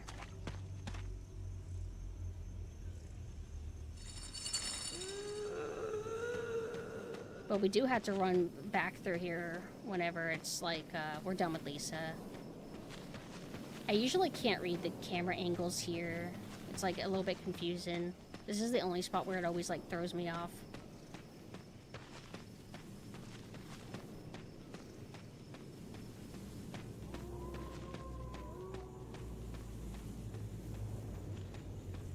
And I don't think there's anything outside here. And then there's little pumpkins in here. Look. Look at them. I think they are.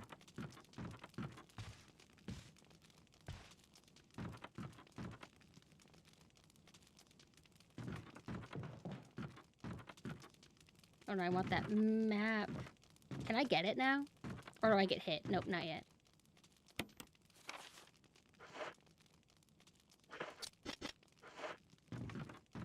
Okay. I wish I could save, but I'm not allowed to. We're hardcore. And then you get the crank. Okay.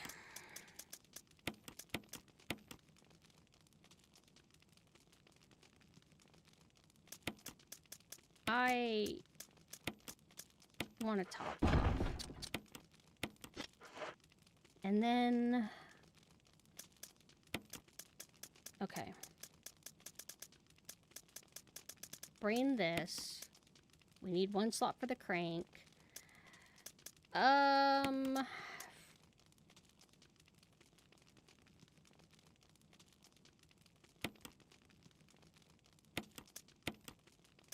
Preferably, I would like to kite around Lisa, but she always gets a hit on me. No matter what, because I suck. So...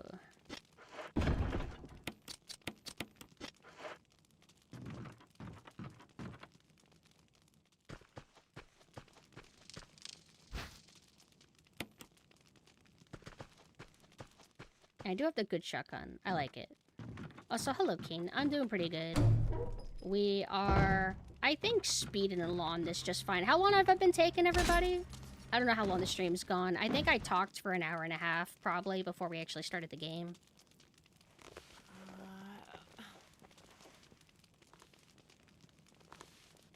I don't think I ever even bother shooting her. Like, I don't know how much she staggers. I usually just take the hit. What's the point in shooting? She's always gonna hit me.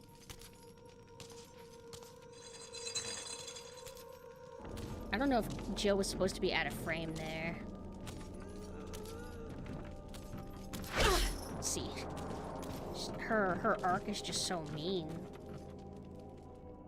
And then I think if you leave and come back, she's gone, but I don't know for sure. See, that's why I brought a herb, because I'm like, I know she's gonna hit me. And then the zombie, there should be a zombie in the woods, but he's kind of easy to, like, walk behind. Oh! Oh, okay.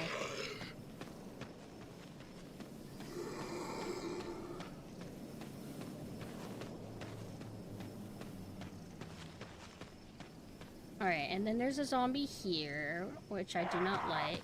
Right? Oh, no. Hey, come on now. Do not fuck with me.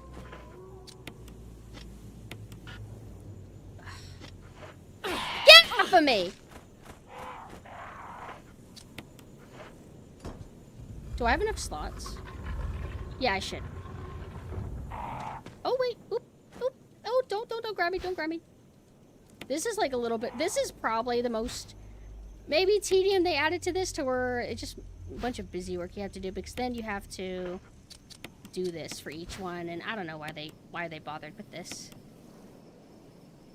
Like, it should just be a inventory management skill check, you know. But whatever. Because they don't even, like, make you do it in an order or anything. It's just, here's the tedium of examining them all and pressing the buttons.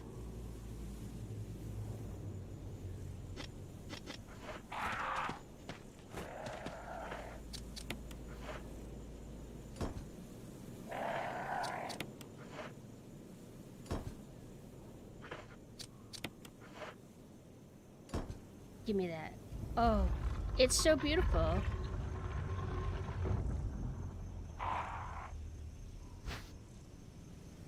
My boss killer. Stay away from me.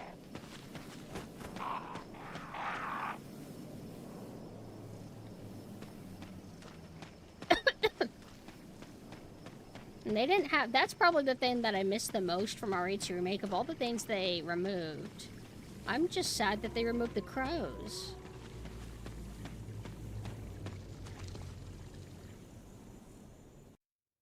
And if they remake this game again, they'll remove the crows or something. They'll do something evil.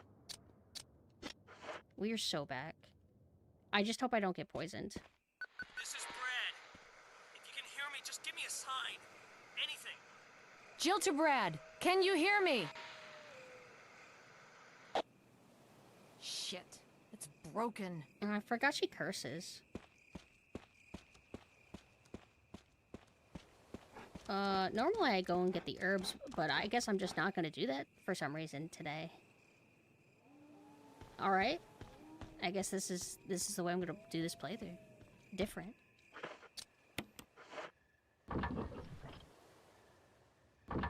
The skybox for the forest looks really good here. It always looked a bit rough in the original, but here I like it a lot.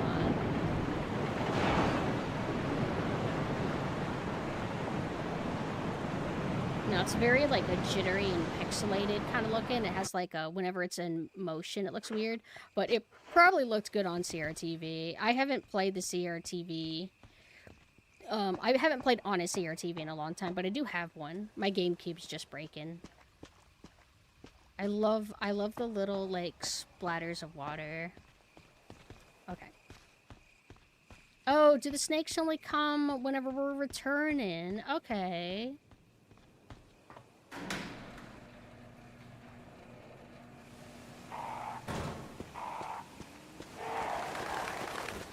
Do not approach me. I went the wrong way! It's dogs later. I've died to snakes once on a no save. It was the most embarrassing thing. Oh my god. What happened? One thing that sucks is if you get poisoned by the one, bee in the mansion, it's like you have to get all the way to this area before you get, like, a blue herb at all.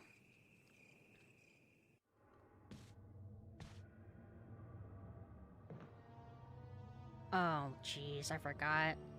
I haven't, on this computer, I never installed the mod that fixes this theme and the underground music theme. So, for anybody who doesn't know, for the remaster of RE1make, they have it to where the guardhouse theme and the underground theme play at double the speed. And they never patched it. The only way you can have it play properly is that you have to install a mod. At least play it properly if you are gifted enough or blessed enough to have known to get it on PC instead of console. And it's very frustrating because they are very short tracks. So if you cut that track in half, it's very more awkwardly apparent when it loops. Oh, ew, I don't want this. Ew, what am I thinking? Actually, let's combine.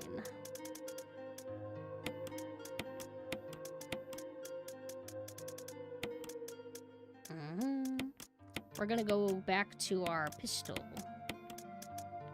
We don't need that for a while.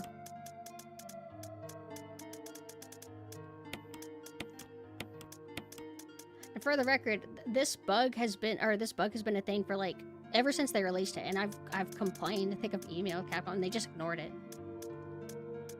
So even though Capcom's pretty awesome for doing this remaster and everything, can you please fucking fix it already?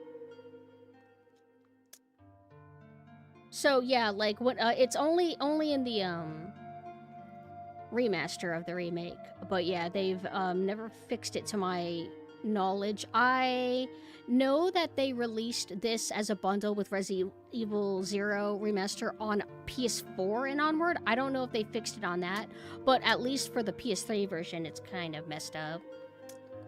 And then NPC. Oh, okay. I know what I want to do. As for items to carry around, not much I really need.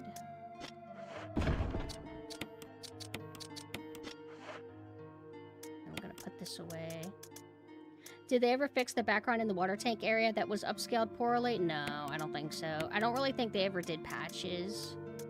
It's upscaled poorly because, I mean, there's multiple rooms that I feel are upscaled poorly. Like, Lisa's candle room, for example. I remember it always being very rough. And various areas in the Neptune, very, rough. I don't think they're able to fix it because they would have to they'd have to, like, remake everything from scratch because I don't think they have the, assets anymore that they, made for the GameCube.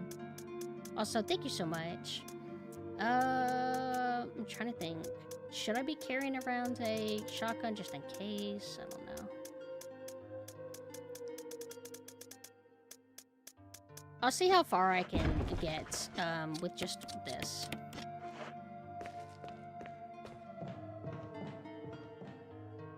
Also, what are we eating?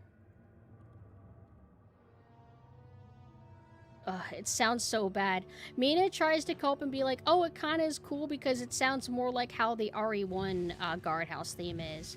And if that was the intent, okay, that would be cute and all, but that's not the intent.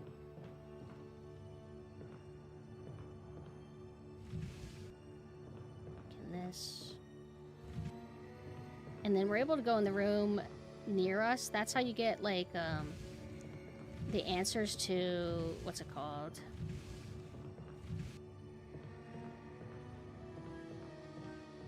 The candle puzzle, but we can hard crack that. Ooh, I want pizza. Oh, no. I want herbs. I want free herbs.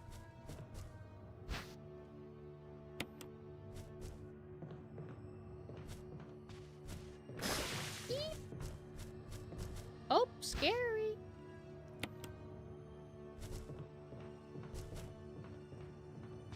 And I don't think there's any reason to go up. It just gives you another candle thing, and it gives you the pool table.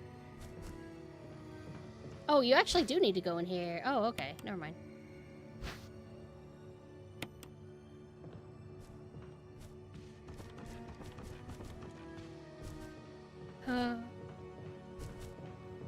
Yay!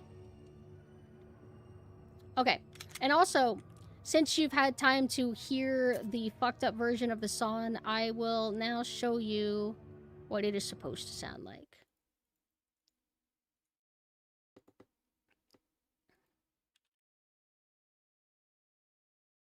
Ugh, I'm accidentally in the YouTube studio. No, I want to be on YouTube.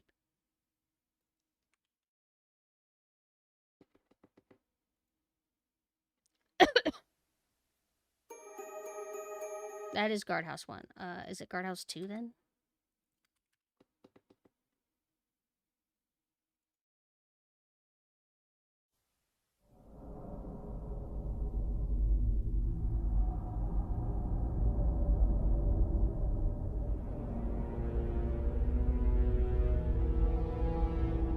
Hi! Isn't that so much better?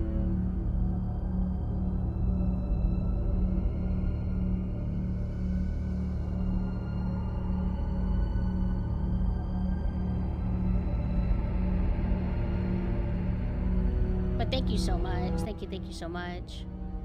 Also, thank you.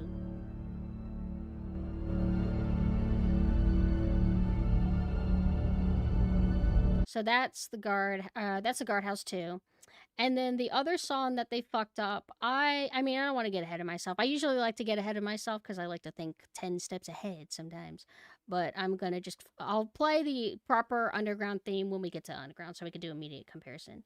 Also, thank you so much, Smolchy. Hi, how are you doing? We're trying to do our challenge run for RE1make. So far, so good. Wait, accidentally forgot to unmute it. I have to go to the bathroom again, but I'm gonna hold it.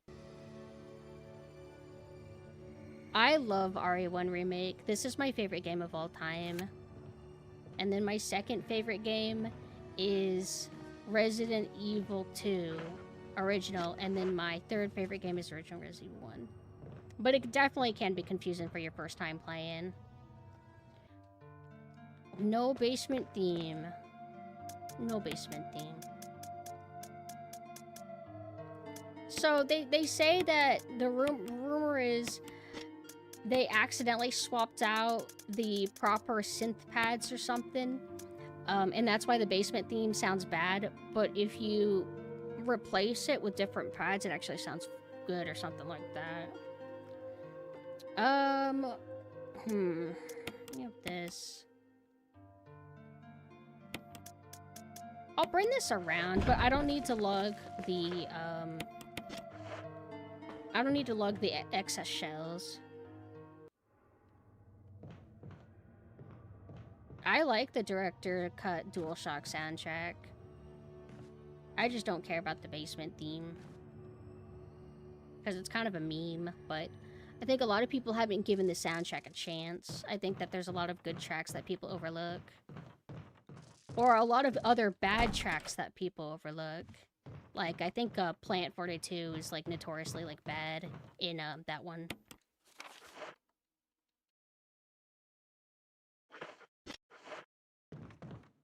I can't wait till we see Wesker. It's the hottest one. No, that I wasn't love part this of our song. deal. But it's not necessary to I like how destroy if you, like, really stars. pay attention, you can tell that it's Wesker. Like, he has that kind of gravelly texture to his voice that even if it is really faded out, you can tell it's him. If I play my cards But this is one of my favorite tracks in the entire game. And it's only, like, what, 30 seconds?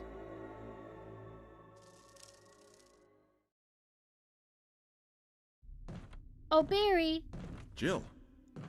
Barry, I heard someone talking. Oh, you heard. I'm crazy, sorry. I think age is starting to take its toll. Talking to myself is becoming a bad habit. Talking to yourself? You alright? What's gotten into you? I'm getting you worried, aren't I? But don't, I'm alright. I guess this creepy mansion has gotten to my nerves. I think it's Anyway. got a lot more going on I'll go outside, than being get some fresh air creepy. for a change. Alright, bye. Bye, Barry. Don't worry. I'm just going to get some fresh air. If I'm lucky, I'll get to waste some monsters along the way. How much you want to bet that some of us are older than Barry at this point? He seems like he would be like 50 or something, but I don't think so. How old is Barry Burton?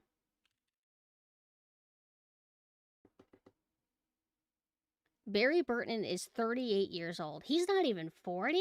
Nah, look, he's 38. Is that legit? I'm on the wiki for him. 38, 40, same. No, it's close. It is close. Like whenever you're at 35, you're closer to 4. It feels like you're closer to 40 than you're closer to 30. So yeah, if you're like 38, you're basically 40, but it's still not quite the same. But damn, I know some people that are like that older than that. That's cool. Or like Jill. Like, oh, Jill feels so old when you're young, but then you realize she's like only 23 in this game. Oh, let's look at this evil paper. Wait, can we? Yeah, we can. Alright, let's ignore this evil paper. Hee. We'll be going in here soon enough, but we don't have the key, so it's kind of pointless. I'm gonna just unlock it, though. Let's go down.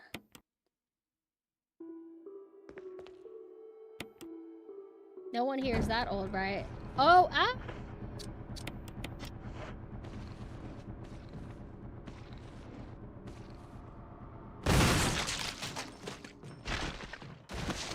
Now, I don't think that's guaranteed with shotguns in this game. I think in RE2 it is.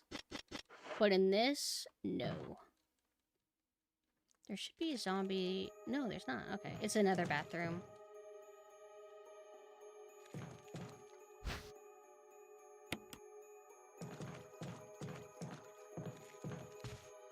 Nothing in here.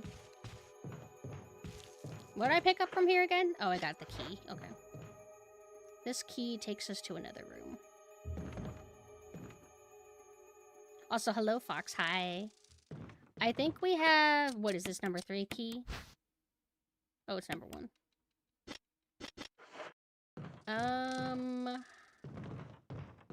That is this one? No, it's the one like near where we need to offload. I like how the composer kept some of the original tracks from the original game. They remade them completely.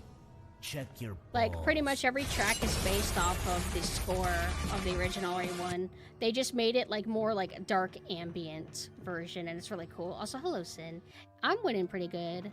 I feel like I'm getting through this speedily enough, so I'm feeling kind of good.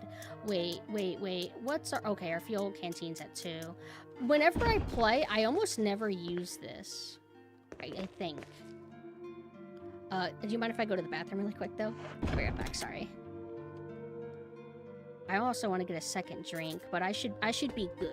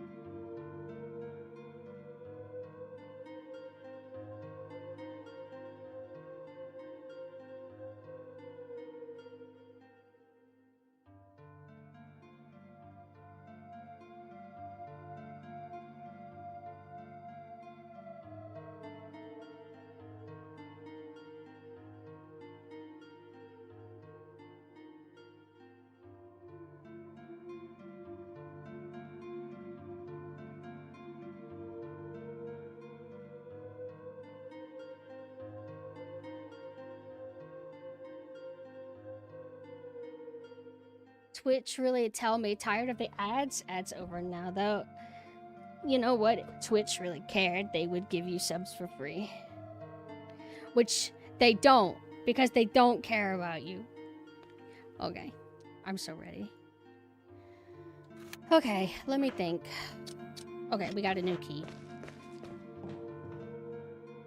But I'm gonna get pizza. I'm gonna get garlic knots. I feel so naughty, though. I've been eating so naughty. But I'm a sucker for garlic knots. Apparently, it's also a place that I haven't been to before. So that's kind of exciting. Now, there is a guy here. Okay.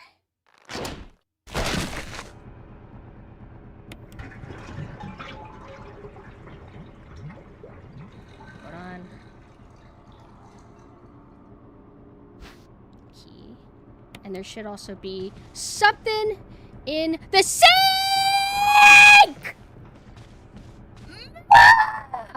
The sink! Oh, nothing. Okay.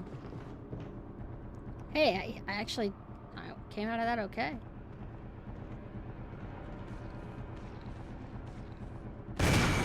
See how it didn't behead him.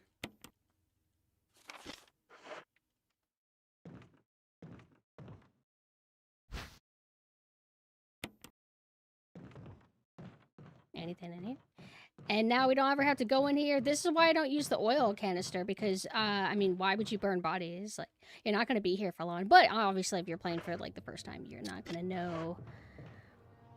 You're not going to know that. Okay. This, and... We're running out of zombies.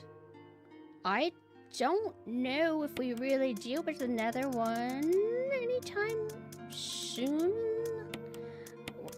We're gonna be dealing with mostly the sharks now, which is a little bit scary because it can be kind of hard to outrun them in the rain area because the water slows you down. So every now and then I do take like a hit or two. I wanna be offloaded. Let's not equip our gun, and that might give us like a little bit of a speedier edge. Oh, thank you so much for coming, and I hope you have a good rest of your day.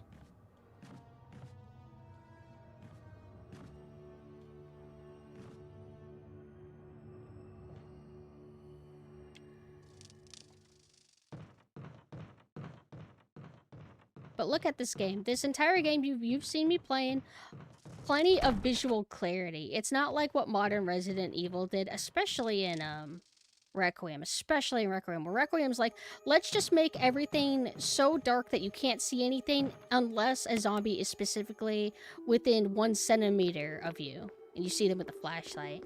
In this game, there's never any, oh man, I can't see. It's just so dark here. Unless that's meant to be an obstacle, and then you have to figure out a way to light the room.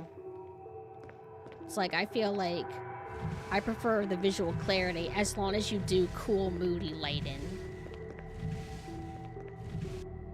But they do it, I guess, for gameplay reasons, where it's like, oh, you can't see anything in front of you, like threats, unless they're really, really close to you, and then you have to suddenly react. It's like, I get it, but it makes it visually frustrating, because I feel like I'm bumbling around in the dark, and I don't find that to be scary. I find that to just be frustrating.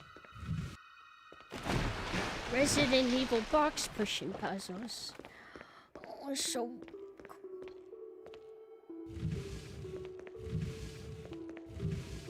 They're not gonna have this in the remake if they remake this again.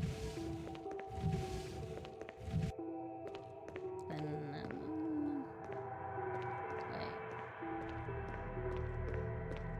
Okay.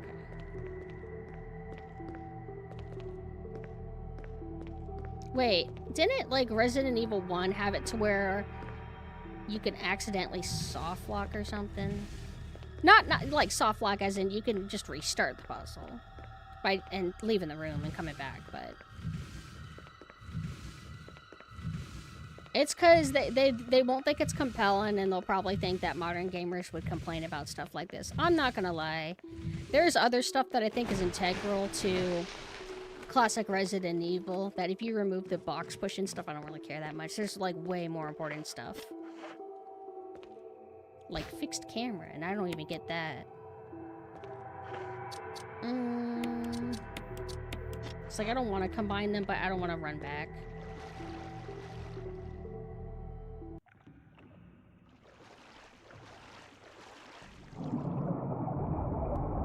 It's like this is such an improvement on how Neptune is in original RE1. And I know you could probably argue and say, just because it's flashier doesn't automatically make it better. What a modern gamer take. It's like, I get it, but in Resident Evil 1, it's just like a box room. It doesn't really have any spice to it. Hey, I think not having the gun really did help that. Watch me die here.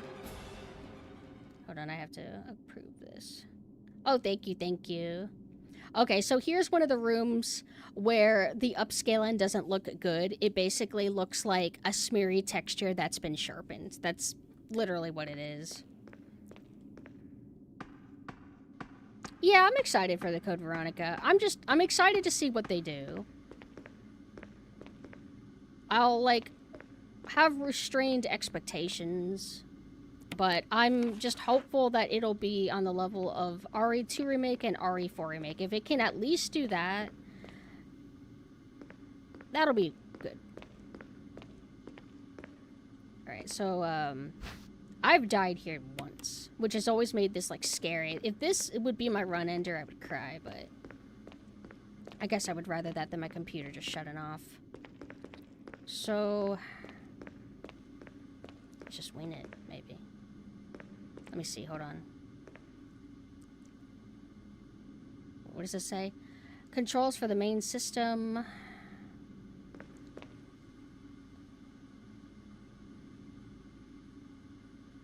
No. I know what I can do. Hold on. There should be a file. Did I already pick it up? Caution in case of drop in oil pressure control. Open valve 3. Okay, that's all I need to know. Open valve 3.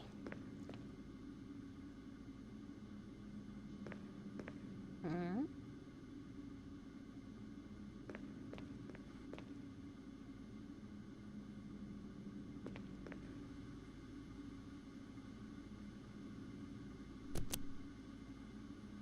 Scary. Emergency, emergency. Unknown source of pressure detected. Locking all doors to achieve maximum safety.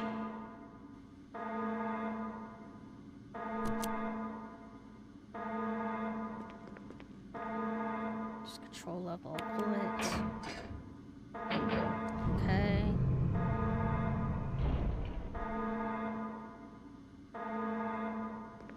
Reaching 30% of pressure threshold.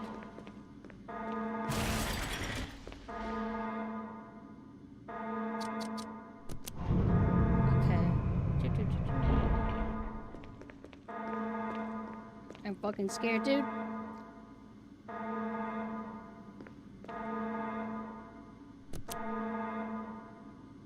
Reaching 50% of pressure threshold.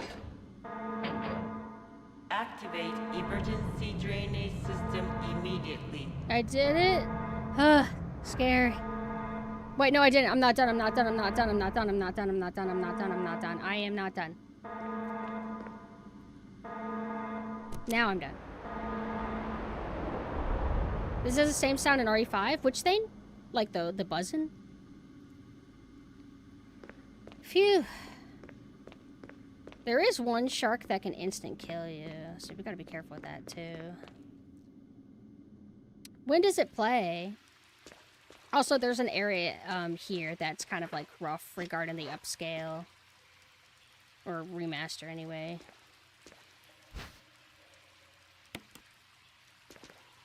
It's like they gave the Neptune area like an actual area. In the original, it's just like a box. And there's 2 doors you can go in. That's kind of it.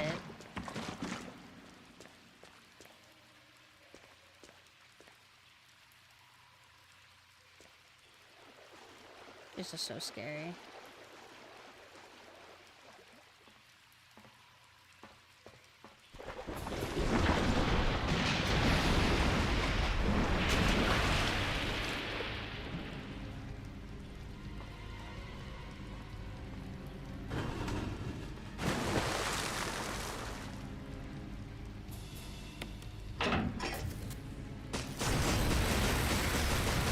I love how he twitches.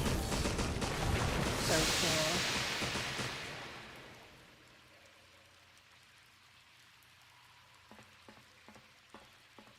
cool. Like, the anxiety of going near a shark and have to go... I think you have to go in front of its mouth in order to get here. I don't think you can go the other way, but let's test it. Yeah, see, isn't that cool? It's like a relatively easy threat to deal with, but it's the mental of it that makes it kind of like scary.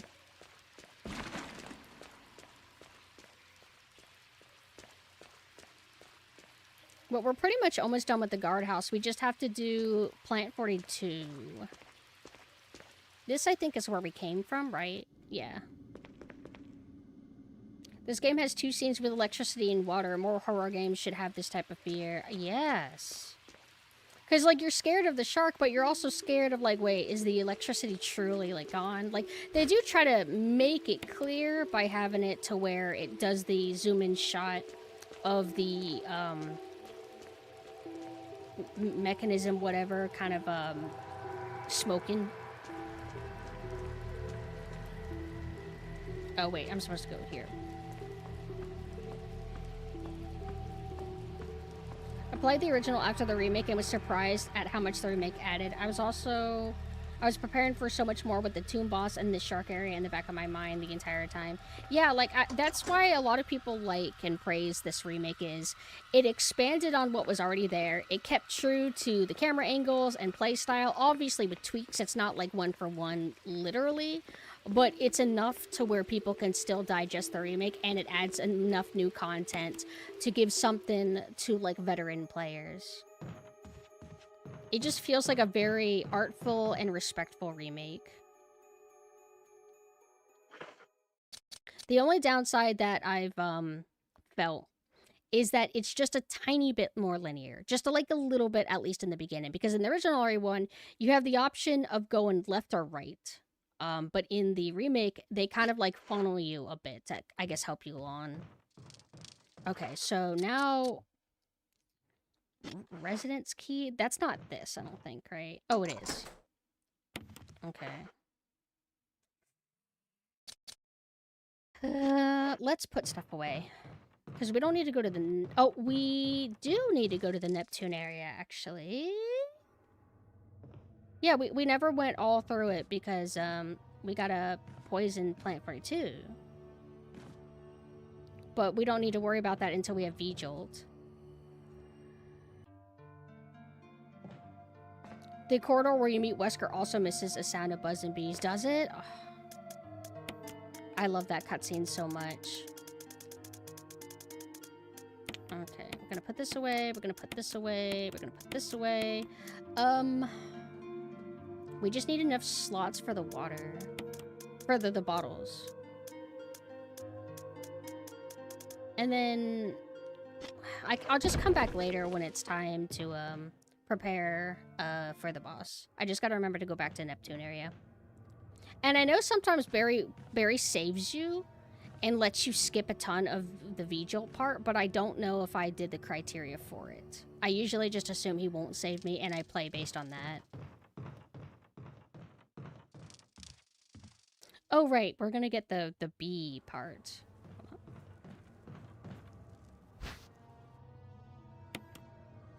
I don't remember what we get for it.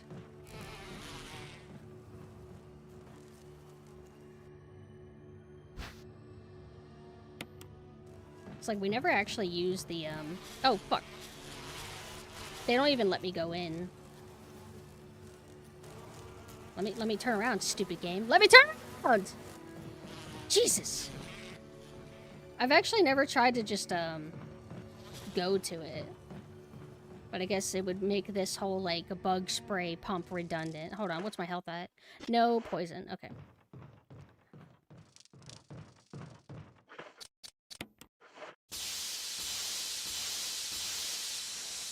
He comes after you finish V-Jolt to auto-finish the boss? Okay. I'm pretty sure that, like, when you enter the room, if you immediately get grabbed, I think that's what, like, tells you that Barry's gonna help. But you don't really need him either. Oh, wait. It's like, it's not that hard. Especially if you have flame rounds, which I think we should. And then this game did a really nice improvement. In original RE1, they have it to where if you have a certain type of ammo in your grenade launcher, you are not able to swap it out for a different type. You have to kind of just use it up. But in this, they let you swap however you want.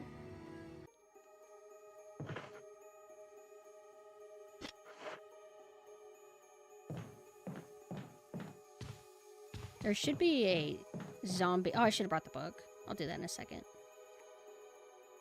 Oh, there is no zombie in here.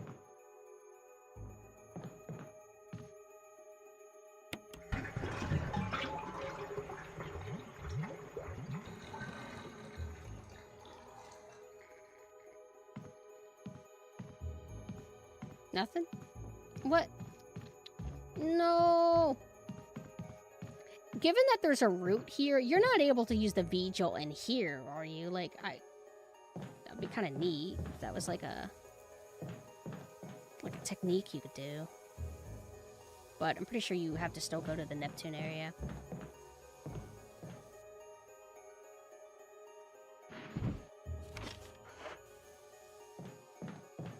I'll bring the red book, but first let me just do the chemical, which should be here. This, I'm pretty sure, is different every time you play. Right? Or is it 6? Hold on.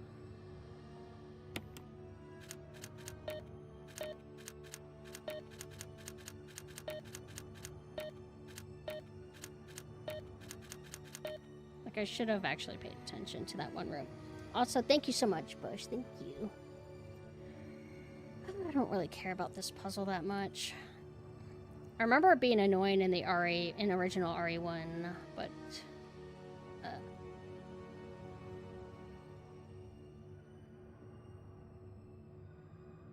it's harder to soft crack it. Okay, in this it's always 653.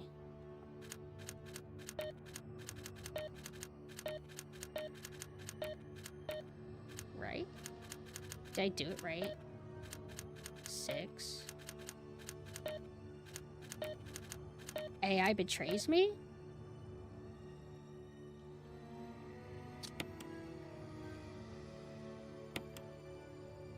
Why does AI lie to me? The numbers... oh, the numbers are always 6, 5, and 3, but it's in different order. Okay, never mind.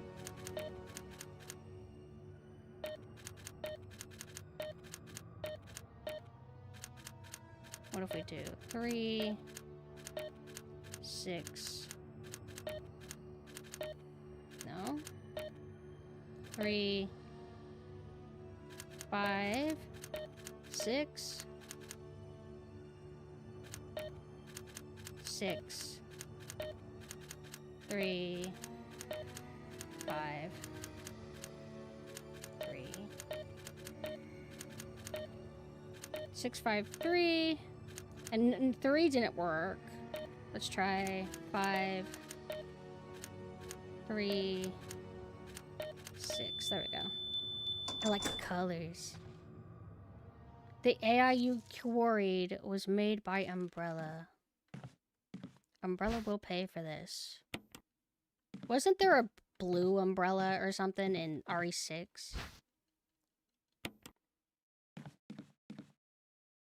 Always had this solution written in your game manual. I never wrote in the notes section in game manuals, but it was always quaint that it was a thing. Alright. I'm going to write this down though. Okay. I'm gonna use you guys my notepad. 1 plus 3 equals 4, comma 4 plus 6 equals 10, comma 1 plus 6 equals 7. 10 plus 7 equals 17. 17 plus 3 equals 20. Don't you bump it away now, everybody. Oh, thank you, thank you. Okay, so I believe water is like 1. So we got that, and then red. Pretty sure, right? Yeah, yeah. 1. Alright, so now we have that. Now we need to do 4 plus 6.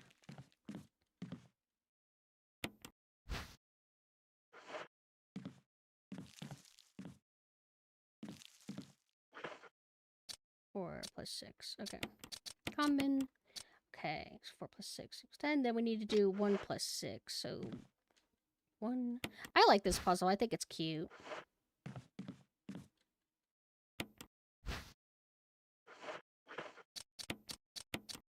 Okay, so now we do 10 plus 7. 10 plus 7. And then we do this again. 1 plus 3.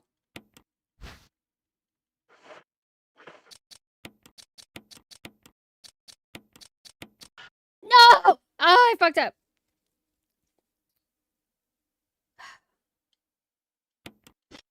It said Lego became oh!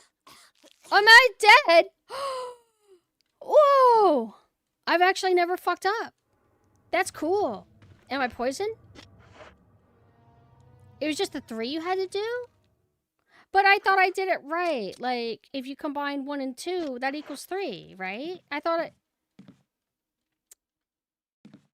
maybe I just combined it the wrong way. Hold on. Let me think. Let me focus. I combined 1 with 3, but... oh. Oh, okay. Wait, where's 2? Is this 2? No, this is 6. No. Where's 2?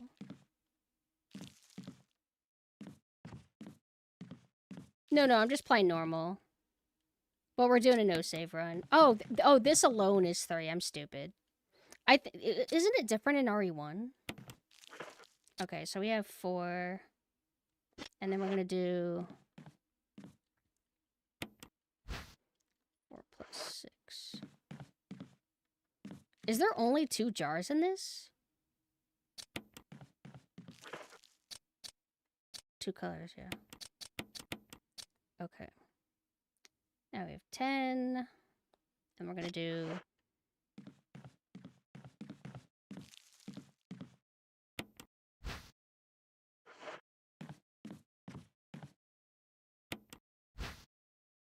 It's like 1 plus 6. Okay, and then you combine 10 plus 7. And now it's just red, I think. 17 plus 3. Yay! Yatta! Unfortunately, we don't have the ability to take these bottles and just smash them on the ground. Which would be pretty epic. Wait, is there a herb here, or am I thinking of RE1? There is, actually. I'll take that.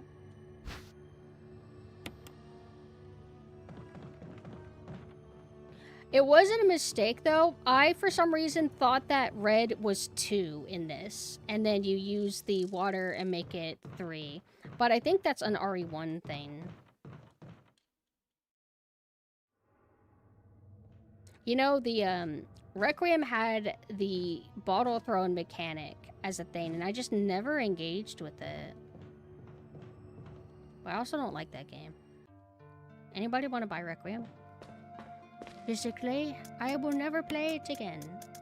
I hate it.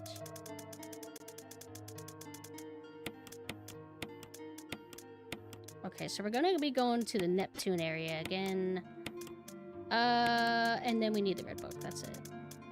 Just in case they do want me to fight the, plant, I'm gonna just bring... That should be enough, right? We don't need to bring all my shotgun shells. Like, shooting a little bit of this and then this, like...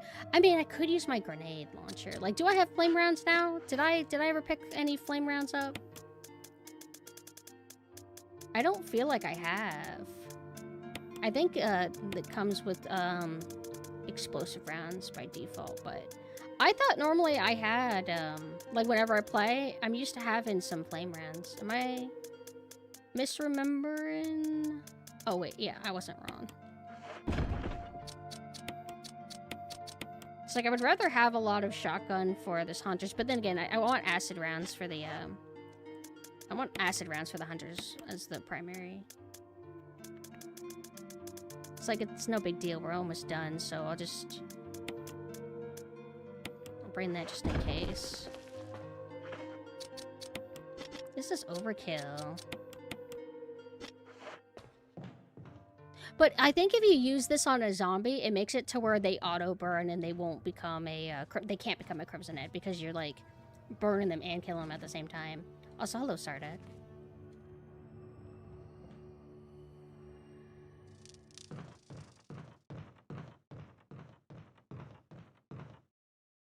Oh, wait. No. Neptune. Because even if Barry auto-saves us, I think... Well, I don't know, Barry... Does, like, Barry saving you take away and make the bead jolt thing redundant? I'm gonna assume no.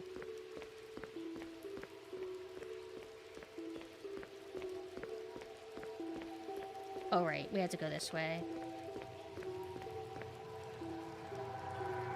Requiem Tsundere arc? No, I hate Requiem. It's not even Tsundere. It's just explicit hate. This is a rough rerun, or rough upscale area. It's so blotchy.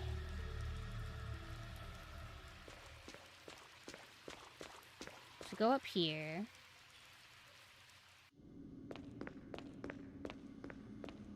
Can I just... Wait, no, that's just the valves. Oh, here we go. We just go here.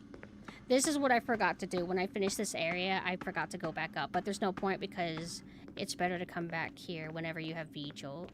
Oh my god. Okay. I was gonna panic if I accidentally left V-Jolt in the, item box or something.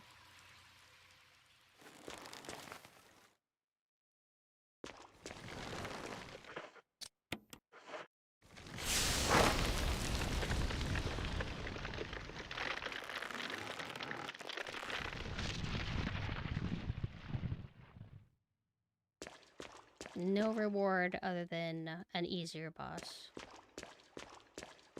And is this the only... Pretty sure there should be like a storage room, right? That gives you a bunch of shit? Nope. Maybe I'm just thinking of RE1. So we should be done with this area.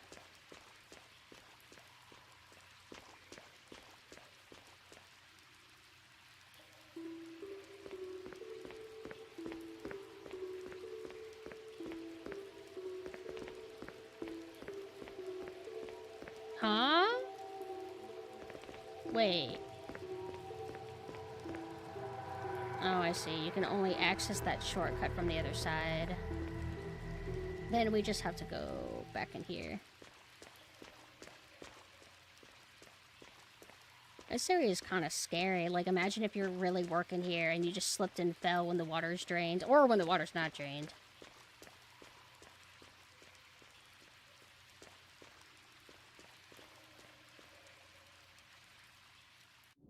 Okay. And we have a doom barrel. Too bad you can't explode it.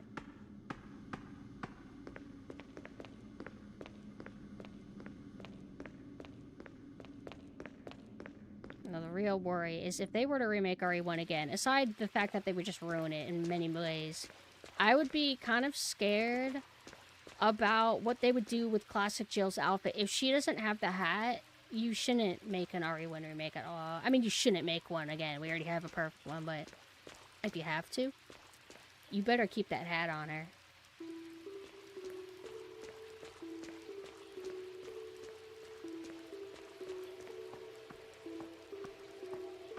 Wishing for a very warm place for the plant.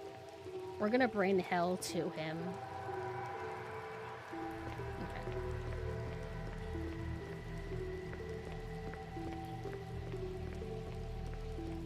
It's like I practice my tank control game by zigzagging.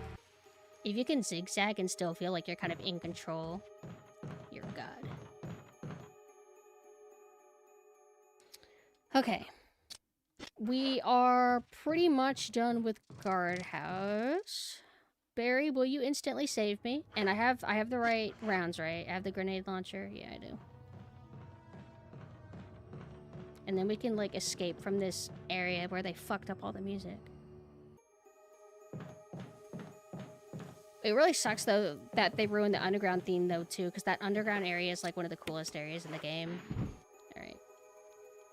You guys like nudity? Wait.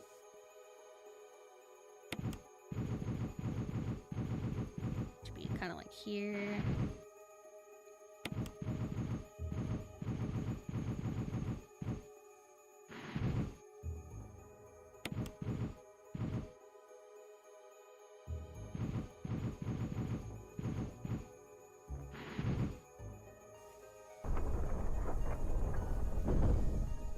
Love the cute ghost pumpkin. What, like my little ghost friends? Those are you guys.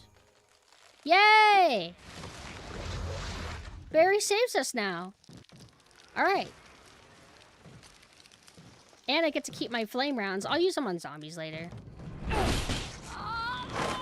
Now for a no save run, dealing with hunters in RE1 was like very scary because of how they are.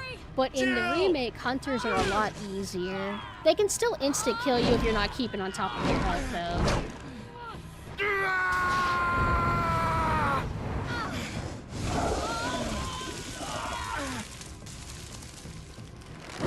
This is kind of scary because all it takes is one jerked motion from Barry and he could accidentally like kill her.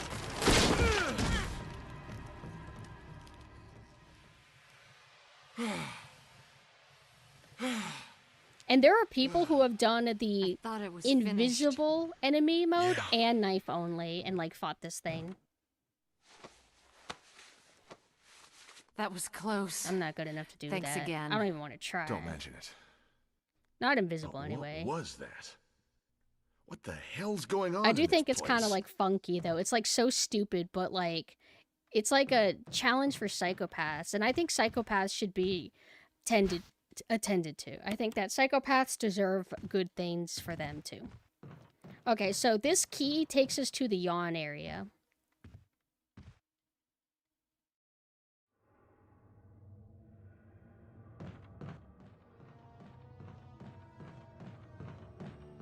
It's the ultimate challenge of like memory of enemy placements and listening to just audio.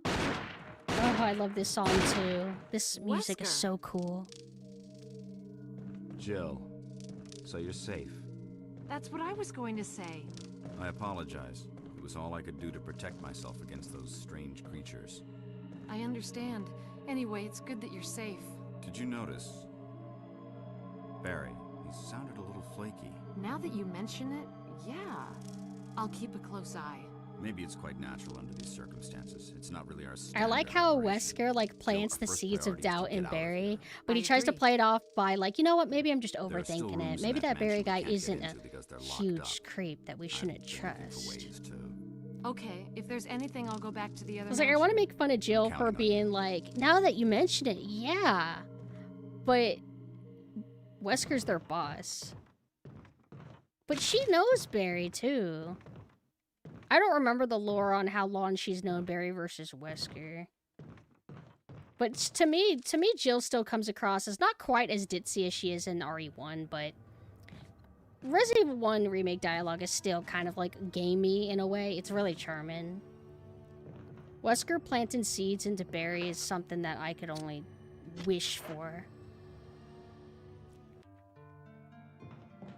Yay!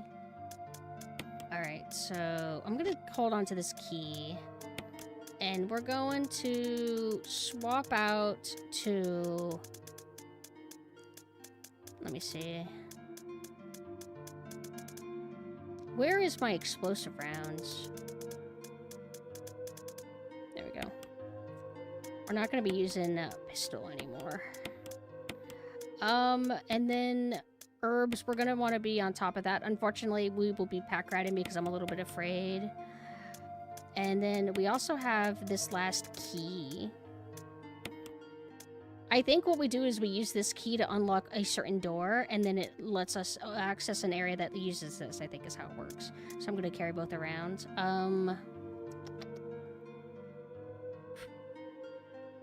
We'll be good for a while. We'll be able to get to a save room just fine, I feel. But I'm going to go on a actual, like, real BRB right now. I'm gonna go eat, so I'll be gone maybe 10-ish minutes. I feel like that's fine, though, because to do an entire run of this, it's gonna be, like, 10 hours or something like that. So I'm gonna go ahead, add a little bit of text, and I'll see you guys in, like, 10-ish minutes.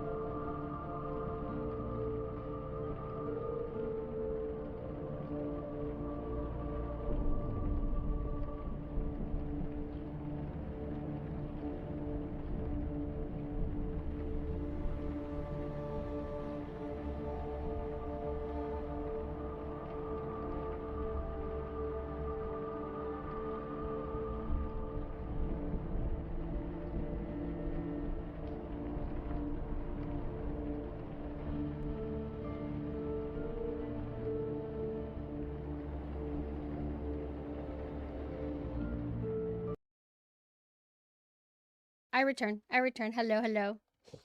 I don't know, it was like, it was a weird, actually, why did I stop the music? I'll just let it keep playing. I had this weird kind of specialty pizza. I don't really remember what its deal was, but it didn't have any tomato sauce. And then I tried a little bit of a calzone, and then I ate a few garlic knots, and I feel kind of full enough from that alone. But I couldn't resist getting another matcha drink. But I don't feel tired. I haven't had my second drink yet, but I feel wide awake.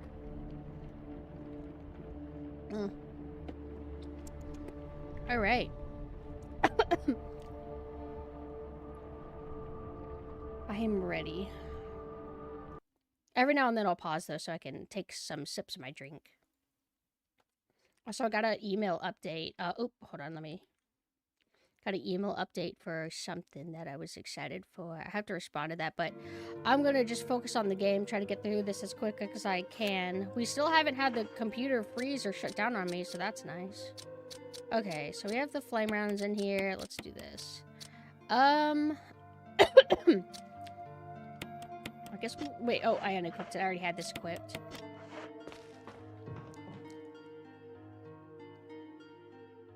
I just learned that Blizzard hated the Diablo expansion. Like, which one? Like, of new Diablo, or? Oh, right. I never picked up a lot of the herbs that are around this area, but that's fine. Wait, do we need the crank? Not yet. We'll need it eventually, though. We'll need it when we're ready to come back. This is Brad. Come in, Stars Alpha Team. Also, sorry for the cough. It's gonna... This is You know how Jill. it goes. Does anybody hear me? I hear you, Brad. Over. It had some kind of sauce, though, I think. But I usually prefer pizza having Doesn't a matter. lot of sauce rather than being on the dry end. I repeat, this is Brad. Oh, this is my first Brad? attempt. I've never Brad, failed at a... I've never failed a no-save run attempt at this game before. Because we're still in Jill the to middle of our Brad. first attempt. Can you hear me? I think for original Brad. RE1, I think I either got it for Jill on the first try or the second Brad. try. And then for Chris, I think it took Shit. 3 or 4 tries. Broken. Thank you for being my favorite Forever 21 streamer. You're welcome. I thought at first you were saying, thank you for being my favorite 21st streamer. I'm like, hell yeah, I'm in the top 30.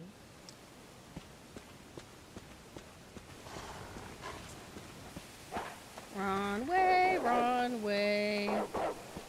Ugh, get away from me.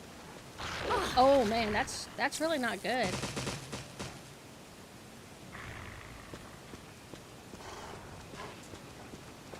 I need to get good at this area.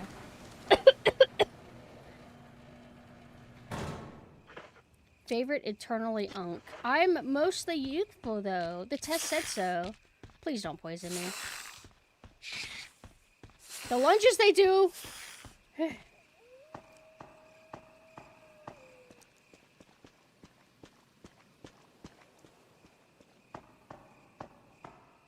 Youth court, you're welcome.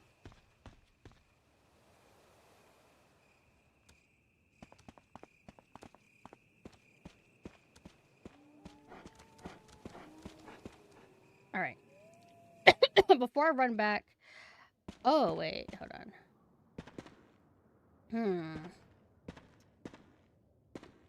We're kind of already pack ratted. Wait. They should not let you be able to put so much in that, but I'll take it. And this gives me a free full heal. I did want to, like, go into the room with the dogs and gradually, like, pick a green herb every now and then and kind of run back and forth, but I'll just have to worry about that later. Okay. I'm a little bit low health. Like, not too low, but enough to where I'm a little bit worried about insta-kill. I don't know if you're susceptible to the insta-kill if you're in the yellow caution or if you have to be in orange caution. The auto turn didn't work. Phew, holy shit. That was terrifying. Alright, this will be the last key that we get. We have a shortcut that we could take going through there, but we want to get to the save. So this is a little bit spooky, but what I'm going to do is I'm going to try to be aggressive and just, like, run to the save. Yeah, oof. If you act too passively, the hunter will basically go into the hallway and you won't be able to, like, see him, and you're at a strategic disadvantage and then he can kill you. That was one of the ways I died once. Just in a regular run. Okay. Let's put this away. Maybe I'll use a double green. Like, I don't really know what my health's at exactly, but I'd rather be safe than sorry. Because, like, I know I'm in yellow, but for all I know, I'm maybe, like, 1 point from being in orange-yellow, so I'll just do that. Because, like, the game gives you plenty of items. You'll be fine. Also, thank you.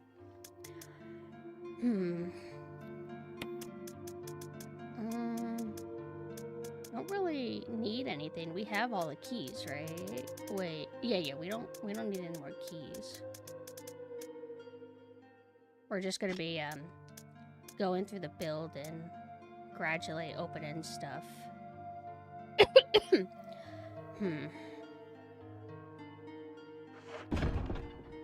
We have enough to carry me through things. Hold on. Let's see how this goes.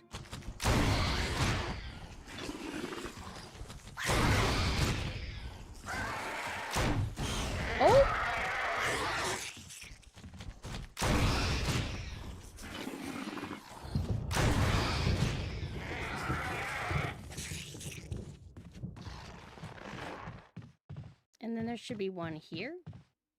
No. Okay. This door may be unlocked right now, and that makes me a little bit scared because there are walls that can crush you. I know how to do it, but it doesn't stop me from being a little bit anxious. It's like, this will be okay.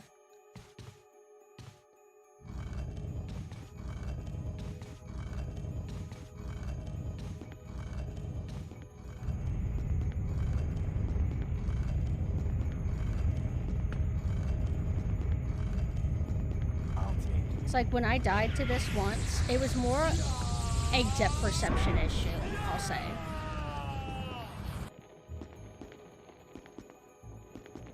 So all we have to do is whenever we flip the switch, we have to run back through here and we need to push the statue to the left. What I fucked up with when I first did this is I thought that you had to push it in more and then to the left or something like that.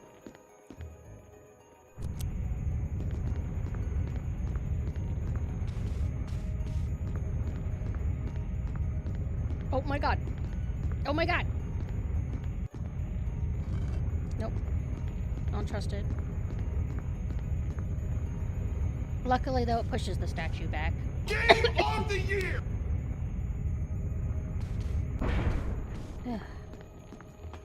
Are you all the way forward? Okay.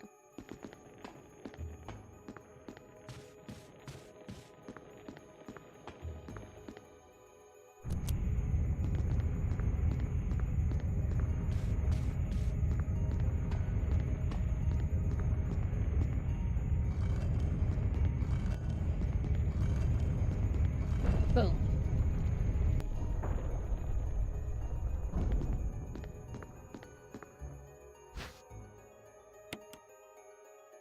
That can't be it. Hold on. Oh, okay. Imagine living life through camera angles like this, if only. Okay, now we have Eagle Medal.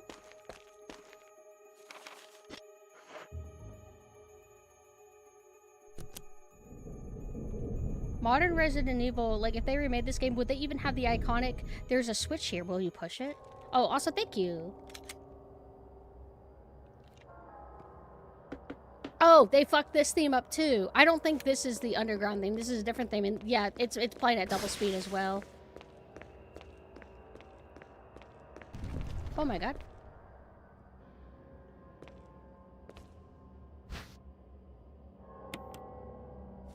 I don't normally go this way. Oh my god, scary. I'm poisoned, I can tell. If you limp right away, yeah, fuck. Oh! Oh no. I'm in a predicament.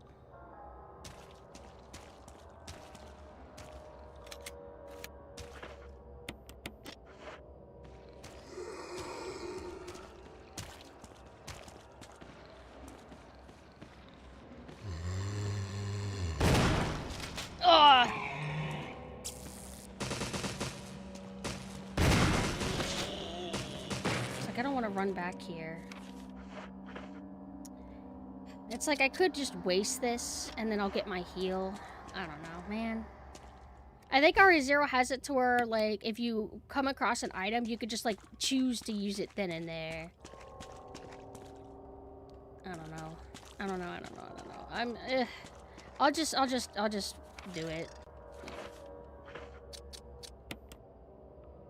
It feels Saran. I wish that you could combine this and then you don't have any more of these, but... Wait. No. If I examine that, that just gives me the metal, but I should do that before I forget. Adorable person. Hi. Alright, let's, Ugh.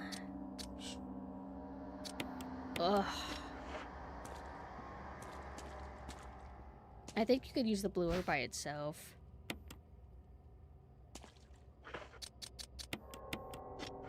And then we'll just pick this since we happen to be here. And we're not going to come down here again.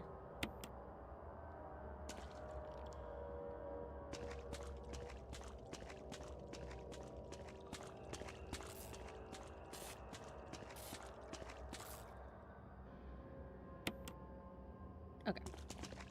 And, I didn't even remember having to do that at all. And then this should take us to the kitchen.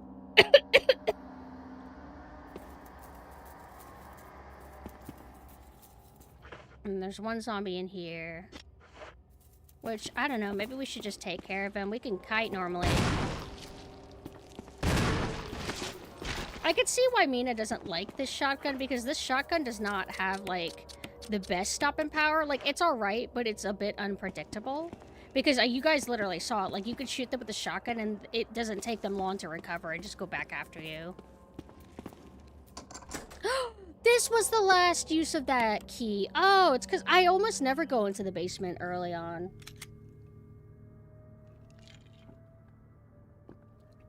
Oh, this song is sped up, too.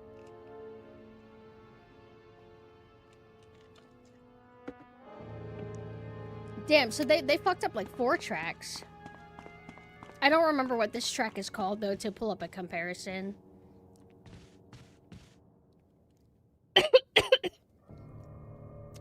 Yeah, this hallway in the original Resident Evil 1 was like the big, like, run ender for me.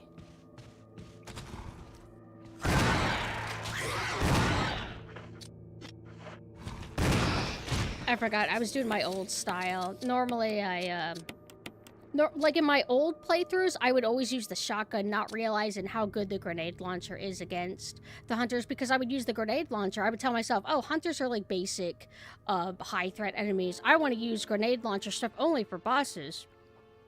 And then I realized it's actually ammo inefficient to use, shotgun shells, for them. It's like it's better to use grenade rounds, especially acid, because all it takes is 1 hit to do that, to take them out. Yeah, see, they made this easier in the remake, because in the original RE1, you get sandwiched by 2 hunters, and it's really mean.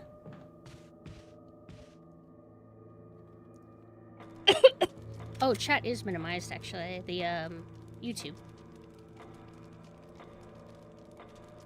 I play with my eyes covered to protect me from the horrors. You can't get scared if you can't see.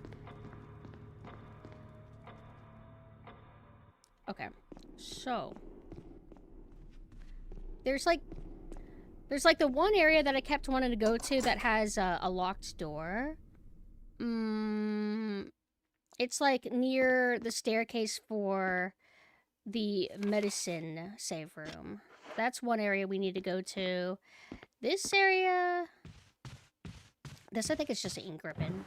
No thank you, no thank you, no thank you, no thank you. Goodbye, farewell. There's a urban here. And there is a puzzle box.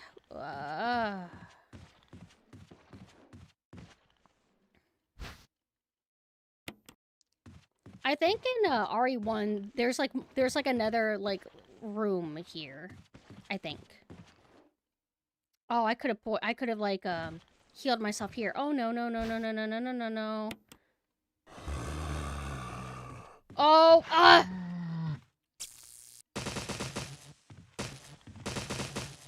That's fine, whatever. And now I will never go in here again. But I'm pretty sure in RE1, something's up with this room, and then if you come in here early, you can deal with the zombie, but if you wait later in the game, then it's a hunter. Also, hello, Goat. Thank you so much for the birthday art from earlier, by the way. I loved it. I hate this puzzle, this one. Oh, wait, I can't even do it yet. I need the jewel. But whenever you do it, it's, like, annoying.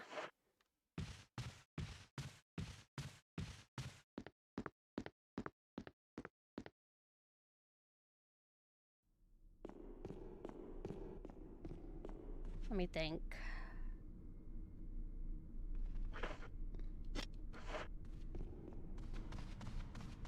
Every route pretty much has a hunter, by the way, so you have to pick a route and stick with it. I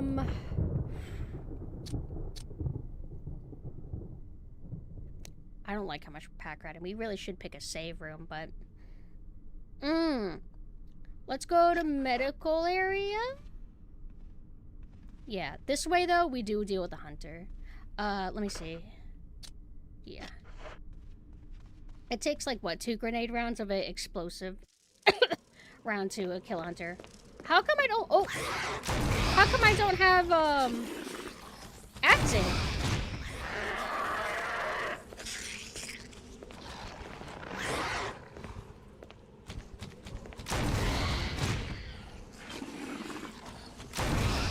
Oh yeah. Wait. I thought there was only one out here. Did you hear that?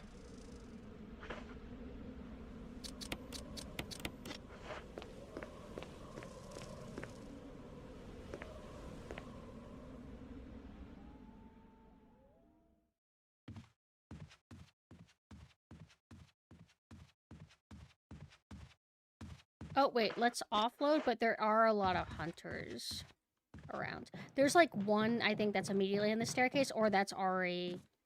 That's RE1 then, okay. RE1 has it to where there's a hunter just like kind of guarding the door, but maybe they removed it because they thought it was too mean.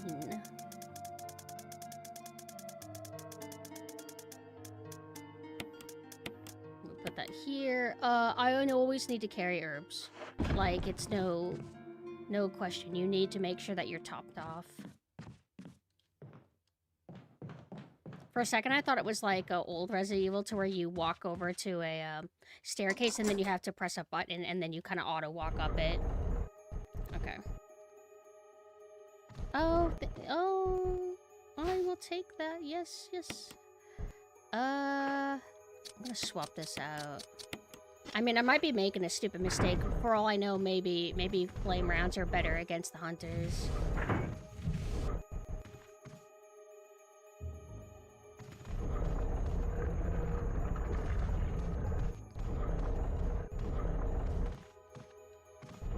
Is there 2 items you can get in here? Yeah. Wait, nope.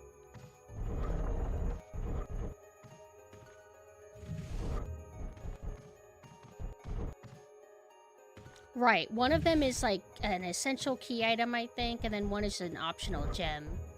Actually, I think it's 2 gems. One that unlocks this, puzzle box that I have, and then the other... No. The other one that lets me get the MO disc, or whatever it is in this version.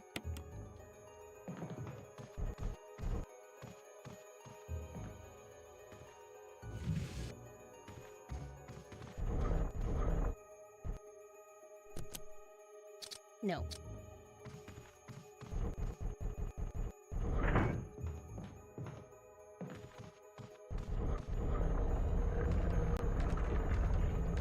Yes!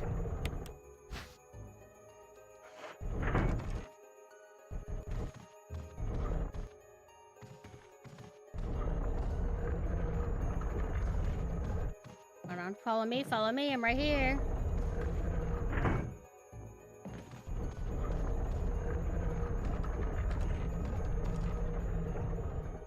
Okay, so I'm pretty sure red goes in the box. Oh, I left it. It's not in here. Red goes into the box, and then yellow goes into the statue. And also that, Crimson Head, I assume is despawned? Or, I don't know. I don't think active Crimson Heads get despawned. Also, hello, Faultier. Yeah, I'm feeling pretty confident. I think that we can get through this in no time. As long as my computer doesn't shut off. But I'm prepared for that, at least.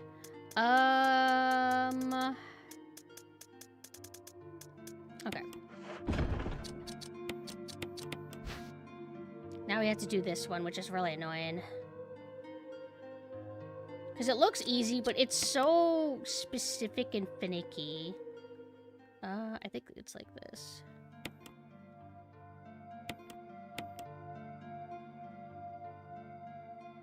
I don't remember if this is it. Hold on. Nope, this way. That. And then...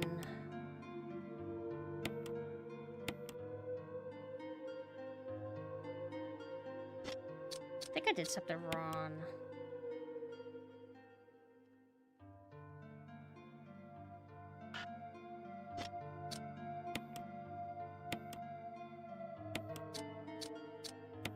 No, in, and then you shove it there. Maybe this doesn't go here? Oh, I think it's more like this. Nope. Ugh. It goes in, like, see, it goes in for a second. That's why, like, I hate it. Okay, and then...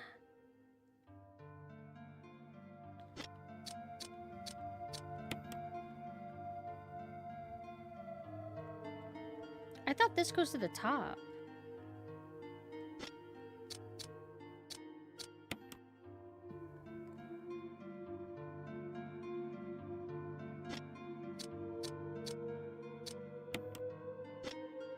This isn't...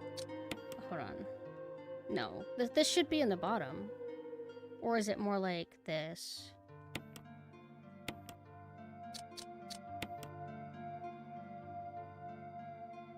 No.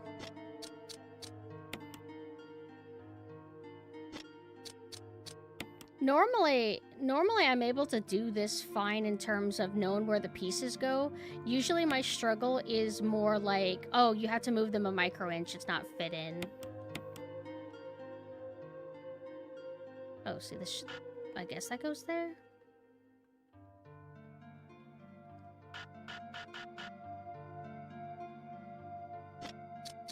How come?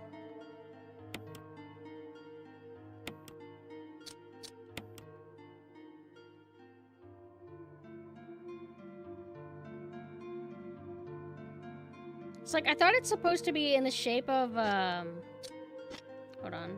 I thought it's supposed to be in the shape, oh, I think, you're supposed to press these first? No, I don't think you do. Oh, I had to recombine. Or is the gems red and blue? No, I think it would tell me that it won't open. It's like, this looks like it should be the bottom.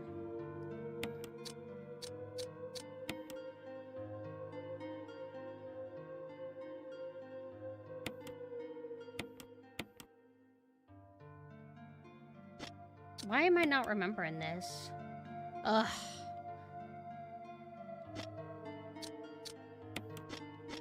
Let me just double check. I don't think this is it. Okay. I hate this puzzle.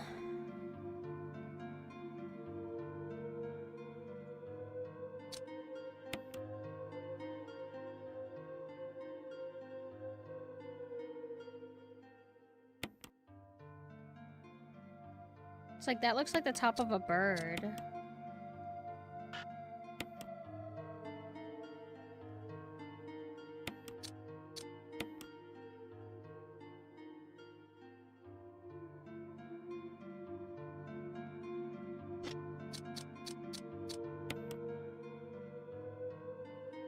Hold on, I want you moved.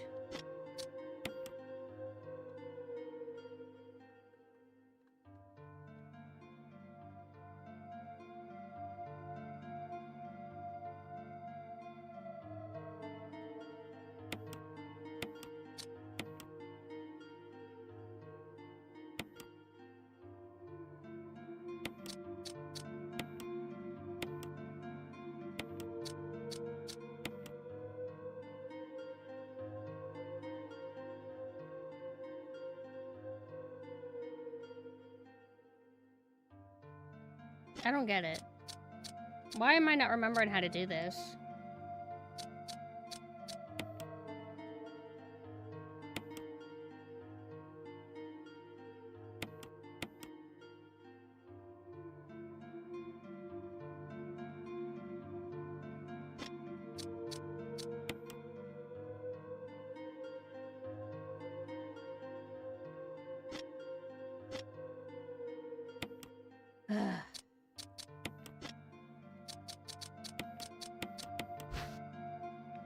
I'm just gonna look it up because I don't care. I just want to see what it looks like.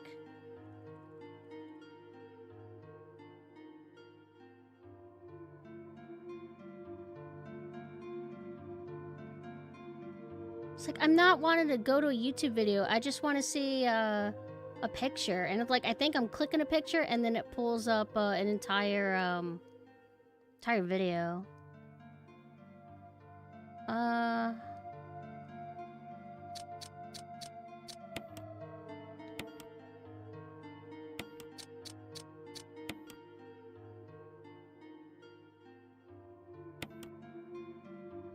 It's like I looked at it for a second, but I remember it well enough.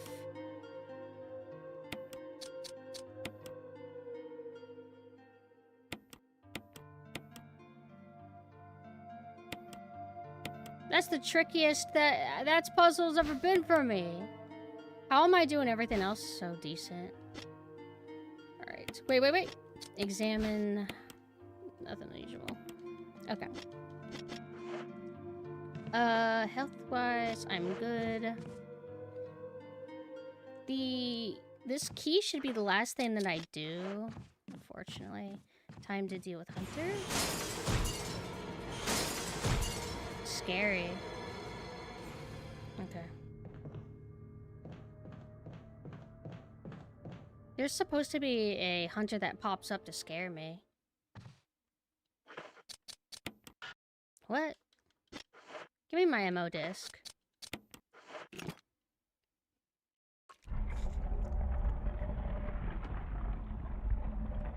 Yay. I think in the original RE1, then that's when you get magnum ammo instead of an ammo disc.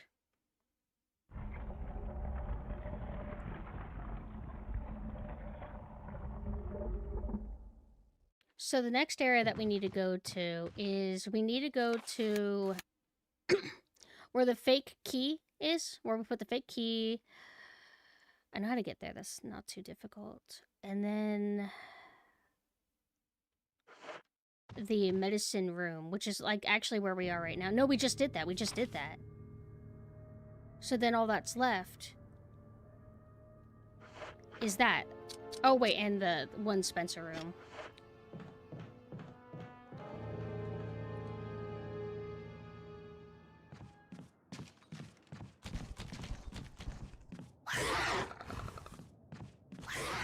Phew.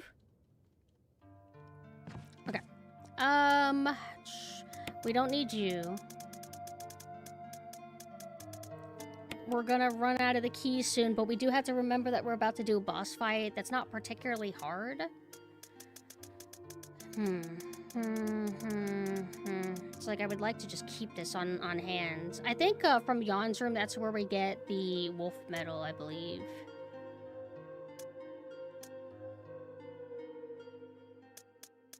Let's top off. Hold on.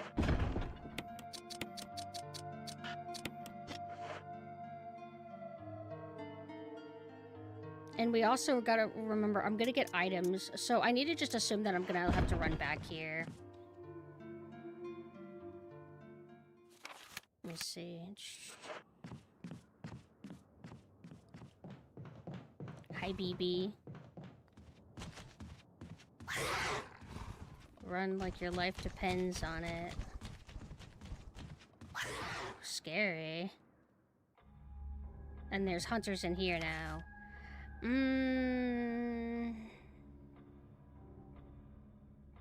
me think.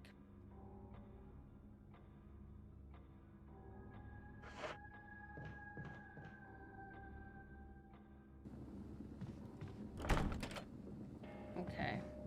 I don't go through this hall from this angle ever. Hold on. So let's find out where the hunter is. Alright, you're right there.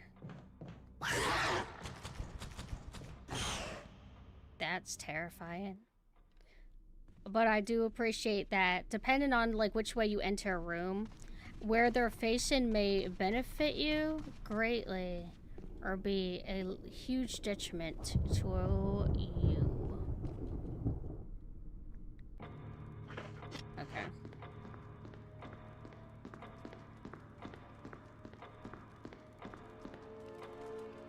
And then the way we should be going in this hallway, I don't think is Hunter's there. We already dealt with him. I don't remember if one ever shows up here. I don't think they do.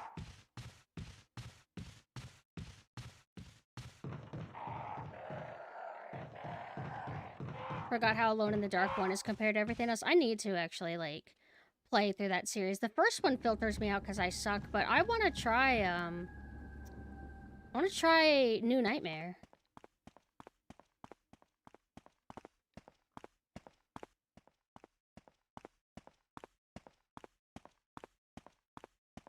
So we have 1 health item, and we have a free slot.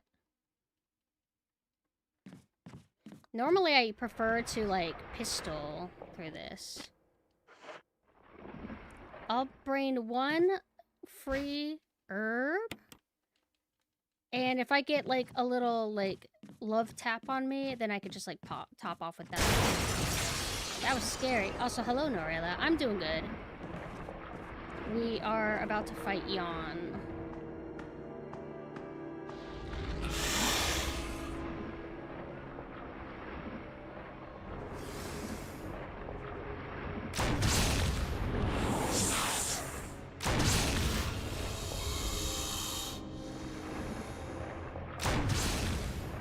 Whoa! Normally I run through the books and lose him that way. Oh, looks like he's gonna run through the books. Hold on.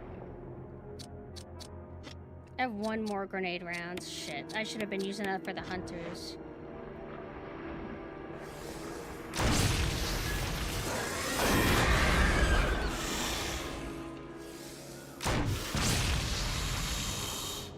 You alive?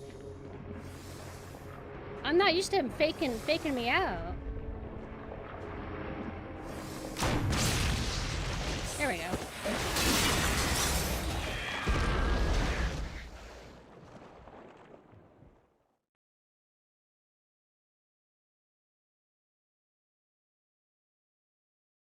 He's so cute.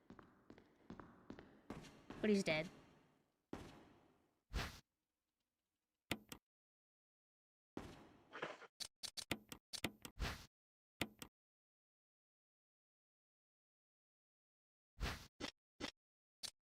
And then we do this, and then we should be pretty good to go. Oh, no, wait. I forgot. We have to do the underground area before we can do the labs. Let me up.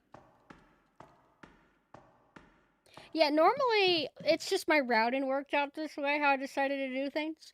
But normally, pistol is just fine for him. I'll use, like, maybe a grenade round or 2, or I'll use a shotgun shell or 2, and then I'll, like, finish him off with pistol, but...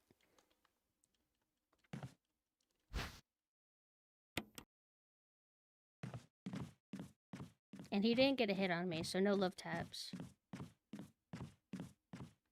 Wait, oh wait, no. I'm trying to leave.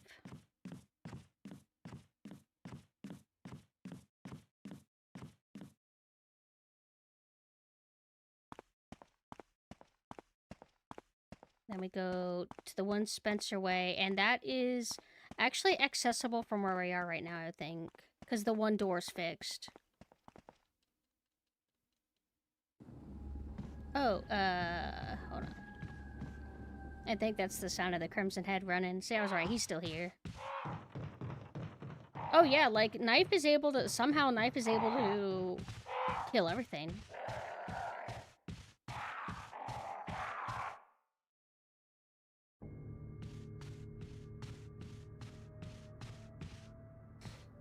Now, I gotta remember that... Wait, no, this isn't the way I want to go, right? No, not here.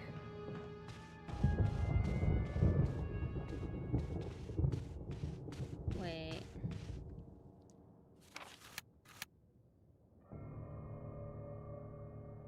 This takes us to the medical way.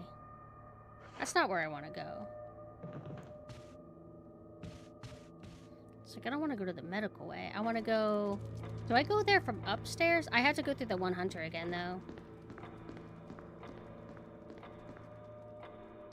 Let me think. So we go upstairs. Yes.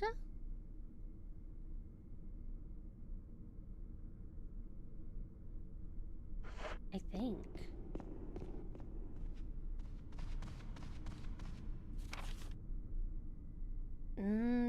No. Oh. I'm literally this way.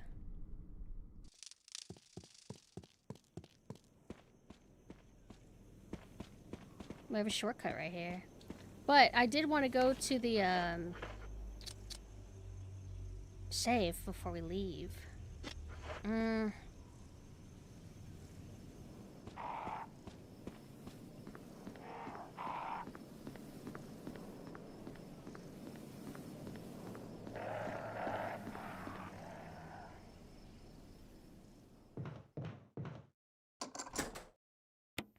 And if we're full, that's fine because I'm just going to combine these herbs. And one of these slots I think is just for, what's it called? The ink ribbon. I don't need that.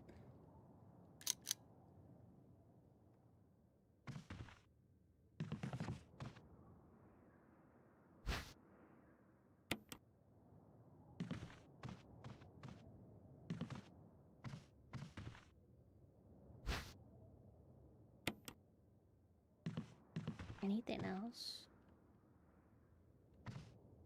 What about... Oh, we have access to the boulder area because we have the crank. No, we need the battery.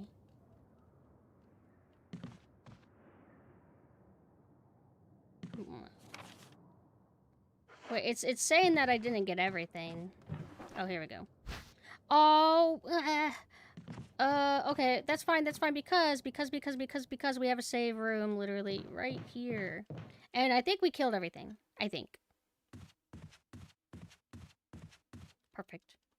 Can they remake this remake? They're certainly gonna try, mark my words. Okay, so we don't need the medallion for a while because we will not be able to go to the labs for a bit. Oh wait, I didn't mean to do that. We don't have the metallic object, like, rim thing. So, are you able to use it? No, I don't think so.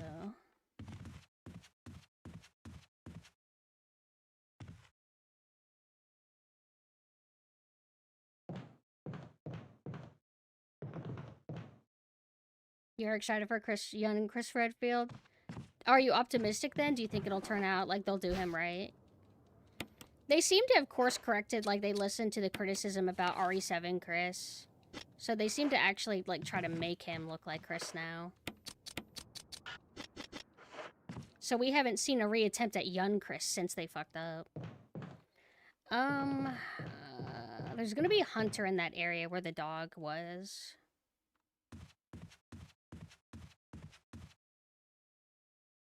Or,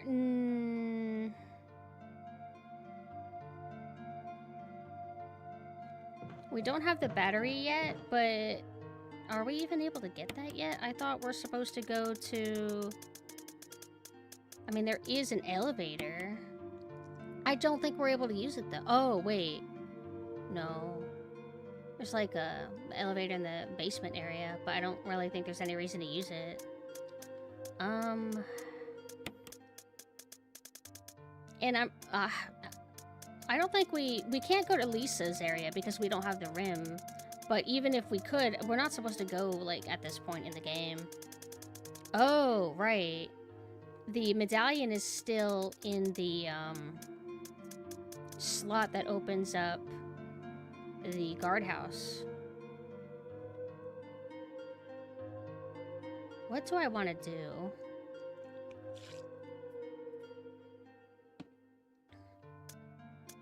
It's like I have no more keys, so the only thing I can think of is that I need to...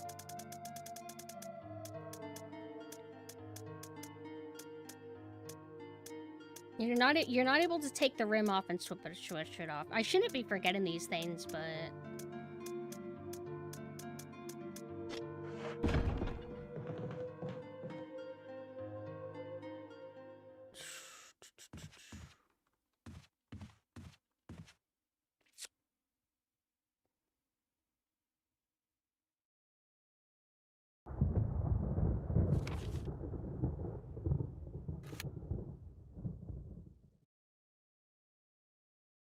I don't have any keys.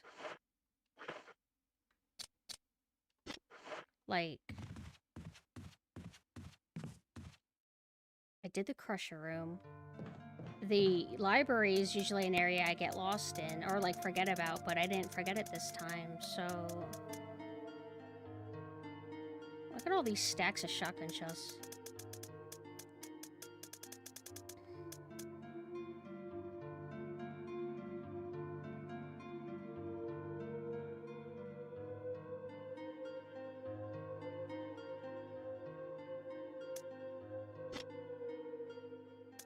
We're also running out of this ammo. Do we have any grenade rounds? We'll be fine. We'll be fine. We'll be fine. Okay, I'm gonna try to go to... No. Oh, okay. If we go to the first hallway...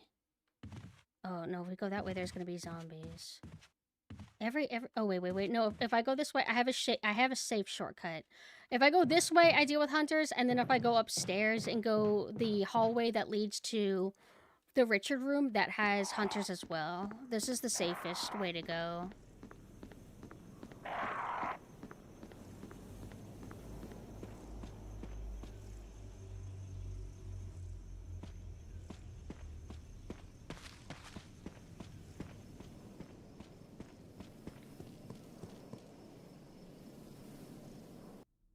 Right.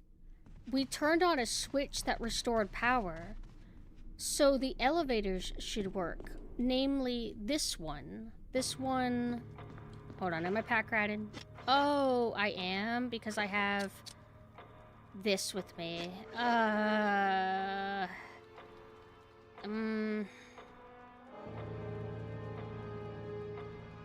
just do a run back. If I have to. And in RE1, there is like an extra ass area that you're able to go to. This has it to where it's blocked off. I think they kind of replaced it with the library. Doesn't look like you can access it from this floor. Okay, so then we just have to go to the basement. Wait.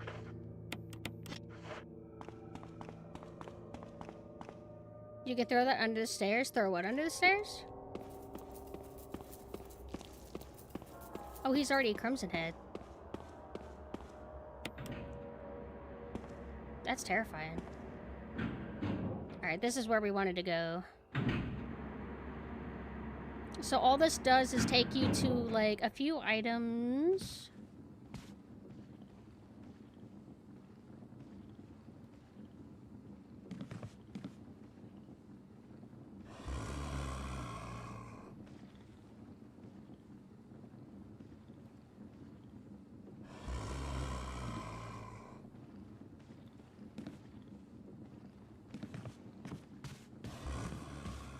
It's like, I don't think you can go in here. Yeah. You can only go in there in RE1. I thought his head exploded. And then we can leave by going through that way, I think. Oh my god. There's so much stuff here.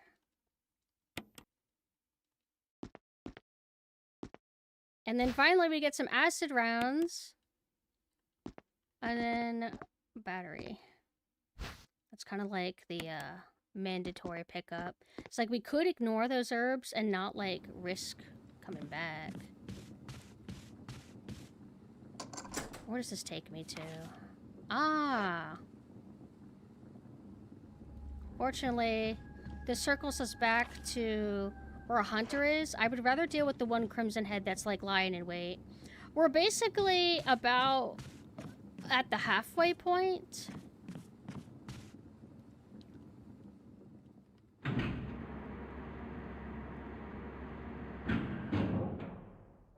It's a pretty lengthy-ass game. I like how you can visibly see that the zombie is in a red, in a Crimson Head state. Even before he gets up, so you know that it's, like, too late. Unless it lets us burn him now if we wanted to. So we have the battery. I'm gonna risk it, and I'm gonna run back. I'm gonna pick up those herbs. It's like 3 of them. If I can knock the one zombie down... No, I shouldn't. I shouldn't. Just literally leave. It's literally fine. Just skip 3 herbs that you don't need. I'm just so stubborn. I need the crank, though. I mean, Crimson Heads are a thing right now, but I've been on top of, I've been on top of burning them before they can activate.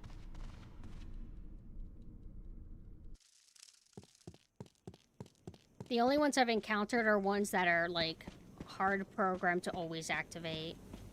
And it's like 2 of them. One of them, and then there's the, boss one.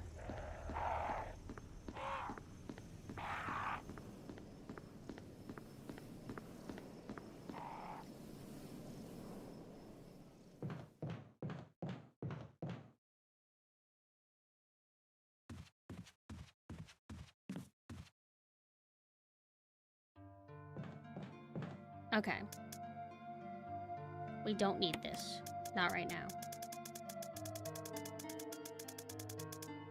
Oh, thank you so much. Thank you. The only cure is more dead angels. Oh, wait, you know what?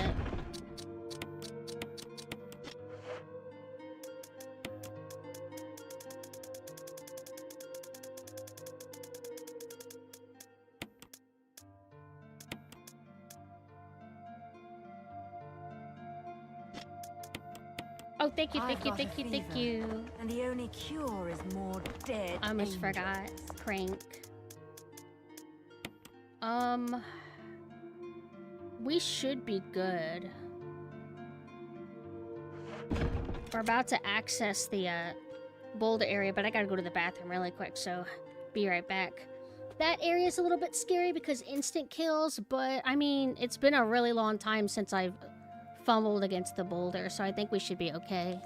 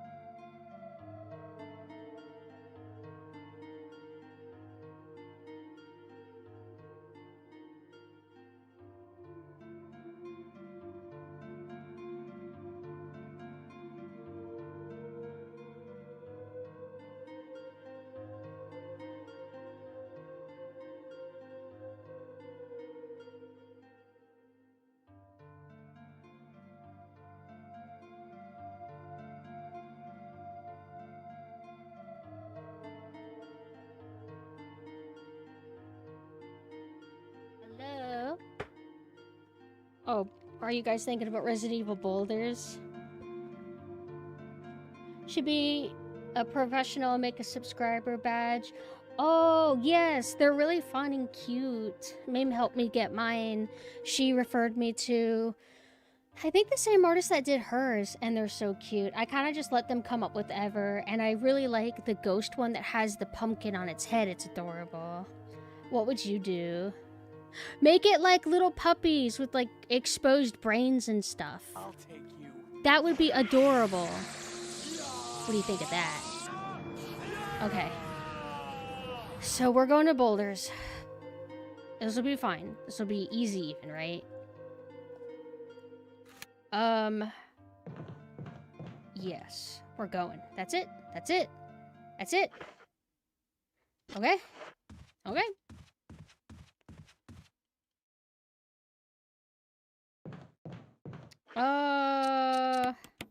I want to be aggressive because I want to catch them off guard so they can't leap. Please. Huh? What the? Hey, where is he? He's not coming. No way. Alright, I'll take it. It's like my OCD wants me to pick up these herbs. There's so many. Yahoo!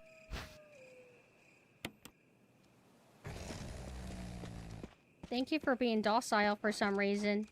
Even though you seemed a bit angry to see me. Huh? I got a text. I just gotta make sure it's not my dad.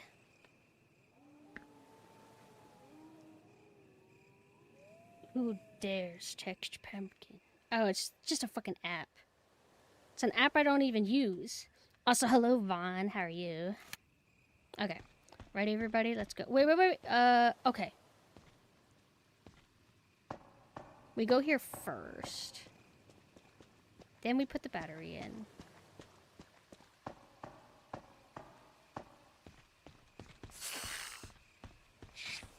Oh, you!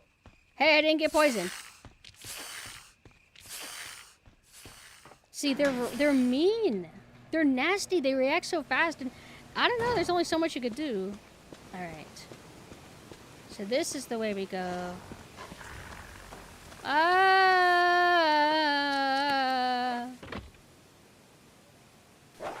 Hey. It's only that single snake. Oh, okay. Oh, whoa, hi! Hey! Get off of me!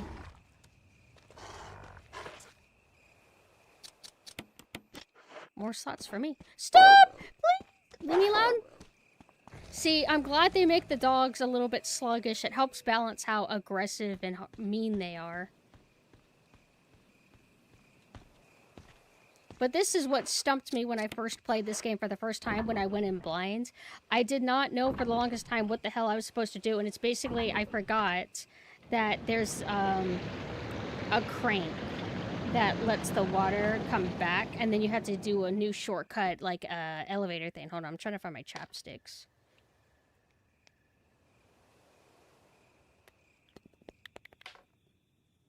It even hints you, the sound of waterfall seems to stop. It's a clever little area.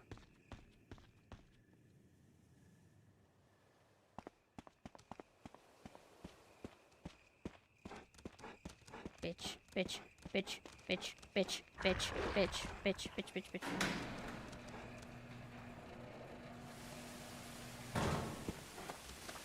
Come on! Come on! Get off of me! Thank God for self-defense items.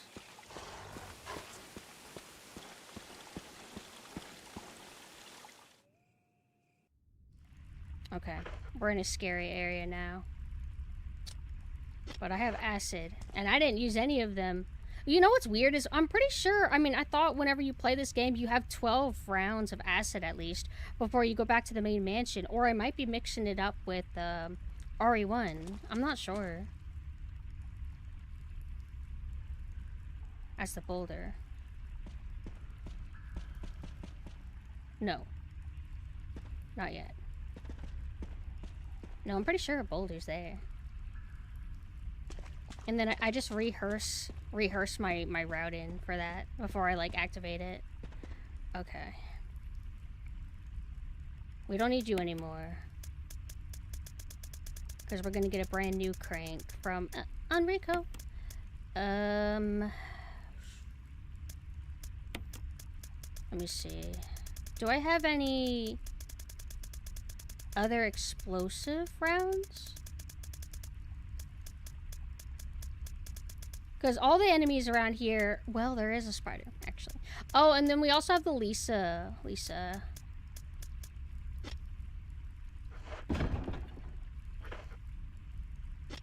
One acid round kills a hunter. So, I gotta factor in that I will sometimes miss. Also, I don't think that crank works here. I mean, I could double check, but I'm pretty sure that you only use a brand new crank for it.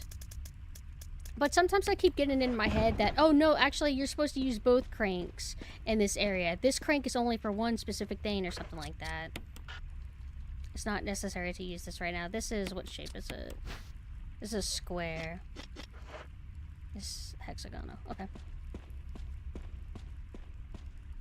And this is a very small micro area. But they extended it by adding the Lisa Trevor stuff. Before this was a lot more brief. But still scary because, like, the hunters. Why do people want another remake of this? Because they think this is bad. Like, oh, the fixed camera, I just can't deal with it.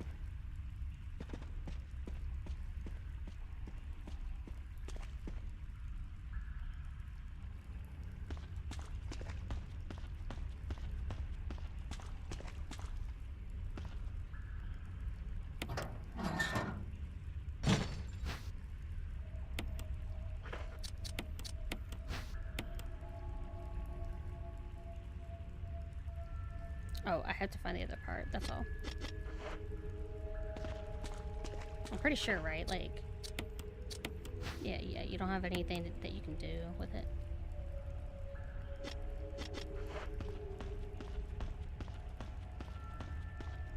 I love this song also. This one's so good. Shit. This should be the only remake ever. If they can't play fixed camera games, too bad. I'm becoming more extreme on this position by the day. I feel very defeated. I have that same sentiment in my heart, but I just feel so worn down by modern gaming that I'm just like, I'm never gonna get fixed camera again. I know they're gonna remake it. Let's just hope it's not abysmal dog shit. It's already gonna be, like, lame in comparison by default on the merit of not having...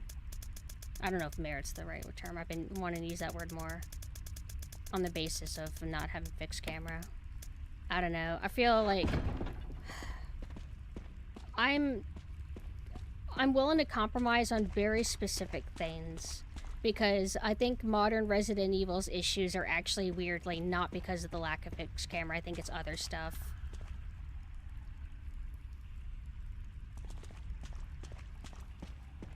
And you run in like that. Why did I run all the way back? Oh, I wanted to offload. Fixed camera won't, or like if they were to add a fixed camera, it won't fix the lack of atmosphere. It won't fix some of the hand-holdy stuff they do at times. It won't fix forced walk-in. It won't fix streamlined design. It'll be as good as modern Resident Evil could possibly be. Enrico's? But I mean, I guess the benefit of fixed camera would be nice, but... Stop! Are you with anybody, Jill? But that's my preference. I want No, fixed camera for but these games. why? But since RE2 Remake didn't do it, there's no way they're ever gonna do it. Someone is Besides, traitor. if they genuinely want to remake this game again, they would do it only because they think the fixed camera in this game proves that this is still a flawed game. Like, damn it, they already remade RE1 and they didn't fix the biggest issue of all. Traitor? Like, that's why they would remake it.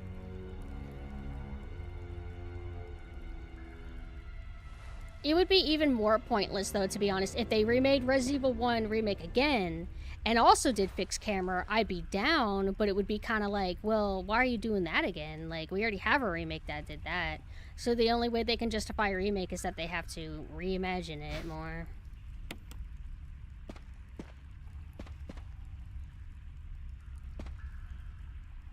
I just feel people screaming and whining about fixed camera angles because they need every game to play exactly the same and short circuit if it's not something they're explicitly used to. Yeah. Like, I really don't like that we've lost the battle. I think that it's unfair. I think that niche playstyles should be allowed to exist, and these people would have you think otherwise.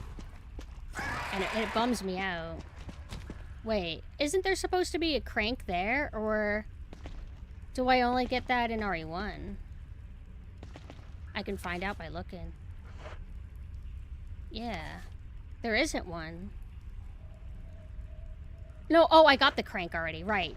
In RE1, it was something I missed once, but in RE1, the crank is in front of the door that you exit, rather than being on Enrico's body. So they made it to where it's like less hard to miss.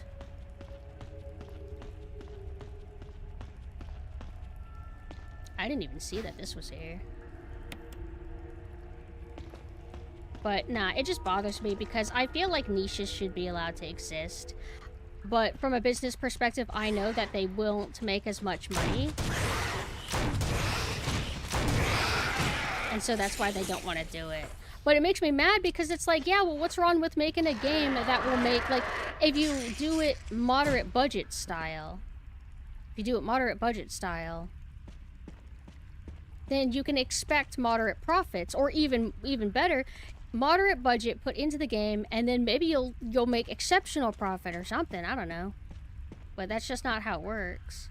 They want the fewer games that they make to make the most amount of money possible, so you get fewer releases, and they'll be more homogenous with like what is most likely to guarantee success. Okay.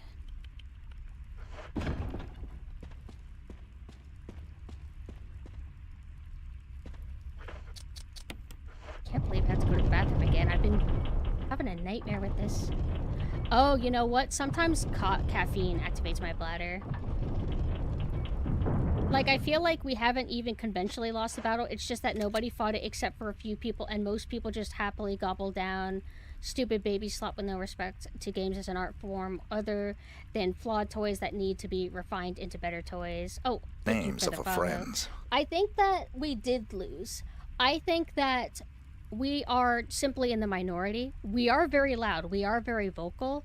But I think that we are just astronomically outnumbered by the amount of people who not even just don't want fixed camera, but loathe it.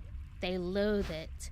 They will flat out just like, if they ever make an editor, Resident Evil 10 is fixed, I won't even buy it. Like, a lot of people are genuinely, unironically like that. And so because of that alone, I think that's why, like, Capcom's never going to listen to us. Because they're like, well, we hear what you're saying, old school fans, but we want the most amount of money ever. Ever. Why would we listen to you? And I get it. I get their perspective. It sucks.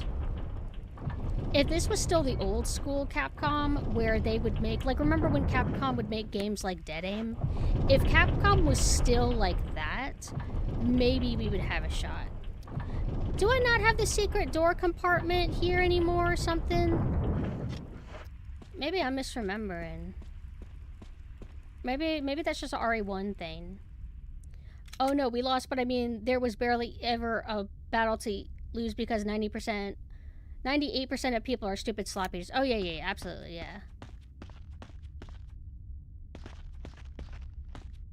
Am I in the Lisa Taverns?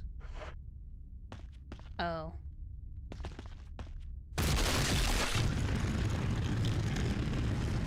Phew, that is so terrifying. That is so fucking terrifying.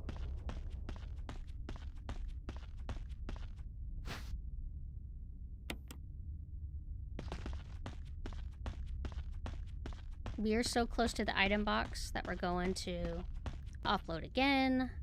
Maybe I can just... I feel like I used up one extra acid round that I needed to, which annoyed me. But I don't think there's enough hunters to justify needing to carry this around. We do gotta remember, Black Tiger, though. Yeah, if we deal with Black Tiger... How about that? We also get the flamethrower, which is good. Oh, does the flamethrower need 2 slots? I'll just bring it just in case, because I think one of the times I played this, I missed the flamethrower when I encountered Black Tiger. Wait, I think we already went up there. Wait. Okay. That's a criticism that Mina has of this game, is that there's no ambiguity whether you have left an item or not, because the map will highlight if it has something. Like, for example, the one room it's all red, which means that there's something still in there, or it's like a key item, like a item box or whatever. But like, if you didn't have this telling you not to waste your time, then, you know, you'd explore, risk of going back to an area to see, oh shit, never mind, I already got everything. But you don't deal with that with the RE1 remake and onward. Is this the Black Tiger room? It is. This is why I brought the flamethrower.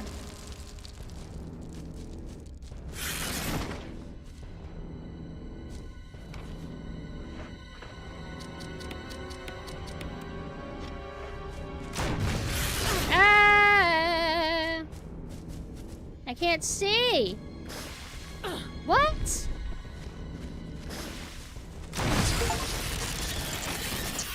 Alright, it's dead. How come it's giving me a trophy for that? Why is it acting like I've never gotten that before?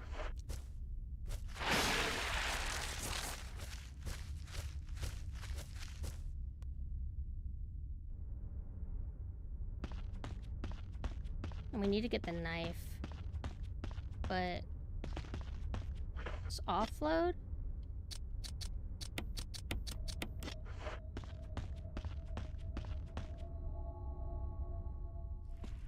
I feel like I didn't do that optimally. I think I'm supposed to get the flamethrower, but I thought it wasn't active yet. I don't even know if it works, because it's used to open the door to the Lisa area. Also, thank you. Imagine losing the run to that damn boulder. It's happened. I would cry.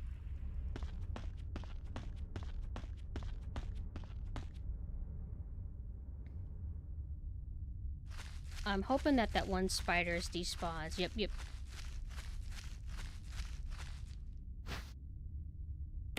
Now, does this knife do more damage?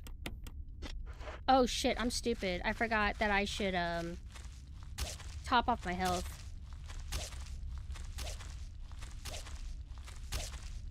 And this takes us to...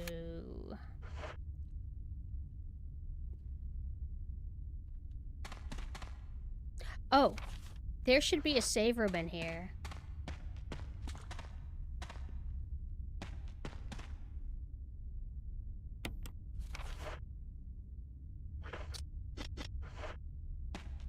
Right?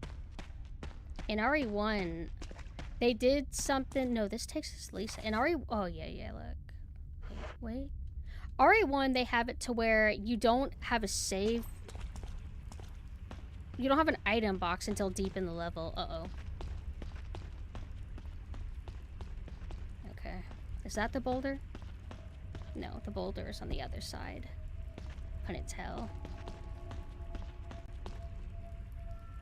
Yeah, so we're gonna do that, and then we're gonna do that. Oh, let me get rid of this knife. Although, I think your running speed when you have the knife and when you are completely empty, I think is similar. Also, technically, there's a cubby that you can squeeze into when you do this. Like, you could just go to the left. I don't know how safe that is. I don't normally do it that way. I just go the long way.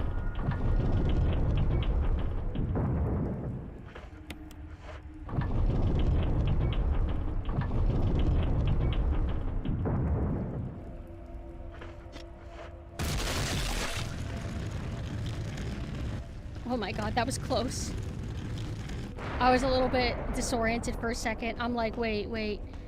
I didn't have enough time to like react to what was going on. Wait a minute. Hey. Oh, that got my nerves going. Anyway. Is this the square one or is this the hexagon again? Okay.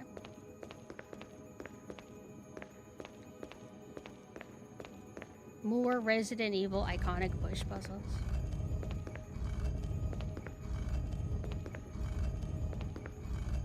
Oh wait, that's right there. And somebody asked earlier if I think Code Veronica will have yellow paint. I think the yellow paint will be about as offensive as Requiem was, which wasn't that bad. If they have to use yellow or paint as some kind of indicator on what to do or where to go, if you do it to the extent that Requiem did, it's not that bad.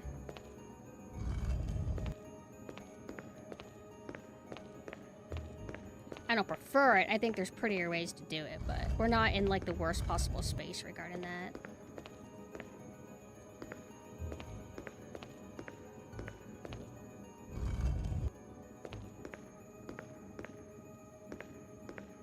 Can't see. Motherfucker.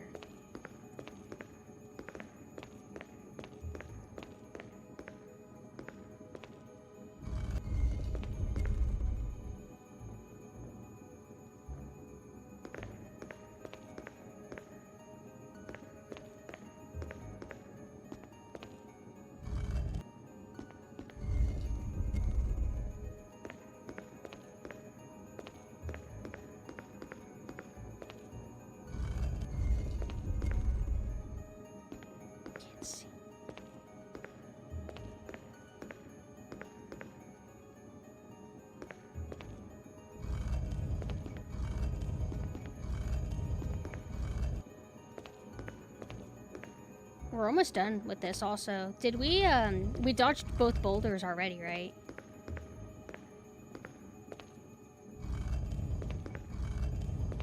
I'm pretty sure that there's only 3.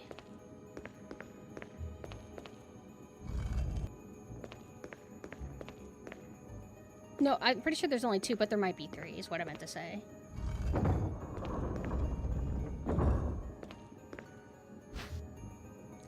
I would think you can use discoloration on an interactable object game entirely as an indicator. May even be immersive, I guess. Oh, there's absolutely better ways to do things rather than do the yellow paint, white paint, whatever style. I think light sources are kind of better, using light to convey stuff like that. Okay.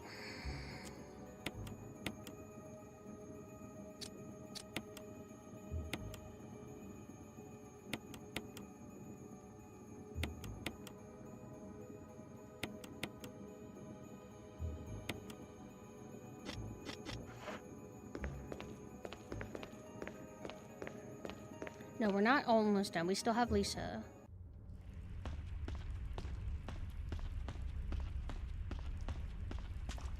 But it's a very small, brief section.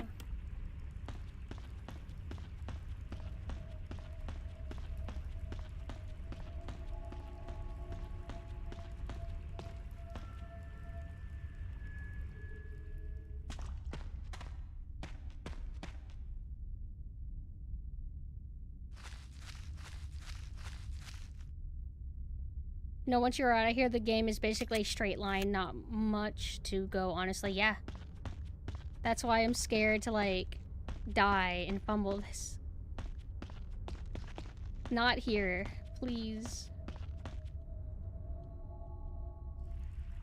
I saw someone play the Silent Hill 2 remake after I finished playing original Silent Hill 2 on original hardware, and it's so agonizing how many tutorial windows and button prompts and highlighted shit it has, right? Like, they didn't used to need to be that invasive about the mechanics. Like, they don't even let you figure things out on your own and have, like, the fun accomplishment of figuring it out on your own. They just don't even give you a second. Like, I think Electric Underground mentioned when you play Requiem and you encounter the area where you can shoot through the glass, it doesn't really give you any opportunity to experiment and be like, hey, wait, we're standing on glass. What happens if I shoot it? Like, will I? It's like they don't let you do that. They just immediately tell you, you should use the glass. Okay. This way? Right? Yes. Yes, sirree. Also, I am a little bit nervous about the Lisa, like the real Lisa fight. So we're gonna have to see how that goes. Wait a second. Did we already do this? Oh my god.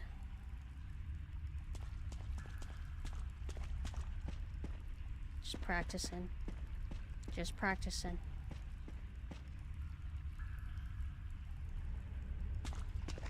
In original RE1, they had way more hunters around this area. It's so, like, barren and empty.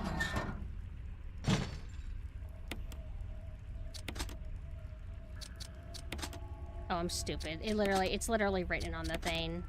Hold on, let me look at this. Oh, don't tell me it's making me rotate it again.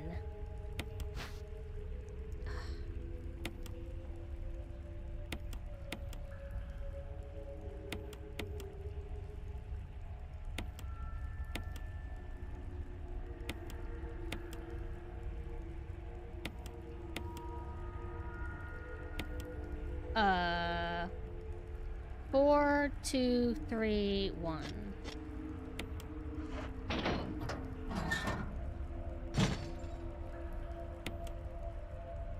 Four, two, three, one. Yay!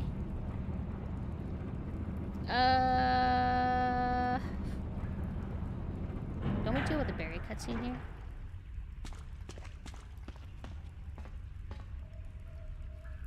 Should we do the boulder part now?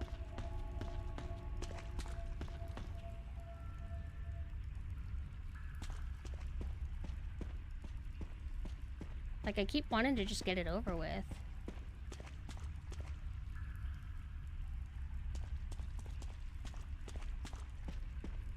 Okay. Wait. Yeah.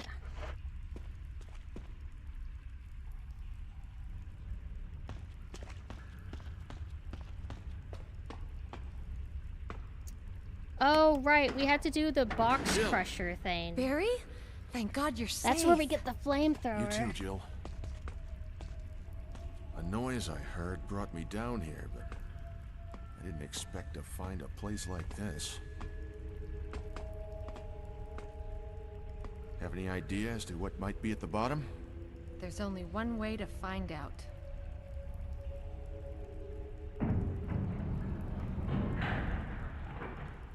No, I know how the Lisa encounter works. My only worry is that if I am a little bit clumsy and I get caught on geometry, or I let her get too close to me while I am close to the edge, she can knock me off. So it's same thing with the boulders. They're not really that hard, and if you have the muscle memory down, you pretty much rarely die to them. I'll stay here and But secure it's our just escape route in the case something happens. mental knowledge that they are instant kill that makes me nervous. Yeah, you can get knocked off by Lisa. That's why I've never been able to, so whenever you, encounter Lisa, like the real fight for her, you have, the option to trust Barry and or trust Wesker. Whoever you're playing as and whoever your, like, partner is gonna be. And if you choose to fight alone, you don't have that additional assistance that can distract Lisa. Also, I think no matter which way you go, Lisa's gonna be there. But anyway, in the boss fight, if you, yeah. If you try to fight her by yourself and you have nothing that can, like, assist you, you run the risk of dying. And it's kind of too hard for me, so I usually always have to have my partner help me. Whoa.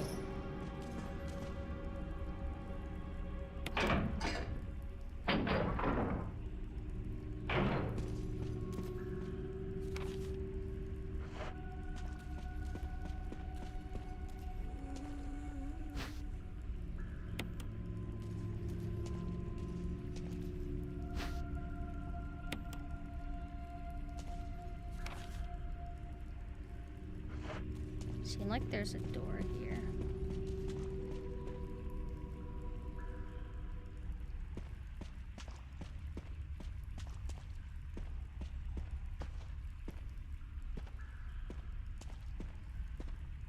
I noticed that felt weird because I'm like, I don't have the flamethrower yet. Oh, wait. I don't have the flamethrower yet, and you need that in order to even use that. For the longest time, I didn't know all this stuff was here. It's awesome.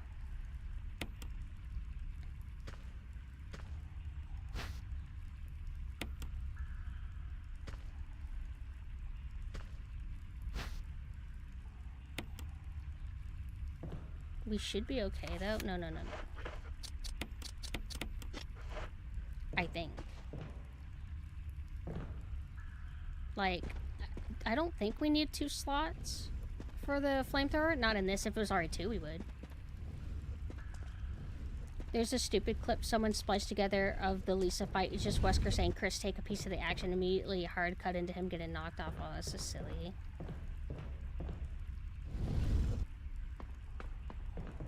Resident Evil edits are funny.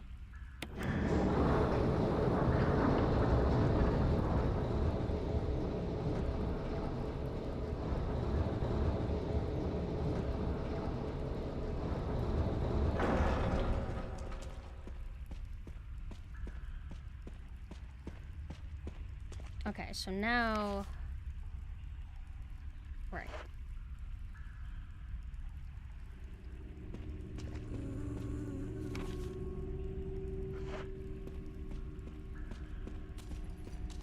Oh. It's a one-way path. Whoa. This area sometimes gets hard to navigate just because everything looks a little bit samey. So I usually use the map just to kind of help myself. No, Barry! In the remake, they'll remove Jill's ass. Hey, Barry, I need that. What about my puzzle?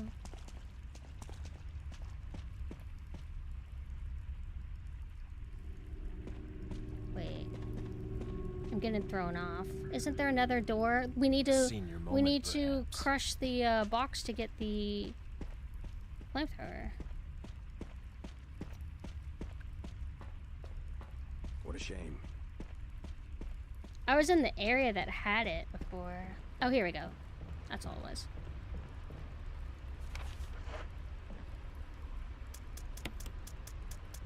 I'm gonna put this here. We're organized later because, like, I mean, look at all this.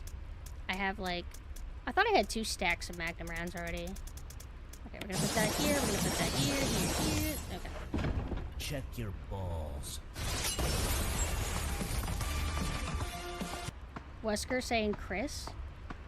Stop it. It's so... He sounds so, like... Howdy chick.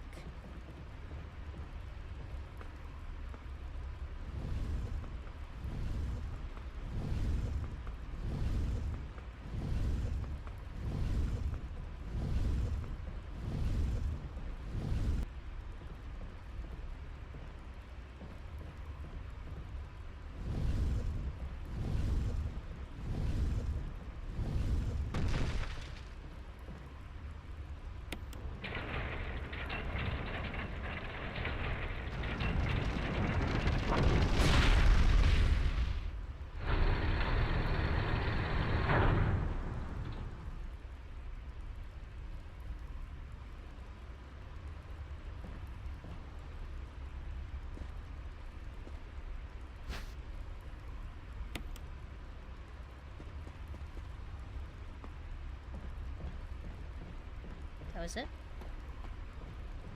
I guess we're ready. I don't remember what it opens though. Like a Lisa area, but I don't think. No.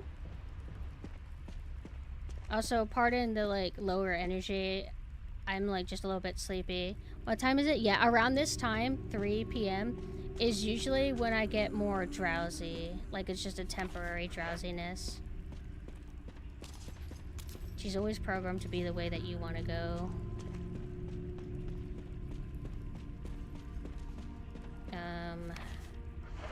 This way? Oh, fuck!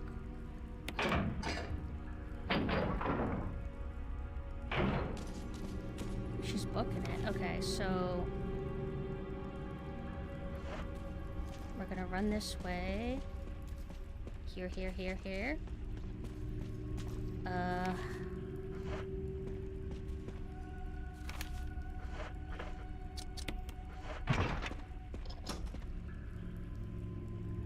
Only that in the giant crate. Hi, Robin Chan. Alright, this is a room I usually say is like kind of like one of the more poorly upscaled ones. You can kind of tell how smeared the dolls are. And remember, it has nothing to do with AI or anything. This is before that era. Actually, it's not as bad as I remember it being. But it's still like a little bit on the rougher end. Oh, help, help, help me. So I was right. We do go to a Lisa area, but is it Lisa boss fight time? Because I don't think you can do that yet. Like, you need to open the doors.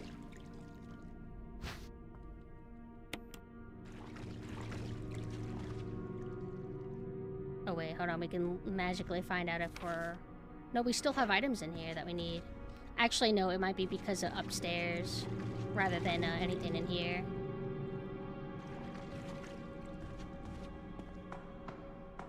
Yeah, it did. So I'll be able to play Star Fox as soon as it comes out. I'm so excited. And I'm very grateful for your help, Robin, and everybody's help. And I have Kirby Air Riders already arrived. And that was, so far, before I got into Star Fox, Kirby Air Riders was like the main tempting thing for me to get switched to. Pokopia is something that I'm vaguely interested in, but I can't say that I'm like in a rush to buy it either. But Star Fox is the, pushing me to the limit. I need to play it. Oh, and we have the new ring.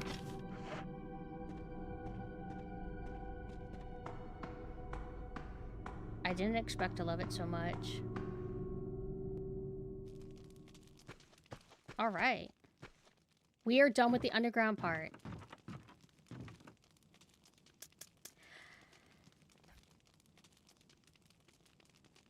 I'm a little nervous, because we need to fight Lisa now. Look at all this stuff we got, dude.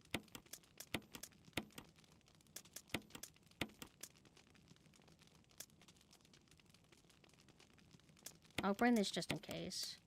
We don't really need this crank anymore. Maybe another herb, but health is not going to be what kills us regarding Lisa. It's going to be being pushed off. And we need to go to the one way. We can go the shortcut, because we need to get the other one of these. It's like we have the stopping power of a really good shotgun. We just got to be fast.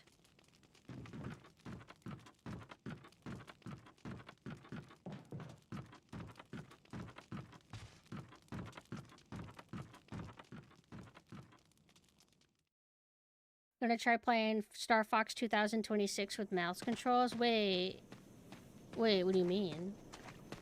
Like, the newest one? I mean, I guess I heard that you can use, a mouse for, the Switch too, but I don't know how it works. I would rather just use controller. But typically, when it comes to, like, FPS games, I prefer mouse and keyboard over controller.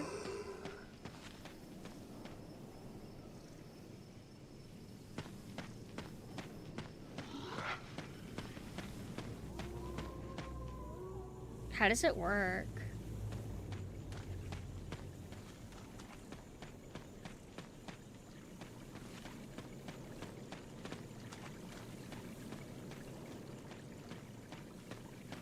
You take one of the Joy-Cons and use it like a mouse. Isn't that more like gyro aiming? Or is it not quite like that?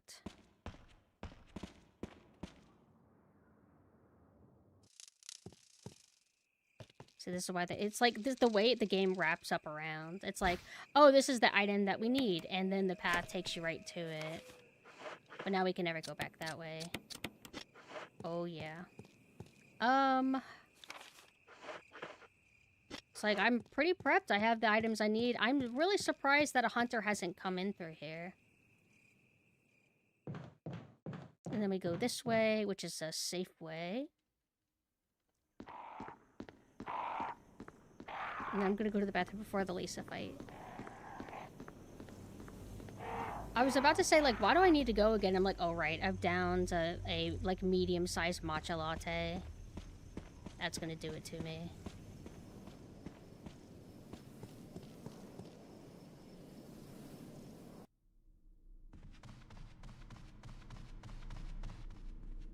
I like when you come out into this main hall for the first time and you have that, like, really ominous, like, ooh, music.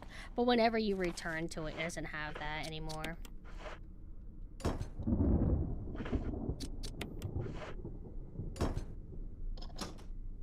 Alright, I'll be right back.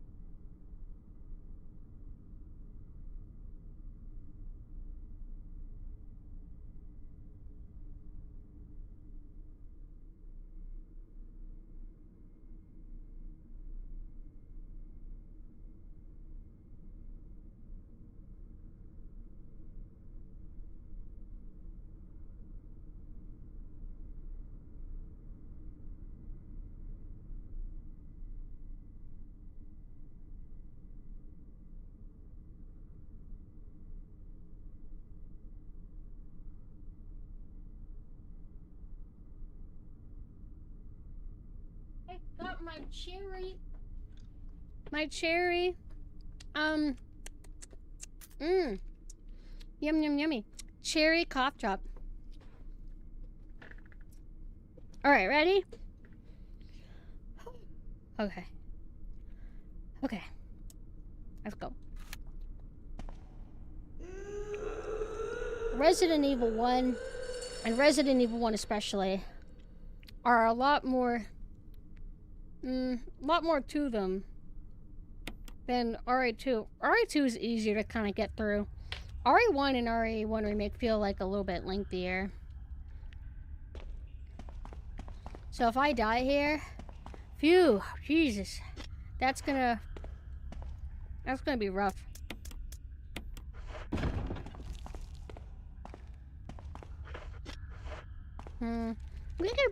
It doesn't hurt to be double. That's just in case.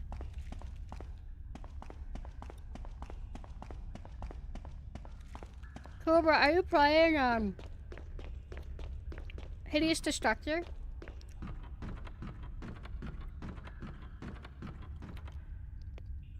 Alright guys, let's do it.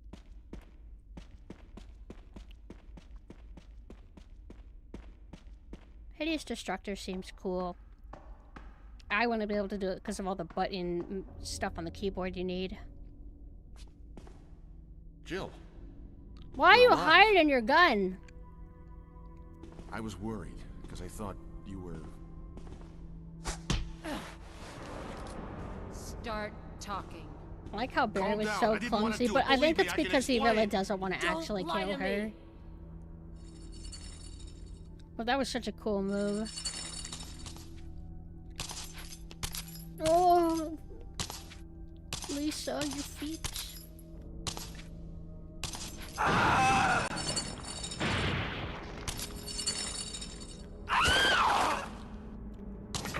It's pretty gnarly.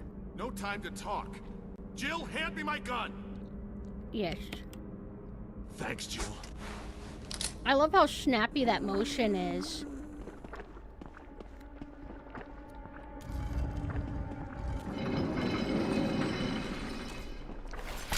Oh! Oh, I can only push it this way.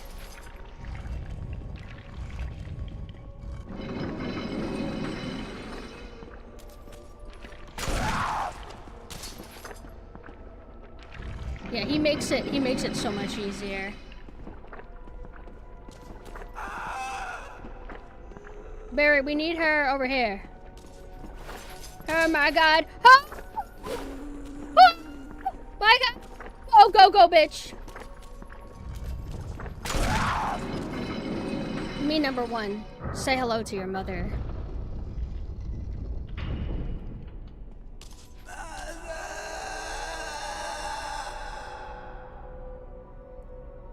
It was really nice of Umbrella to make this special coffin tomb boss arena for her mom.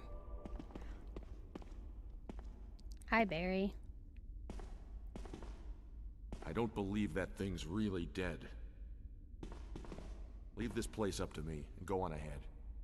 Okay. I love how if they remade it, they would change things, but it's so gamey that Barry tries to turn on you. He pulls a gun on you, but then you unite to fight against a common threat. And then when you're done, rather than Jill be like, okay, start talking, Barry's like, all right, you go on ahead. Progress through the game. And Jill's like, okay. I don't give a shit. I love it. Now that's how you make a video game. What if they remake this again? They would change it. They'd find some way to make it seem less silly. But they don't do anything too crazy because they don't want to halt the game or anything. Oh wait, oh yeah, oh yeah, oh yeah, oh yeah, oh yeah, oh yeah, oh yeah. Have an aura? Yeah. We need to go to the save. Also, we need to get our pistol because we're going to be fighting against normal zombies again. And I have like accumulated 5,000,000 pistol rounds.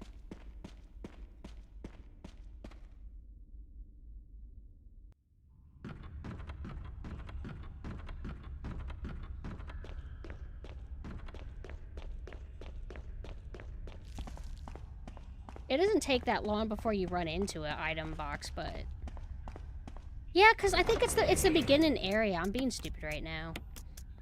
We don't really need this anymore. Shotgun shells. Let's start organizing a little bit. Look at all this. No. Oh my god. No, no, no, no, no.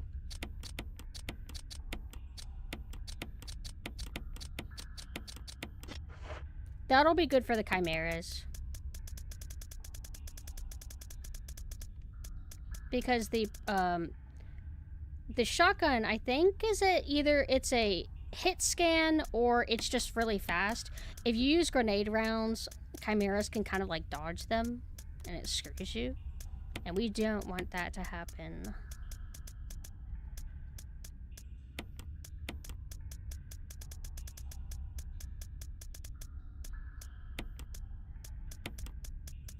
And then we'll need the ammo discs, but I'll worry when we have all three. We better have everything I need. Is that all my pistol rounds? I don't know, something doesn't feel right. Oh, yeah, no, it's not even close. Hold on.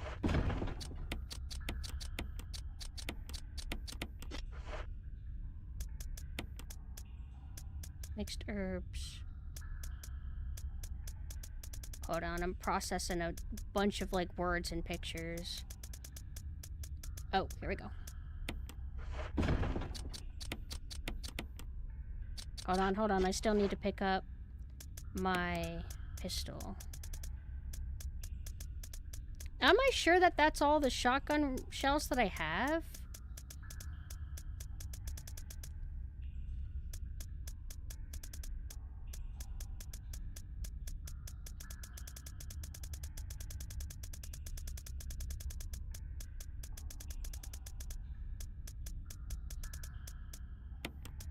Not that I really need more.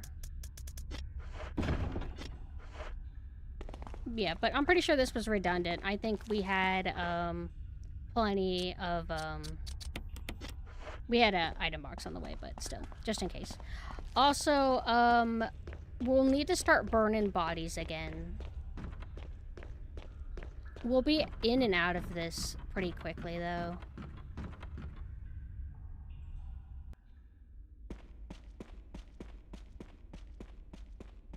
Now the question, though, is, assuming that I'm able to complete this run, I'll have to eventually do this as Chris. But I might take my time before I do that and kind of, like, space it out with more, like, relaxing games to refresh, so to speak. Because no save runs are pretty stressful. Alright, let's see if I can get this on the first try.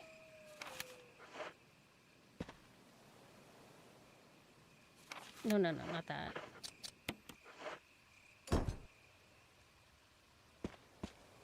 Did I actually get it on the first try? Yo.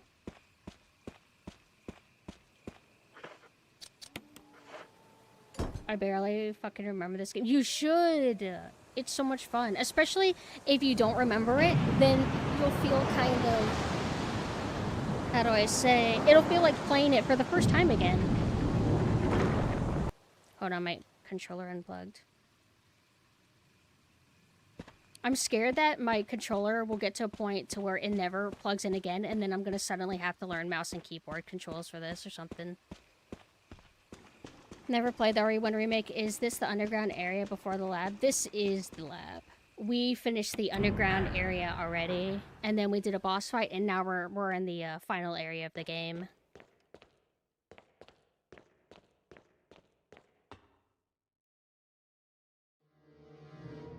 Alright, so here's the song that they fucked up and sped up too much.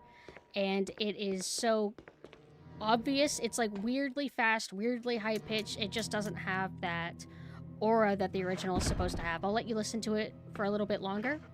Take it all in. Uh-huh. And this song loops even worse because it's an even shorter song than the basement theme and guardhouse theme. Okay. So then... let's mute that.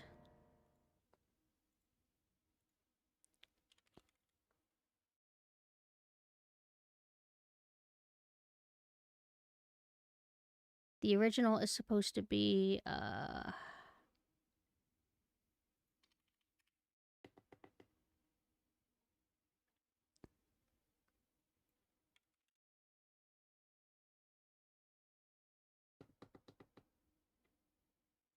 here.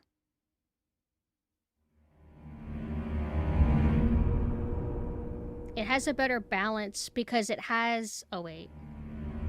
Sorry, I just realized I had it on full blast.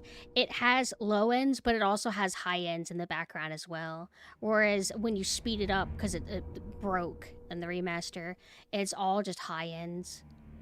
Am I the only one who thinks the walk-in, run-in, and quick-turn animations are really slow in this game?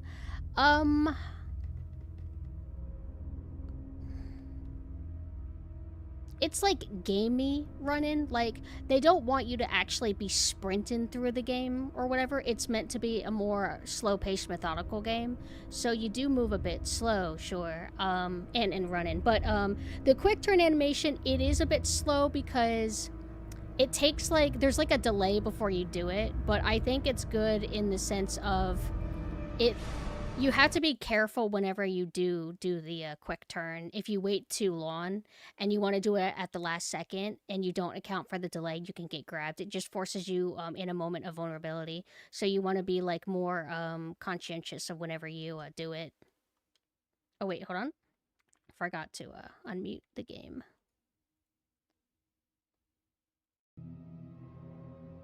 But it was funny. I was watching Omo, I think, playing Devil May Cry.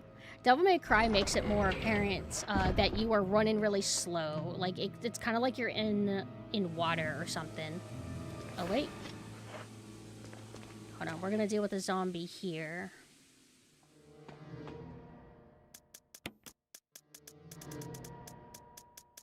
Now, if I was truly confident, I would go, like, well, you know, if you just, like, sprint through this area, you don't have to worry about Crimson Heads ever, because you'll be done with the game. But I just want to be safe.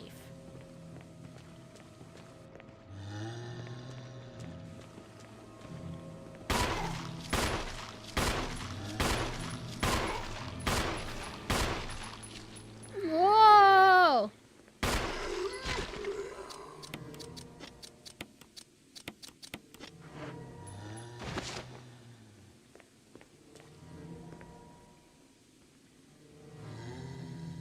I think the blood's pooling for him.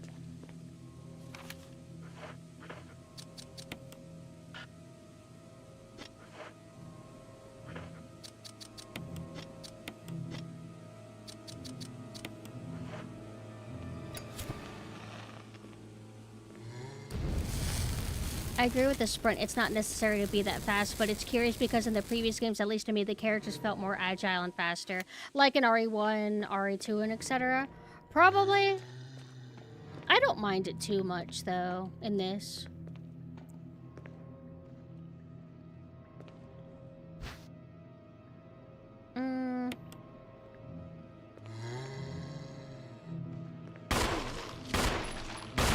Oh, yay!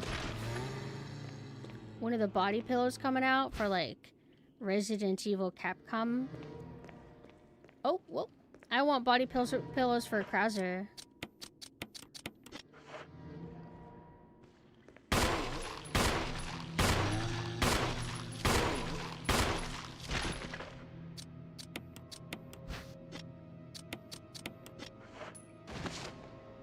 You bleed out? I don't think you're bleeding out. Yeah, I knew it.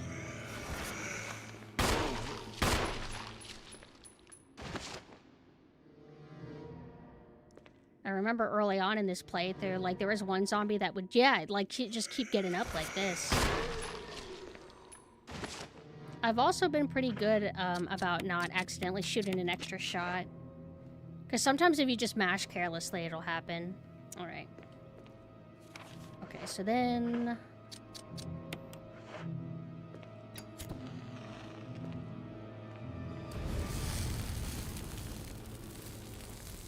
And I don't remember if in the GameCube version, if you get affected by the fire casting a light on you or not. But it's really cool, attention to detail. Oh. Okay.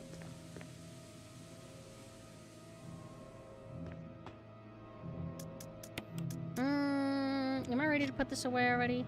We don't need to be carrying all of this. We don't need this. We're gonna be doing some running back and forth. Like, I'm pack riding, but I'm just doing it to be safer then, sorry. Pumpkin body pillows. I should get, like, ones that are the square shape. So it's really compact. And I barely fit in it. Like, my soul is trapped in it.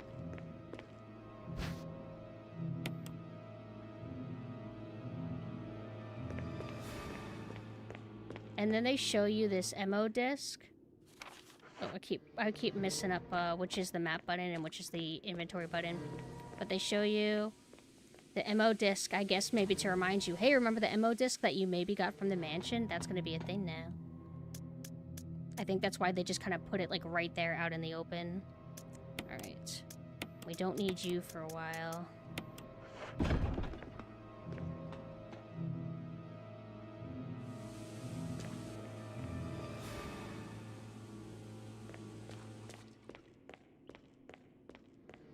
I don't think this is unlocked yet. Maybe? Yeah. Hold on, no. Wait, let me see if there's anything in this desk. I don't remember. Okay.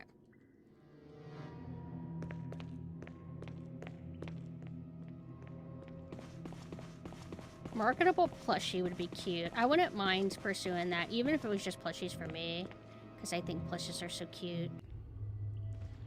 Oh yeah, they messed up this song too.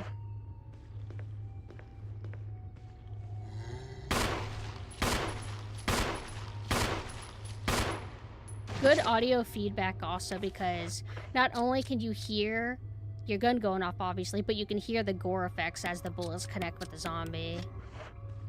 All of that while this game has music overlaying. Granted, the music's broken and it's not supposed to sound like this.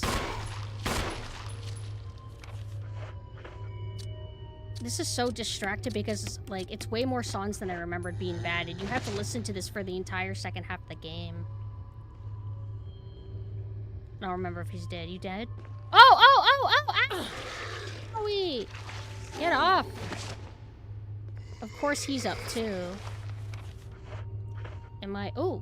Perfect.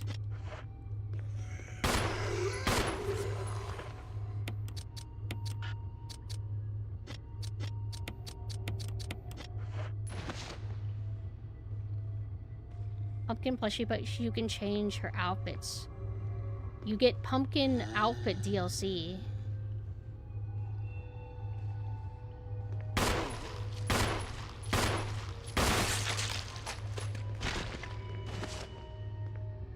It gave me pity criticals. I hope that you are a dead body. Wait, no, this button.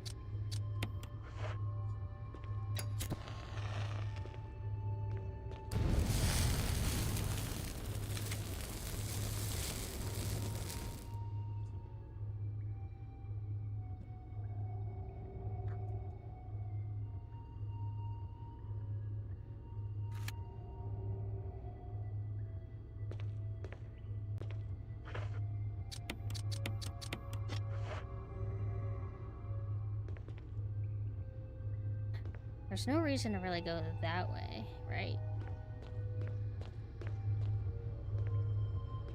It's like I don't think there... Oh, there is something here.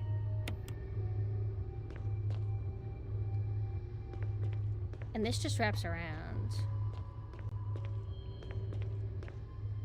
So, you heard that song, and this song, I'll show you the original, just because I'm autistic enough to care. The Underground Lab theme.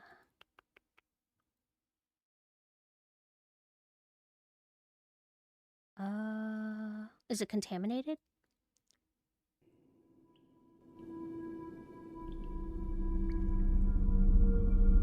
Yeah, this is the original theme, how it's supposed to be. Infinitely better. Ooh, what's this? Oh, that looks so cool.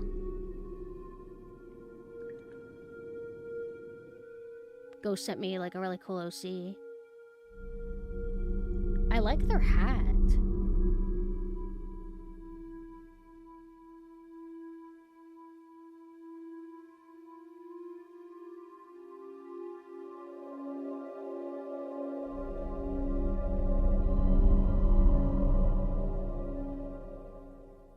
And that's the original song.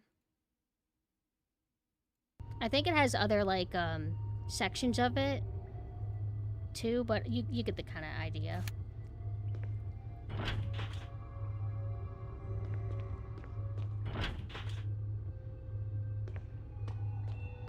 And I've only played hard difficulty on this once, but it is a little bit harder, and I think it has more enemy placement.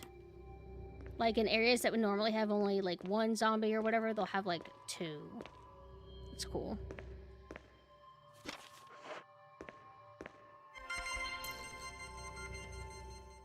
Is it Ada John? No, I think, it's John Ada. Right?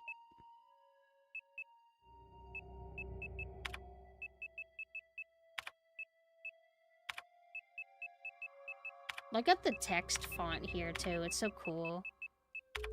It's kind of like a edgy 2000s looking font set.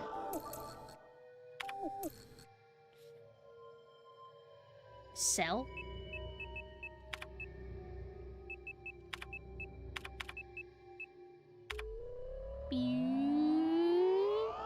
Yay! And then we're able to unlock this for free. This is such soulful computer interface stuff. This is very Ghost Core. Yes, quit. And then we have an optional, like, looks like regenerators. We have an optional videotape that we can watch, but I never picked it up from our comrade's body. Hold on, give me that.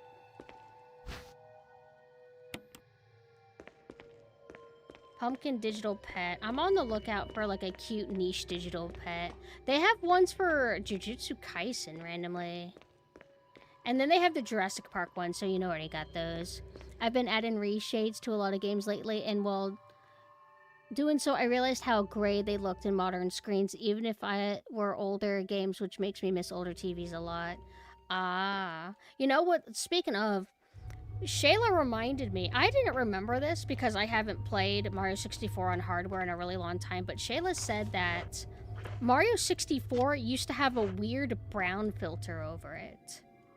So none of the colors were that vibrant. It's like, what if you took vibrant colors and then you overlaid a weird brown filter over it? And that's how Mario 64 looks. Which way do I want to go first? I can't even decide which one I want to do. Let me see. Are there zombies in here? Nope. We can use this as a hoarding run. I was about to say, why is the ammo disc so easy to come across? And it's like, oh, it's because putting them in the game cubes is what's more like challenging. I don't remember this. What do you even need it for?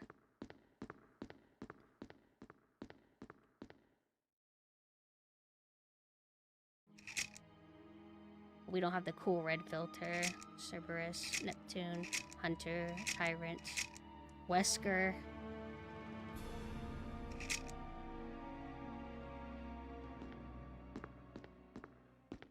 Hold on, wait a minute.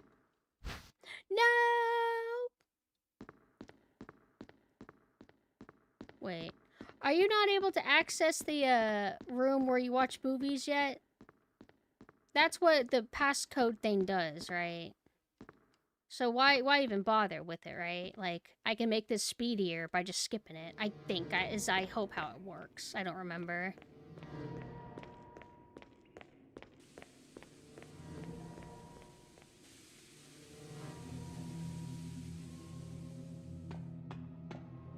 Okay. This goes here. You go here.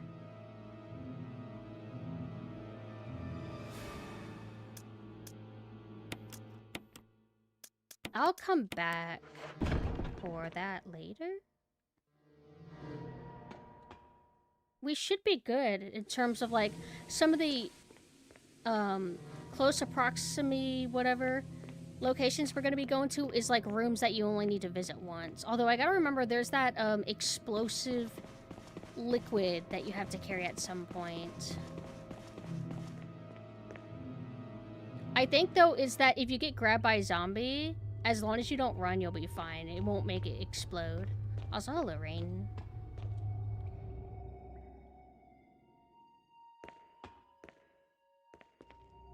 This is the way we already went. This is not where we want to be. Okay. I usually get confused in this area. You know what? Let's go here. Huh? Oh, I already know how the game is. I'm just, like, rhetorically talking. Oh, or if you mean the explosion. I mean, if it's like One Dangerous Zombie with Forest. Forest, wait, there's 2 modes, right? Wait, no. That's how Forest works, right? Forest has explosives on him, and if he touches you, then it will detonate. But I'm trying to remember. No, I think it's if you shoot him, it detonates. But that's a totally different thing. I was just using that to base my theories on how explosive and this thing works. But that's fine, because I'll try to kill the chimeras before I, like, even grab it. But no, I'm mostly just giving commentary to my thought process, but mostly I'm rhetorically speaking.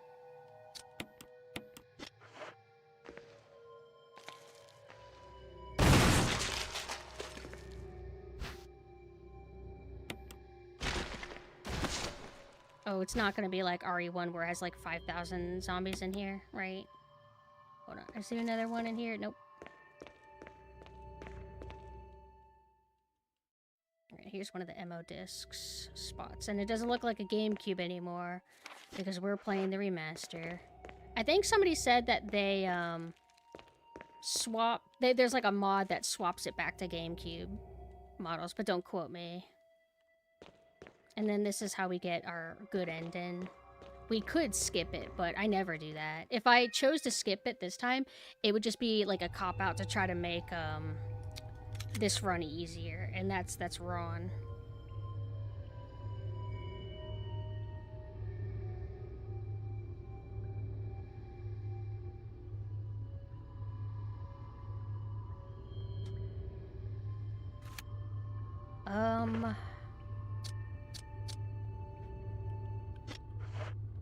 Well, we can, like, scratch this off our to-do list, just in case there is, like, maybe an extra item in here. But I am pretty sure all it does is it opens the one room to where you can view the videotape.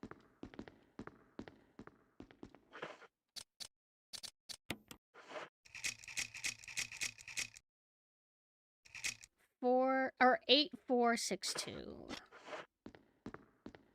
Oh, wait. Oh, I'm so glad we decided to do this, because look, forgot this. 8462.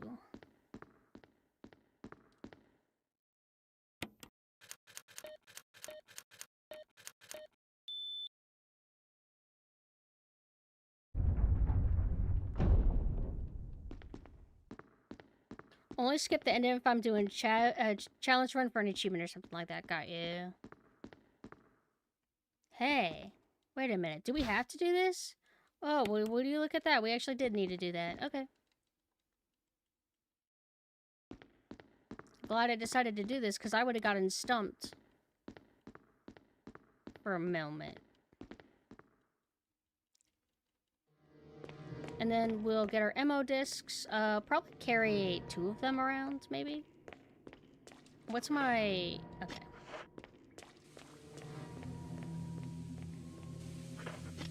And I think my oil canister is topped off, but I don't really need to use it anymore. We'll put you here. We'll put you here. Let's see if you are herbs. I think you're herbs. Yep.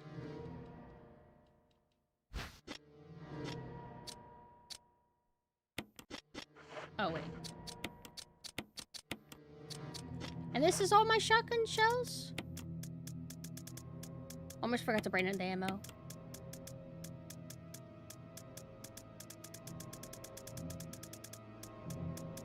I was about to say.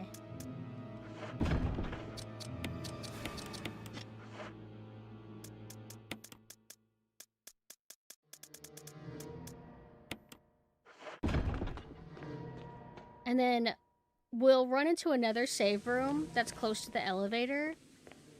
In case, like, we suddenly do find the next spot that the ammo disc goes. Like, one is... It's not in here, is it? I think it's only showing red because,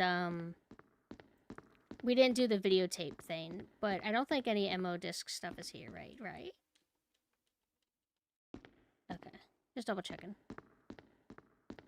I think, okay. One GameCube is where that liquid that explodes is. The other GameCube is, where all the chimeras are, and then the last one is where the self-destruct computer is, I think. Or no, I think it's where the tyrant fight is. Should do that first. I got some people, I think mainly Ghost, that's worried that Steve in the Code Veronica remake is not going to be cringe. But have to break it to you that they're going to be too scared to make him cringe. They're not going to give him a glare. They're not going to make him sound like that. And I'm making a wager. I have a feeling, because they try to update everybody's looks and this and that. What if they try to make him look like Leonardo DiCaprio again? It'll be like a throwback that won't piss anybody off, because it's like, oh shit, that's actually how he's supposed to look. But then I think, well, would they really do that? Because it's so old school, like that haircut is like really out of fashion, so maybe they won't do it. But would that not be sick?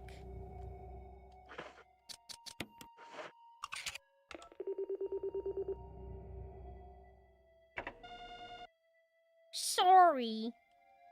And they're not gonna have father, but Mina joked and Anne is guessing that what they'll do is that they will have an achievement be called father instead of it being him actually saying it. That's the way they get away with making it overly serious but still keeping tongue-in-cheek in a kind of like unintrusive way, I guess. So this should be unlocked.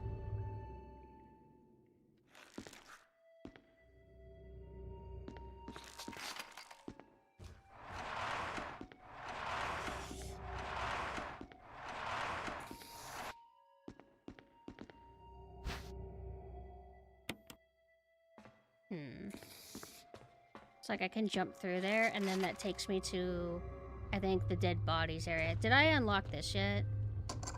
Yes. This, oh, I didn't mean to click that. This is where we deal with, yeah, the shortcut activates this. Let's just go for it. We have a double herb.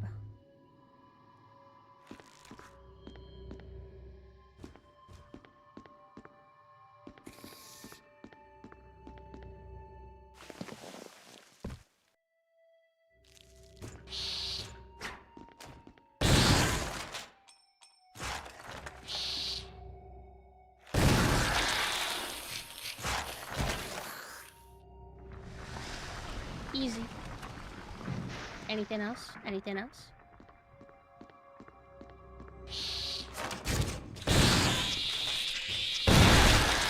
Man, I got good timing.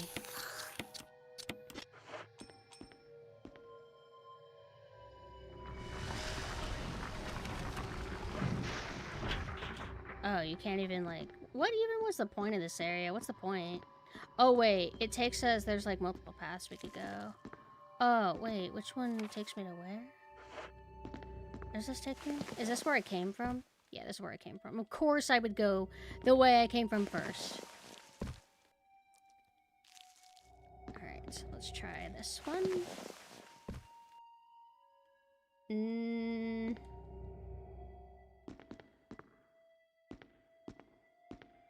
Oh, thank you so much for the sub. Thank you. And the only cure is more dead angels. I think that we are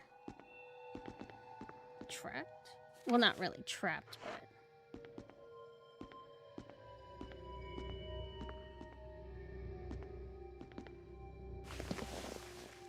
and then the last area we can check is right here.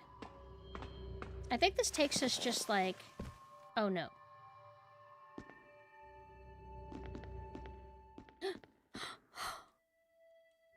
It was just here. Fuck. That's what I need it for. I'm misremembering where things are, but I might be mixing it up with RE1.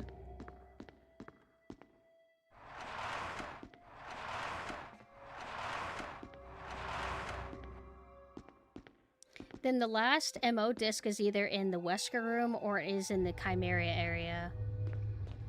Since we're here, maybe should we just be carrying all of them now? I will insert that disc.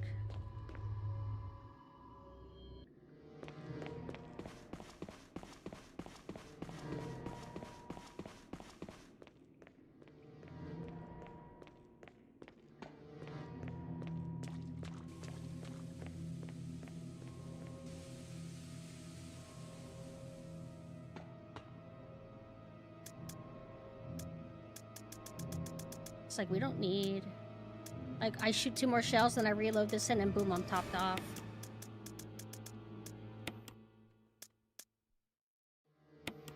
I think we should be good.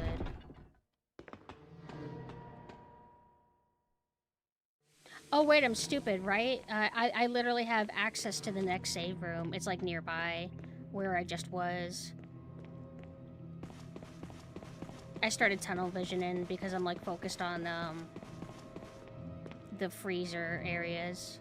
They open into like a little labyrinth.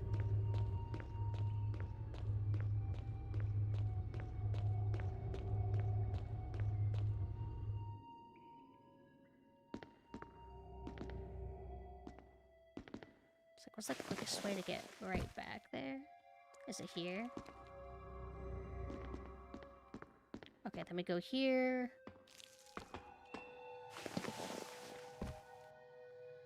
And you have like a 2-second delay before you have control over Jill again, once she like drops down. I do have an ammo disc.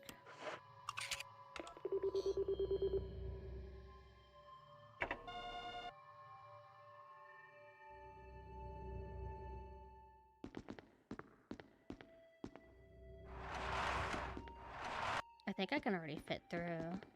No, never mind.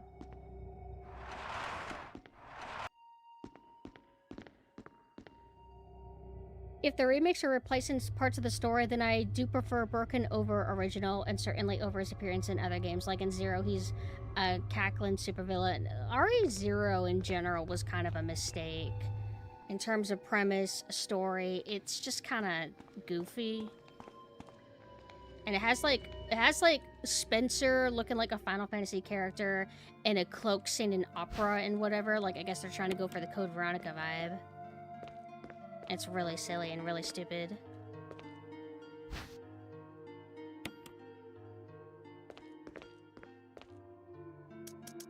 We do not want this.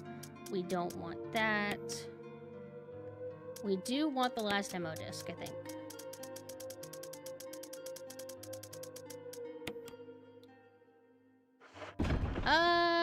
No pistol for a bit. Well, yeah, we're mostly dealing with, what's it called?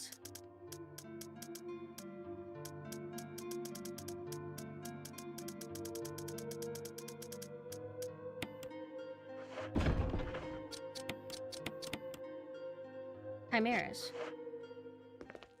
What would I have done for RE0? I'm not sure. Because I like the premise of the train and everything. I think that's cool. I just think that it doesn't need to be a prequel story.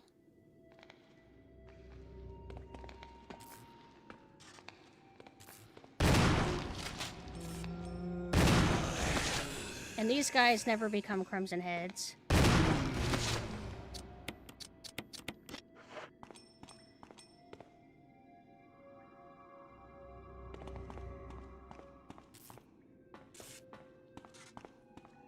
But now we're dealing with chimeras. Hey, they don't do the door opening stuff. Do I have a mod to, skip those?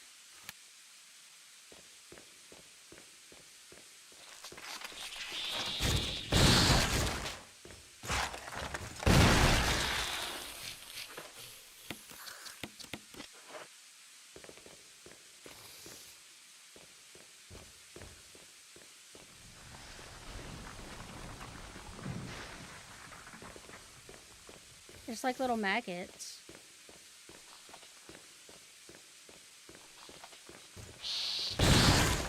They do a long wind up.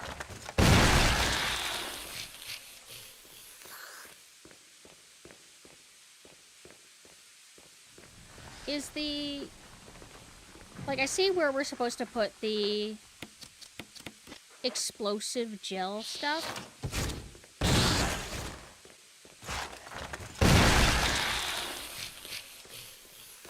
But we need to find the last ammo disc slot. I am holding it right. Okay. I think it's in the next area. This area kind of gets me a little bit confused.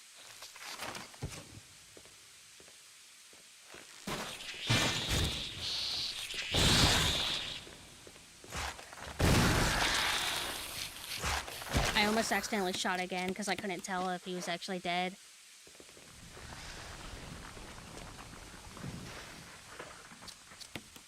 Alright, Chris is secure, although we have to actually interact with him.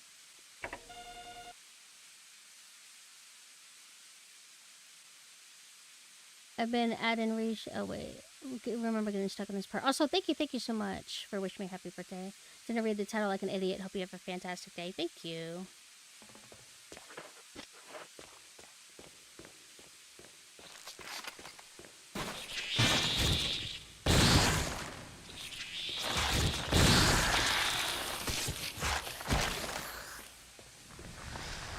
It escaped.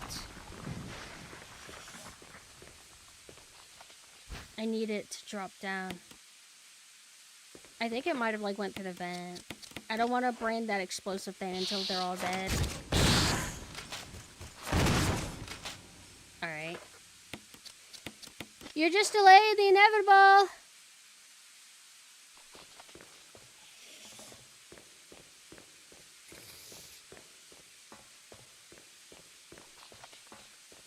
Do I have to go to you?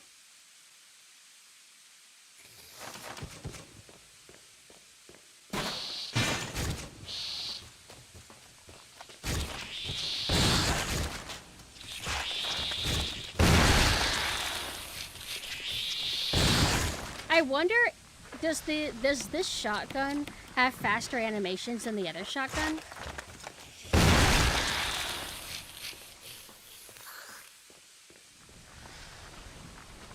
Now, this is one of the reasons why you want to save the shotgun ammo and not use it on zombies in the mansion, and preferably not hunters, because you want it for all these guys. And look at that, we still have like so much left over. And I used to do fine at this game, even when I would stupidly use the shotgun on the hunters. But I guess I would just use the grenade launcher on the chimeras. But I think everything should be... Wait! You got one hit! You got one hit on me! Whoa! Whoa!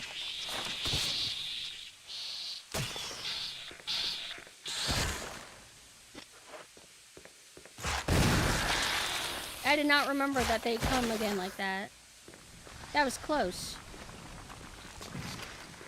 I hear another one. Yeah, what the hell?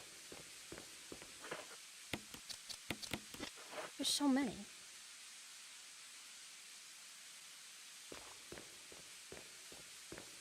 I need that last one to trigger. Let me go back in here.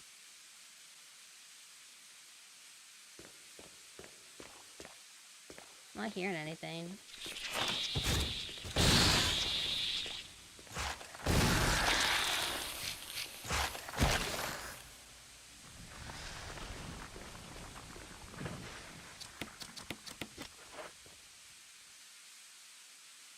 Phew.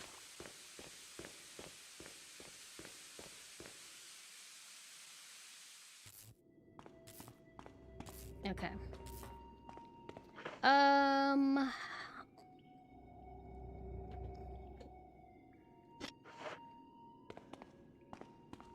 This way.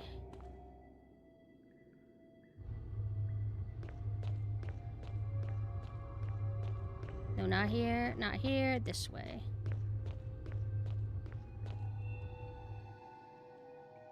I just have to remember not to run because I'm impatient. Well, since we're here, let's just... We do have to run back, though, to, like, actually let Chris out. We just can't do anything right now.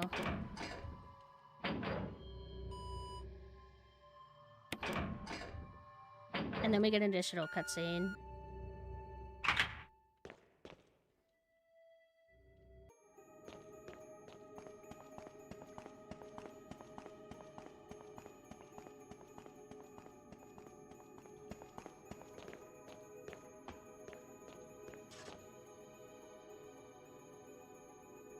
Jill?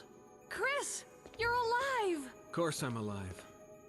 Jill, there's something big going down, and I don't think we're part of the equation. I have to get you out of here. Ugh, it won't open. Wait, I'll be back to get you out. Okay, no sightseeing though.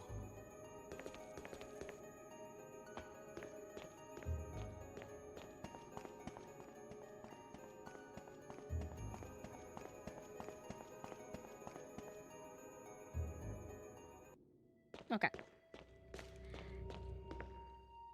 So take it easy. Be slow, be patient, although this is kind of stupid and lame. The original RE1 doesn't have this.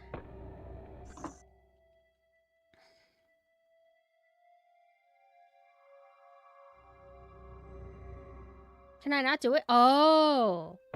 I have to open the thing first in the Chimera area. Let me like skip this damn shit. Thank you. Okay. That was my mistake.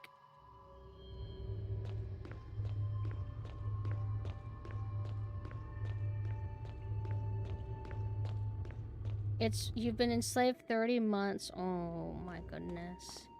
Abigail, how does it feel to be in servitude for 30 months? Although I'm a mod in yours too. So technically I've been in servitude of you as well. I'm almost done with my no save attempt. I might explode at any moment and cry.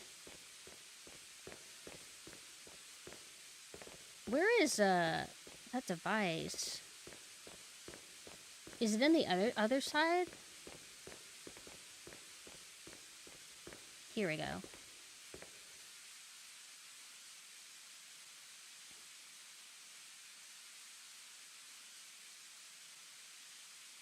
It's pretty lengthy doing it in this. In RE1, RE1 has a bit to it, but Remake adds a lot of extra content. I don't know how long I've been live. So I don't know how long this playthrough has been so far, but I've been pretty speedy. I took like a 10-minute break to eat, and then I had to take 5,000 piss breaks. Almost 8 hours, okay. When I tried to do this run attempt on my birthday, like my actual birthday a few days ago, I was like stressed because of tech issues, because my PC freezes and will crash any game I'm playing in VTube Studio. That includes this stream, by the way. This stream is totally at risk of suddenly ending my run by just freezing and crashing. I've been lucky so far. Knock on wood. Oh, why did I go all the way around like this? No, I want to go this way, right? Or is this the way I came? Okay, never mind. I want to go this way. What was I saying? Oh, right. I was also, like, it was close to my bedtime, and I was trying to, like, do a playthrough that would take at least 10 hours. It's like, even though I'm pretty experienced with this game, it's a pretty, like, pretty, lengthy game.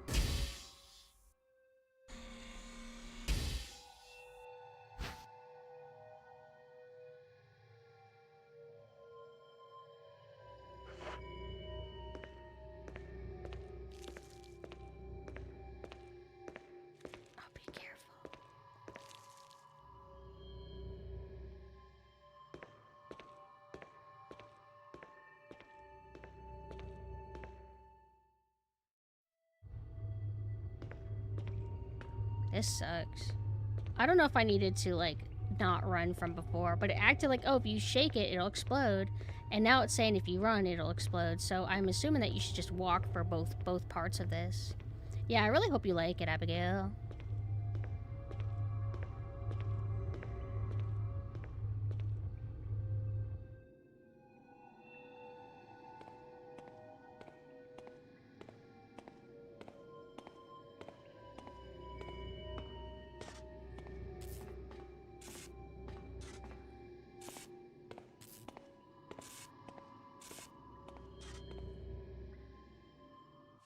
I feel like this slow movement is gonna put me to sleep. Sleepy.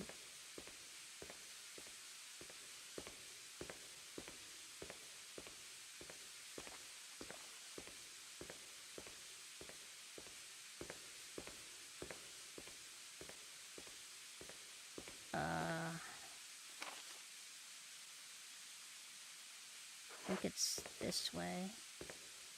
Yeah.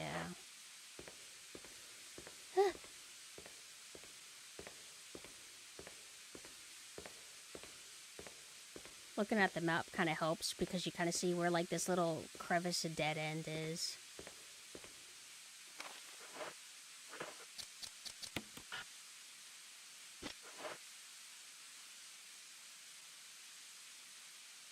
Oh, it's one of those. Oh my god. Thank goodness. Alright, now we need to go to the power room, which is... Wait. Yes, keep going this way. We're almost done. We basically have 2 bosses left, and we have a shit ton of zombies, technically, that will try to get in our way. But I'll just carry the shotgun around for that.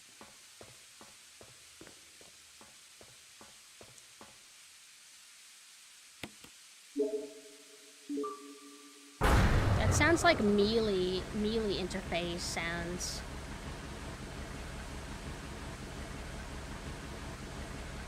We don't have to turn off the self-destruct, right? Rebecca does it, and then I don't know who does it whenever you play as, like, Jill.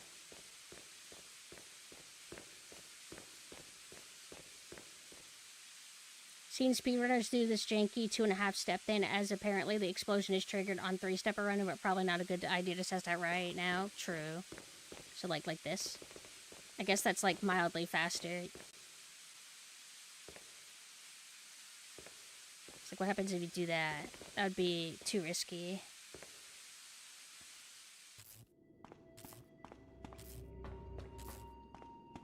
Okay.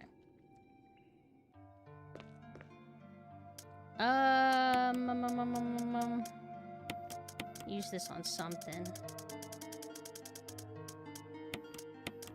I don't think we really need that many, but let's like start condensing things together. Let's have that just in case.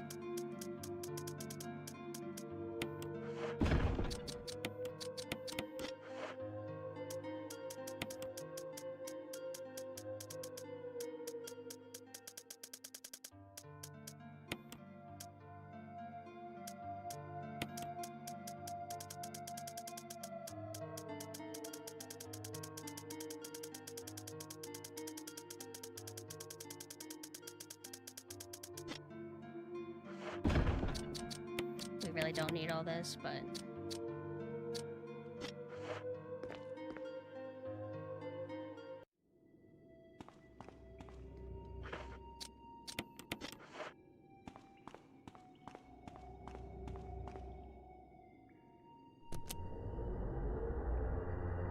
it's like the ominous, like, white light is so creepy. Jill! Barry! You could have at least waited up for Hey, Barry, what happened to the whole pointing the gun thing at me? You never, like, said what that was about, but I'm a video game character, and I understand that we had to progress through the game so we can discover the mystery at an acceptable pace. Because I'm a video game character. Ugh, I love this green lighting. So cool. This music is so cool, too. It's so ominous. Thank you, Barry. Well, what do you know? Oh, don't blame Barry for everything. I hear that his better half and 2 lovely daughters will be in danger if he doesn't do everything I tell him to. Wesker, you're pathetic. Well, you shouldn't worry too much, dear. You'll be free The of all way this he says anyway. dear, oh. Why eliminate stars? I love his janky, Believe it or not, disjointed that's hands Umbrella's clipping into intention. his watch. You're just a slave of Umbrella. Smart girl. But I think you misunderstand me. The things you mention are nothing. I'll burn all of them along with this entire laboratory. Barry, go up on the ground and wait there. I love the sound effects when he just aims the gun. Barry. Whenever everybody knows when you aim a gun gotta at love somebody, Barry. it goes. He must really be Also, I afraid of love that Umbrella. line delivery, like And where he Umbrella starts kind of took his laughing. family. Like, you really gotta love Barry. He starts giggling a little bit. It's like cool. Umbrella? Well, I used some carrots and sticks to cow him, but it had nothing to do with Umbrella. I just used Barry for my personal interests. Though both you and Barry seemed to think I was following Umbrella's orders. What? What are you planning? I guess it's time for show and tell.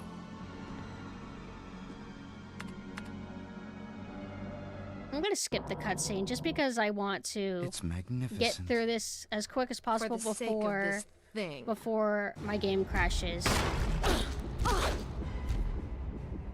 Oh my god!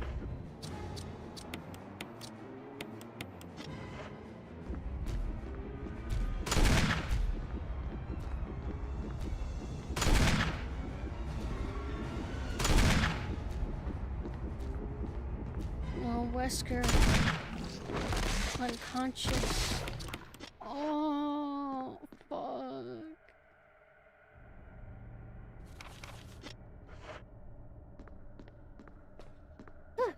Alright.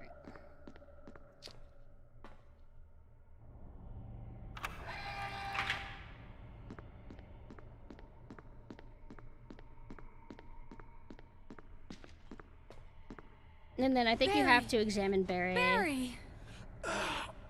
Isn't Barry like really easy to have die in the original RE1 You're okay. compared to this? Jill, sorry. That was careless of me. We're right at the finish line.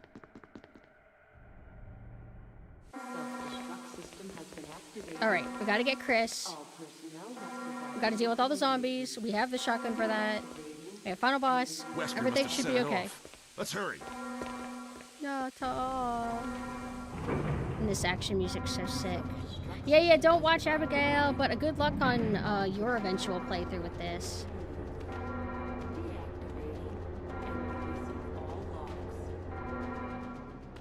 I like how instead of yellow paint, this game just has a voice that just keeps screaming, by the way, all the locks are undone. Hey, remember the locks? Hint, hint, remember Chris? Do you remember him? It's like we don't really need any other gun other than the Magnum for Tyrant. That means we can bring herbs and stuff.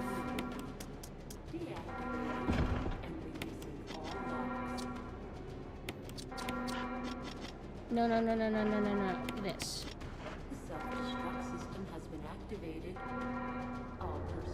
I don't even know how you progress this game if you choose to skip saving Chris.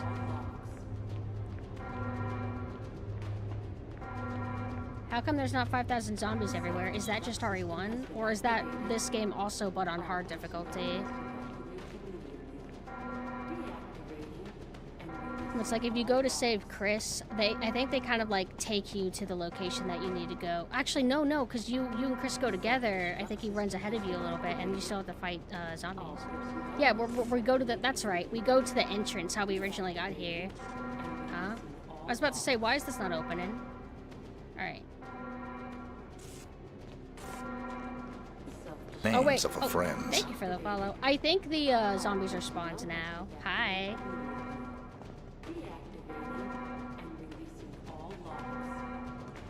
Come on, let's go. Yes, sir. The self-destruct system has been activated. All personnel must evacuate immediately. This way, right? Deactivating and releasing all logs. Also, thank you for the follow. Also, hello, Retro. I'm doing pretty good. Names of a friends. Thank you. I'm getting ready to hopefully end this playthrough. Right? You're like most of the imagery of him is him just like really roided up. We need 2 slots open all the time so we can get the rocket launcher. It's like I want to hoard more health items, but Come on. Wow, that sounds like it's RE5. Come on. I don't think RE1make Chris is the same as RE5 Chris. I don't think. Wait, what? I don't get it. Oh, we're opening the different door. Oh wait, they're like in front of it. I couldn't tell it was a door. Self-destruct system has been activated. All personnel must evacuate. Then yeah, I must be thinking of RE1 or this game on hard difficulty, because whenever everything's done and over with and you're like running to the final boss, like there's like zombies that spawn and they're really tough. Well, they're not tough, but they're scary. I think it's the naked zombies. And they're like all throughout the hall that leads you to, what do you call it? That leads you upstairs.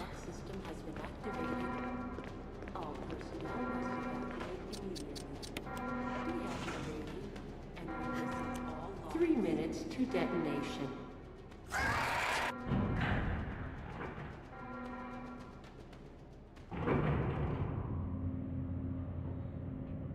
The adrenaline is pumping.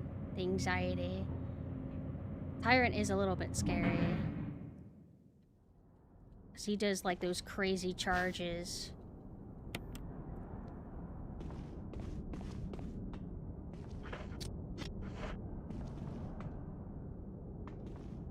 Oh. Hold on.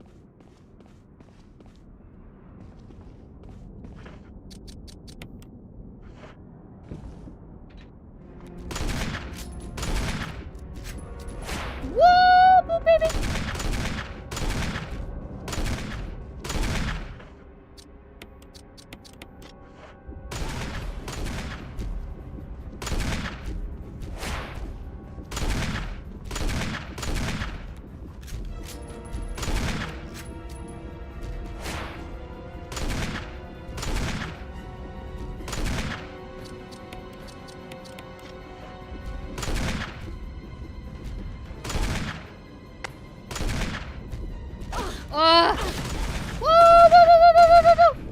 Man, I almost did that like perfect. I've never like skipped that many or dodged that many shots from him before. Like I was accidentally dodging his swipes.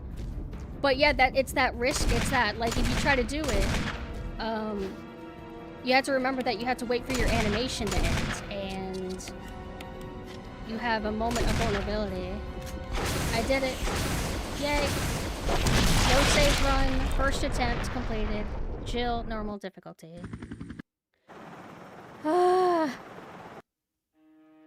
That's exhausting. Whenever we do that as Chris, Jill, eventually, you did a fine job. That'll be kind of tough because you just have to do more steps. You have to do a little bit more backtracking. Oh my god. Yay! Features from the prototype version. Real survival mode unlocked. Item boxes are no longer connected, meaning that items can only be taken from the box where they were stored. Also, weapon aiming is manual. Experience these prototype only features unavailable in the original Resident Evil gameplay.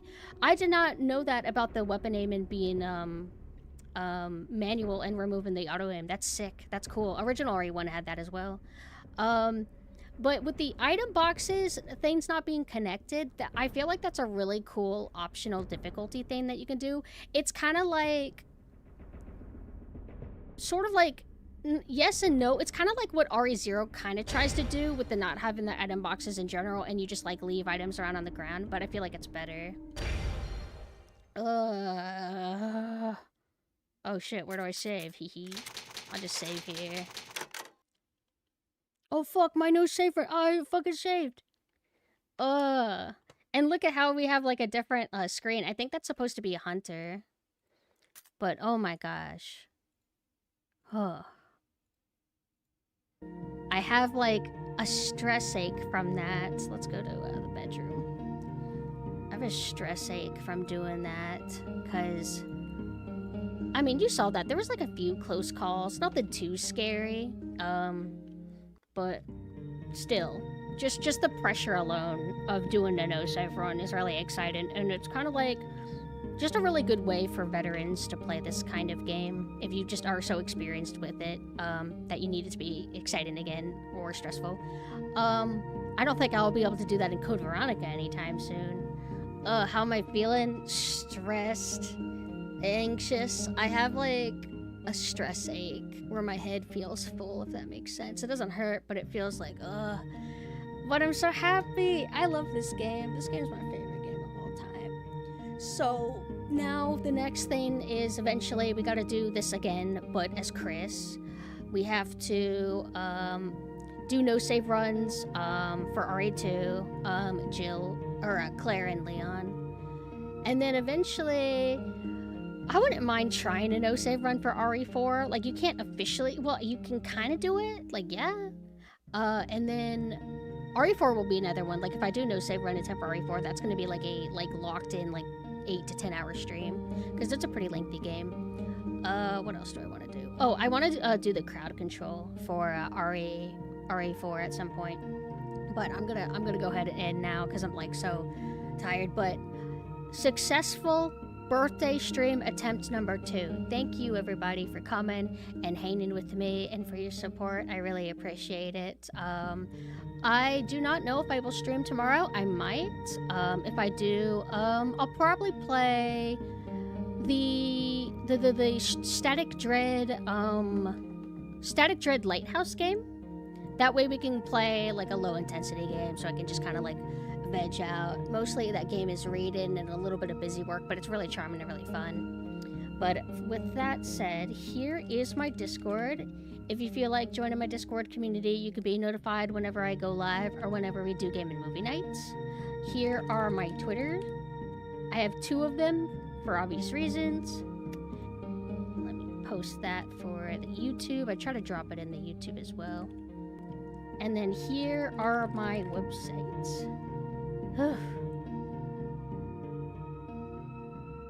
And we are done.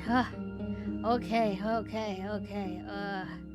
Let's see who we can raid. Alfbana is playing Resident Evil 3. Who else is on? We have a lot of cool options. Lots of people are doing just chatting. Why? Is there some kind of event? Smolty's playing Claire Obscure. She kind of dropped by earlier. I wanna surprise her. Let's raid her. Raid. I think she's just getting started. Oh, almost accidentally raided my website. We're gonna raid Smolty. Okay. Goodbye, everybody. Good night. Good night.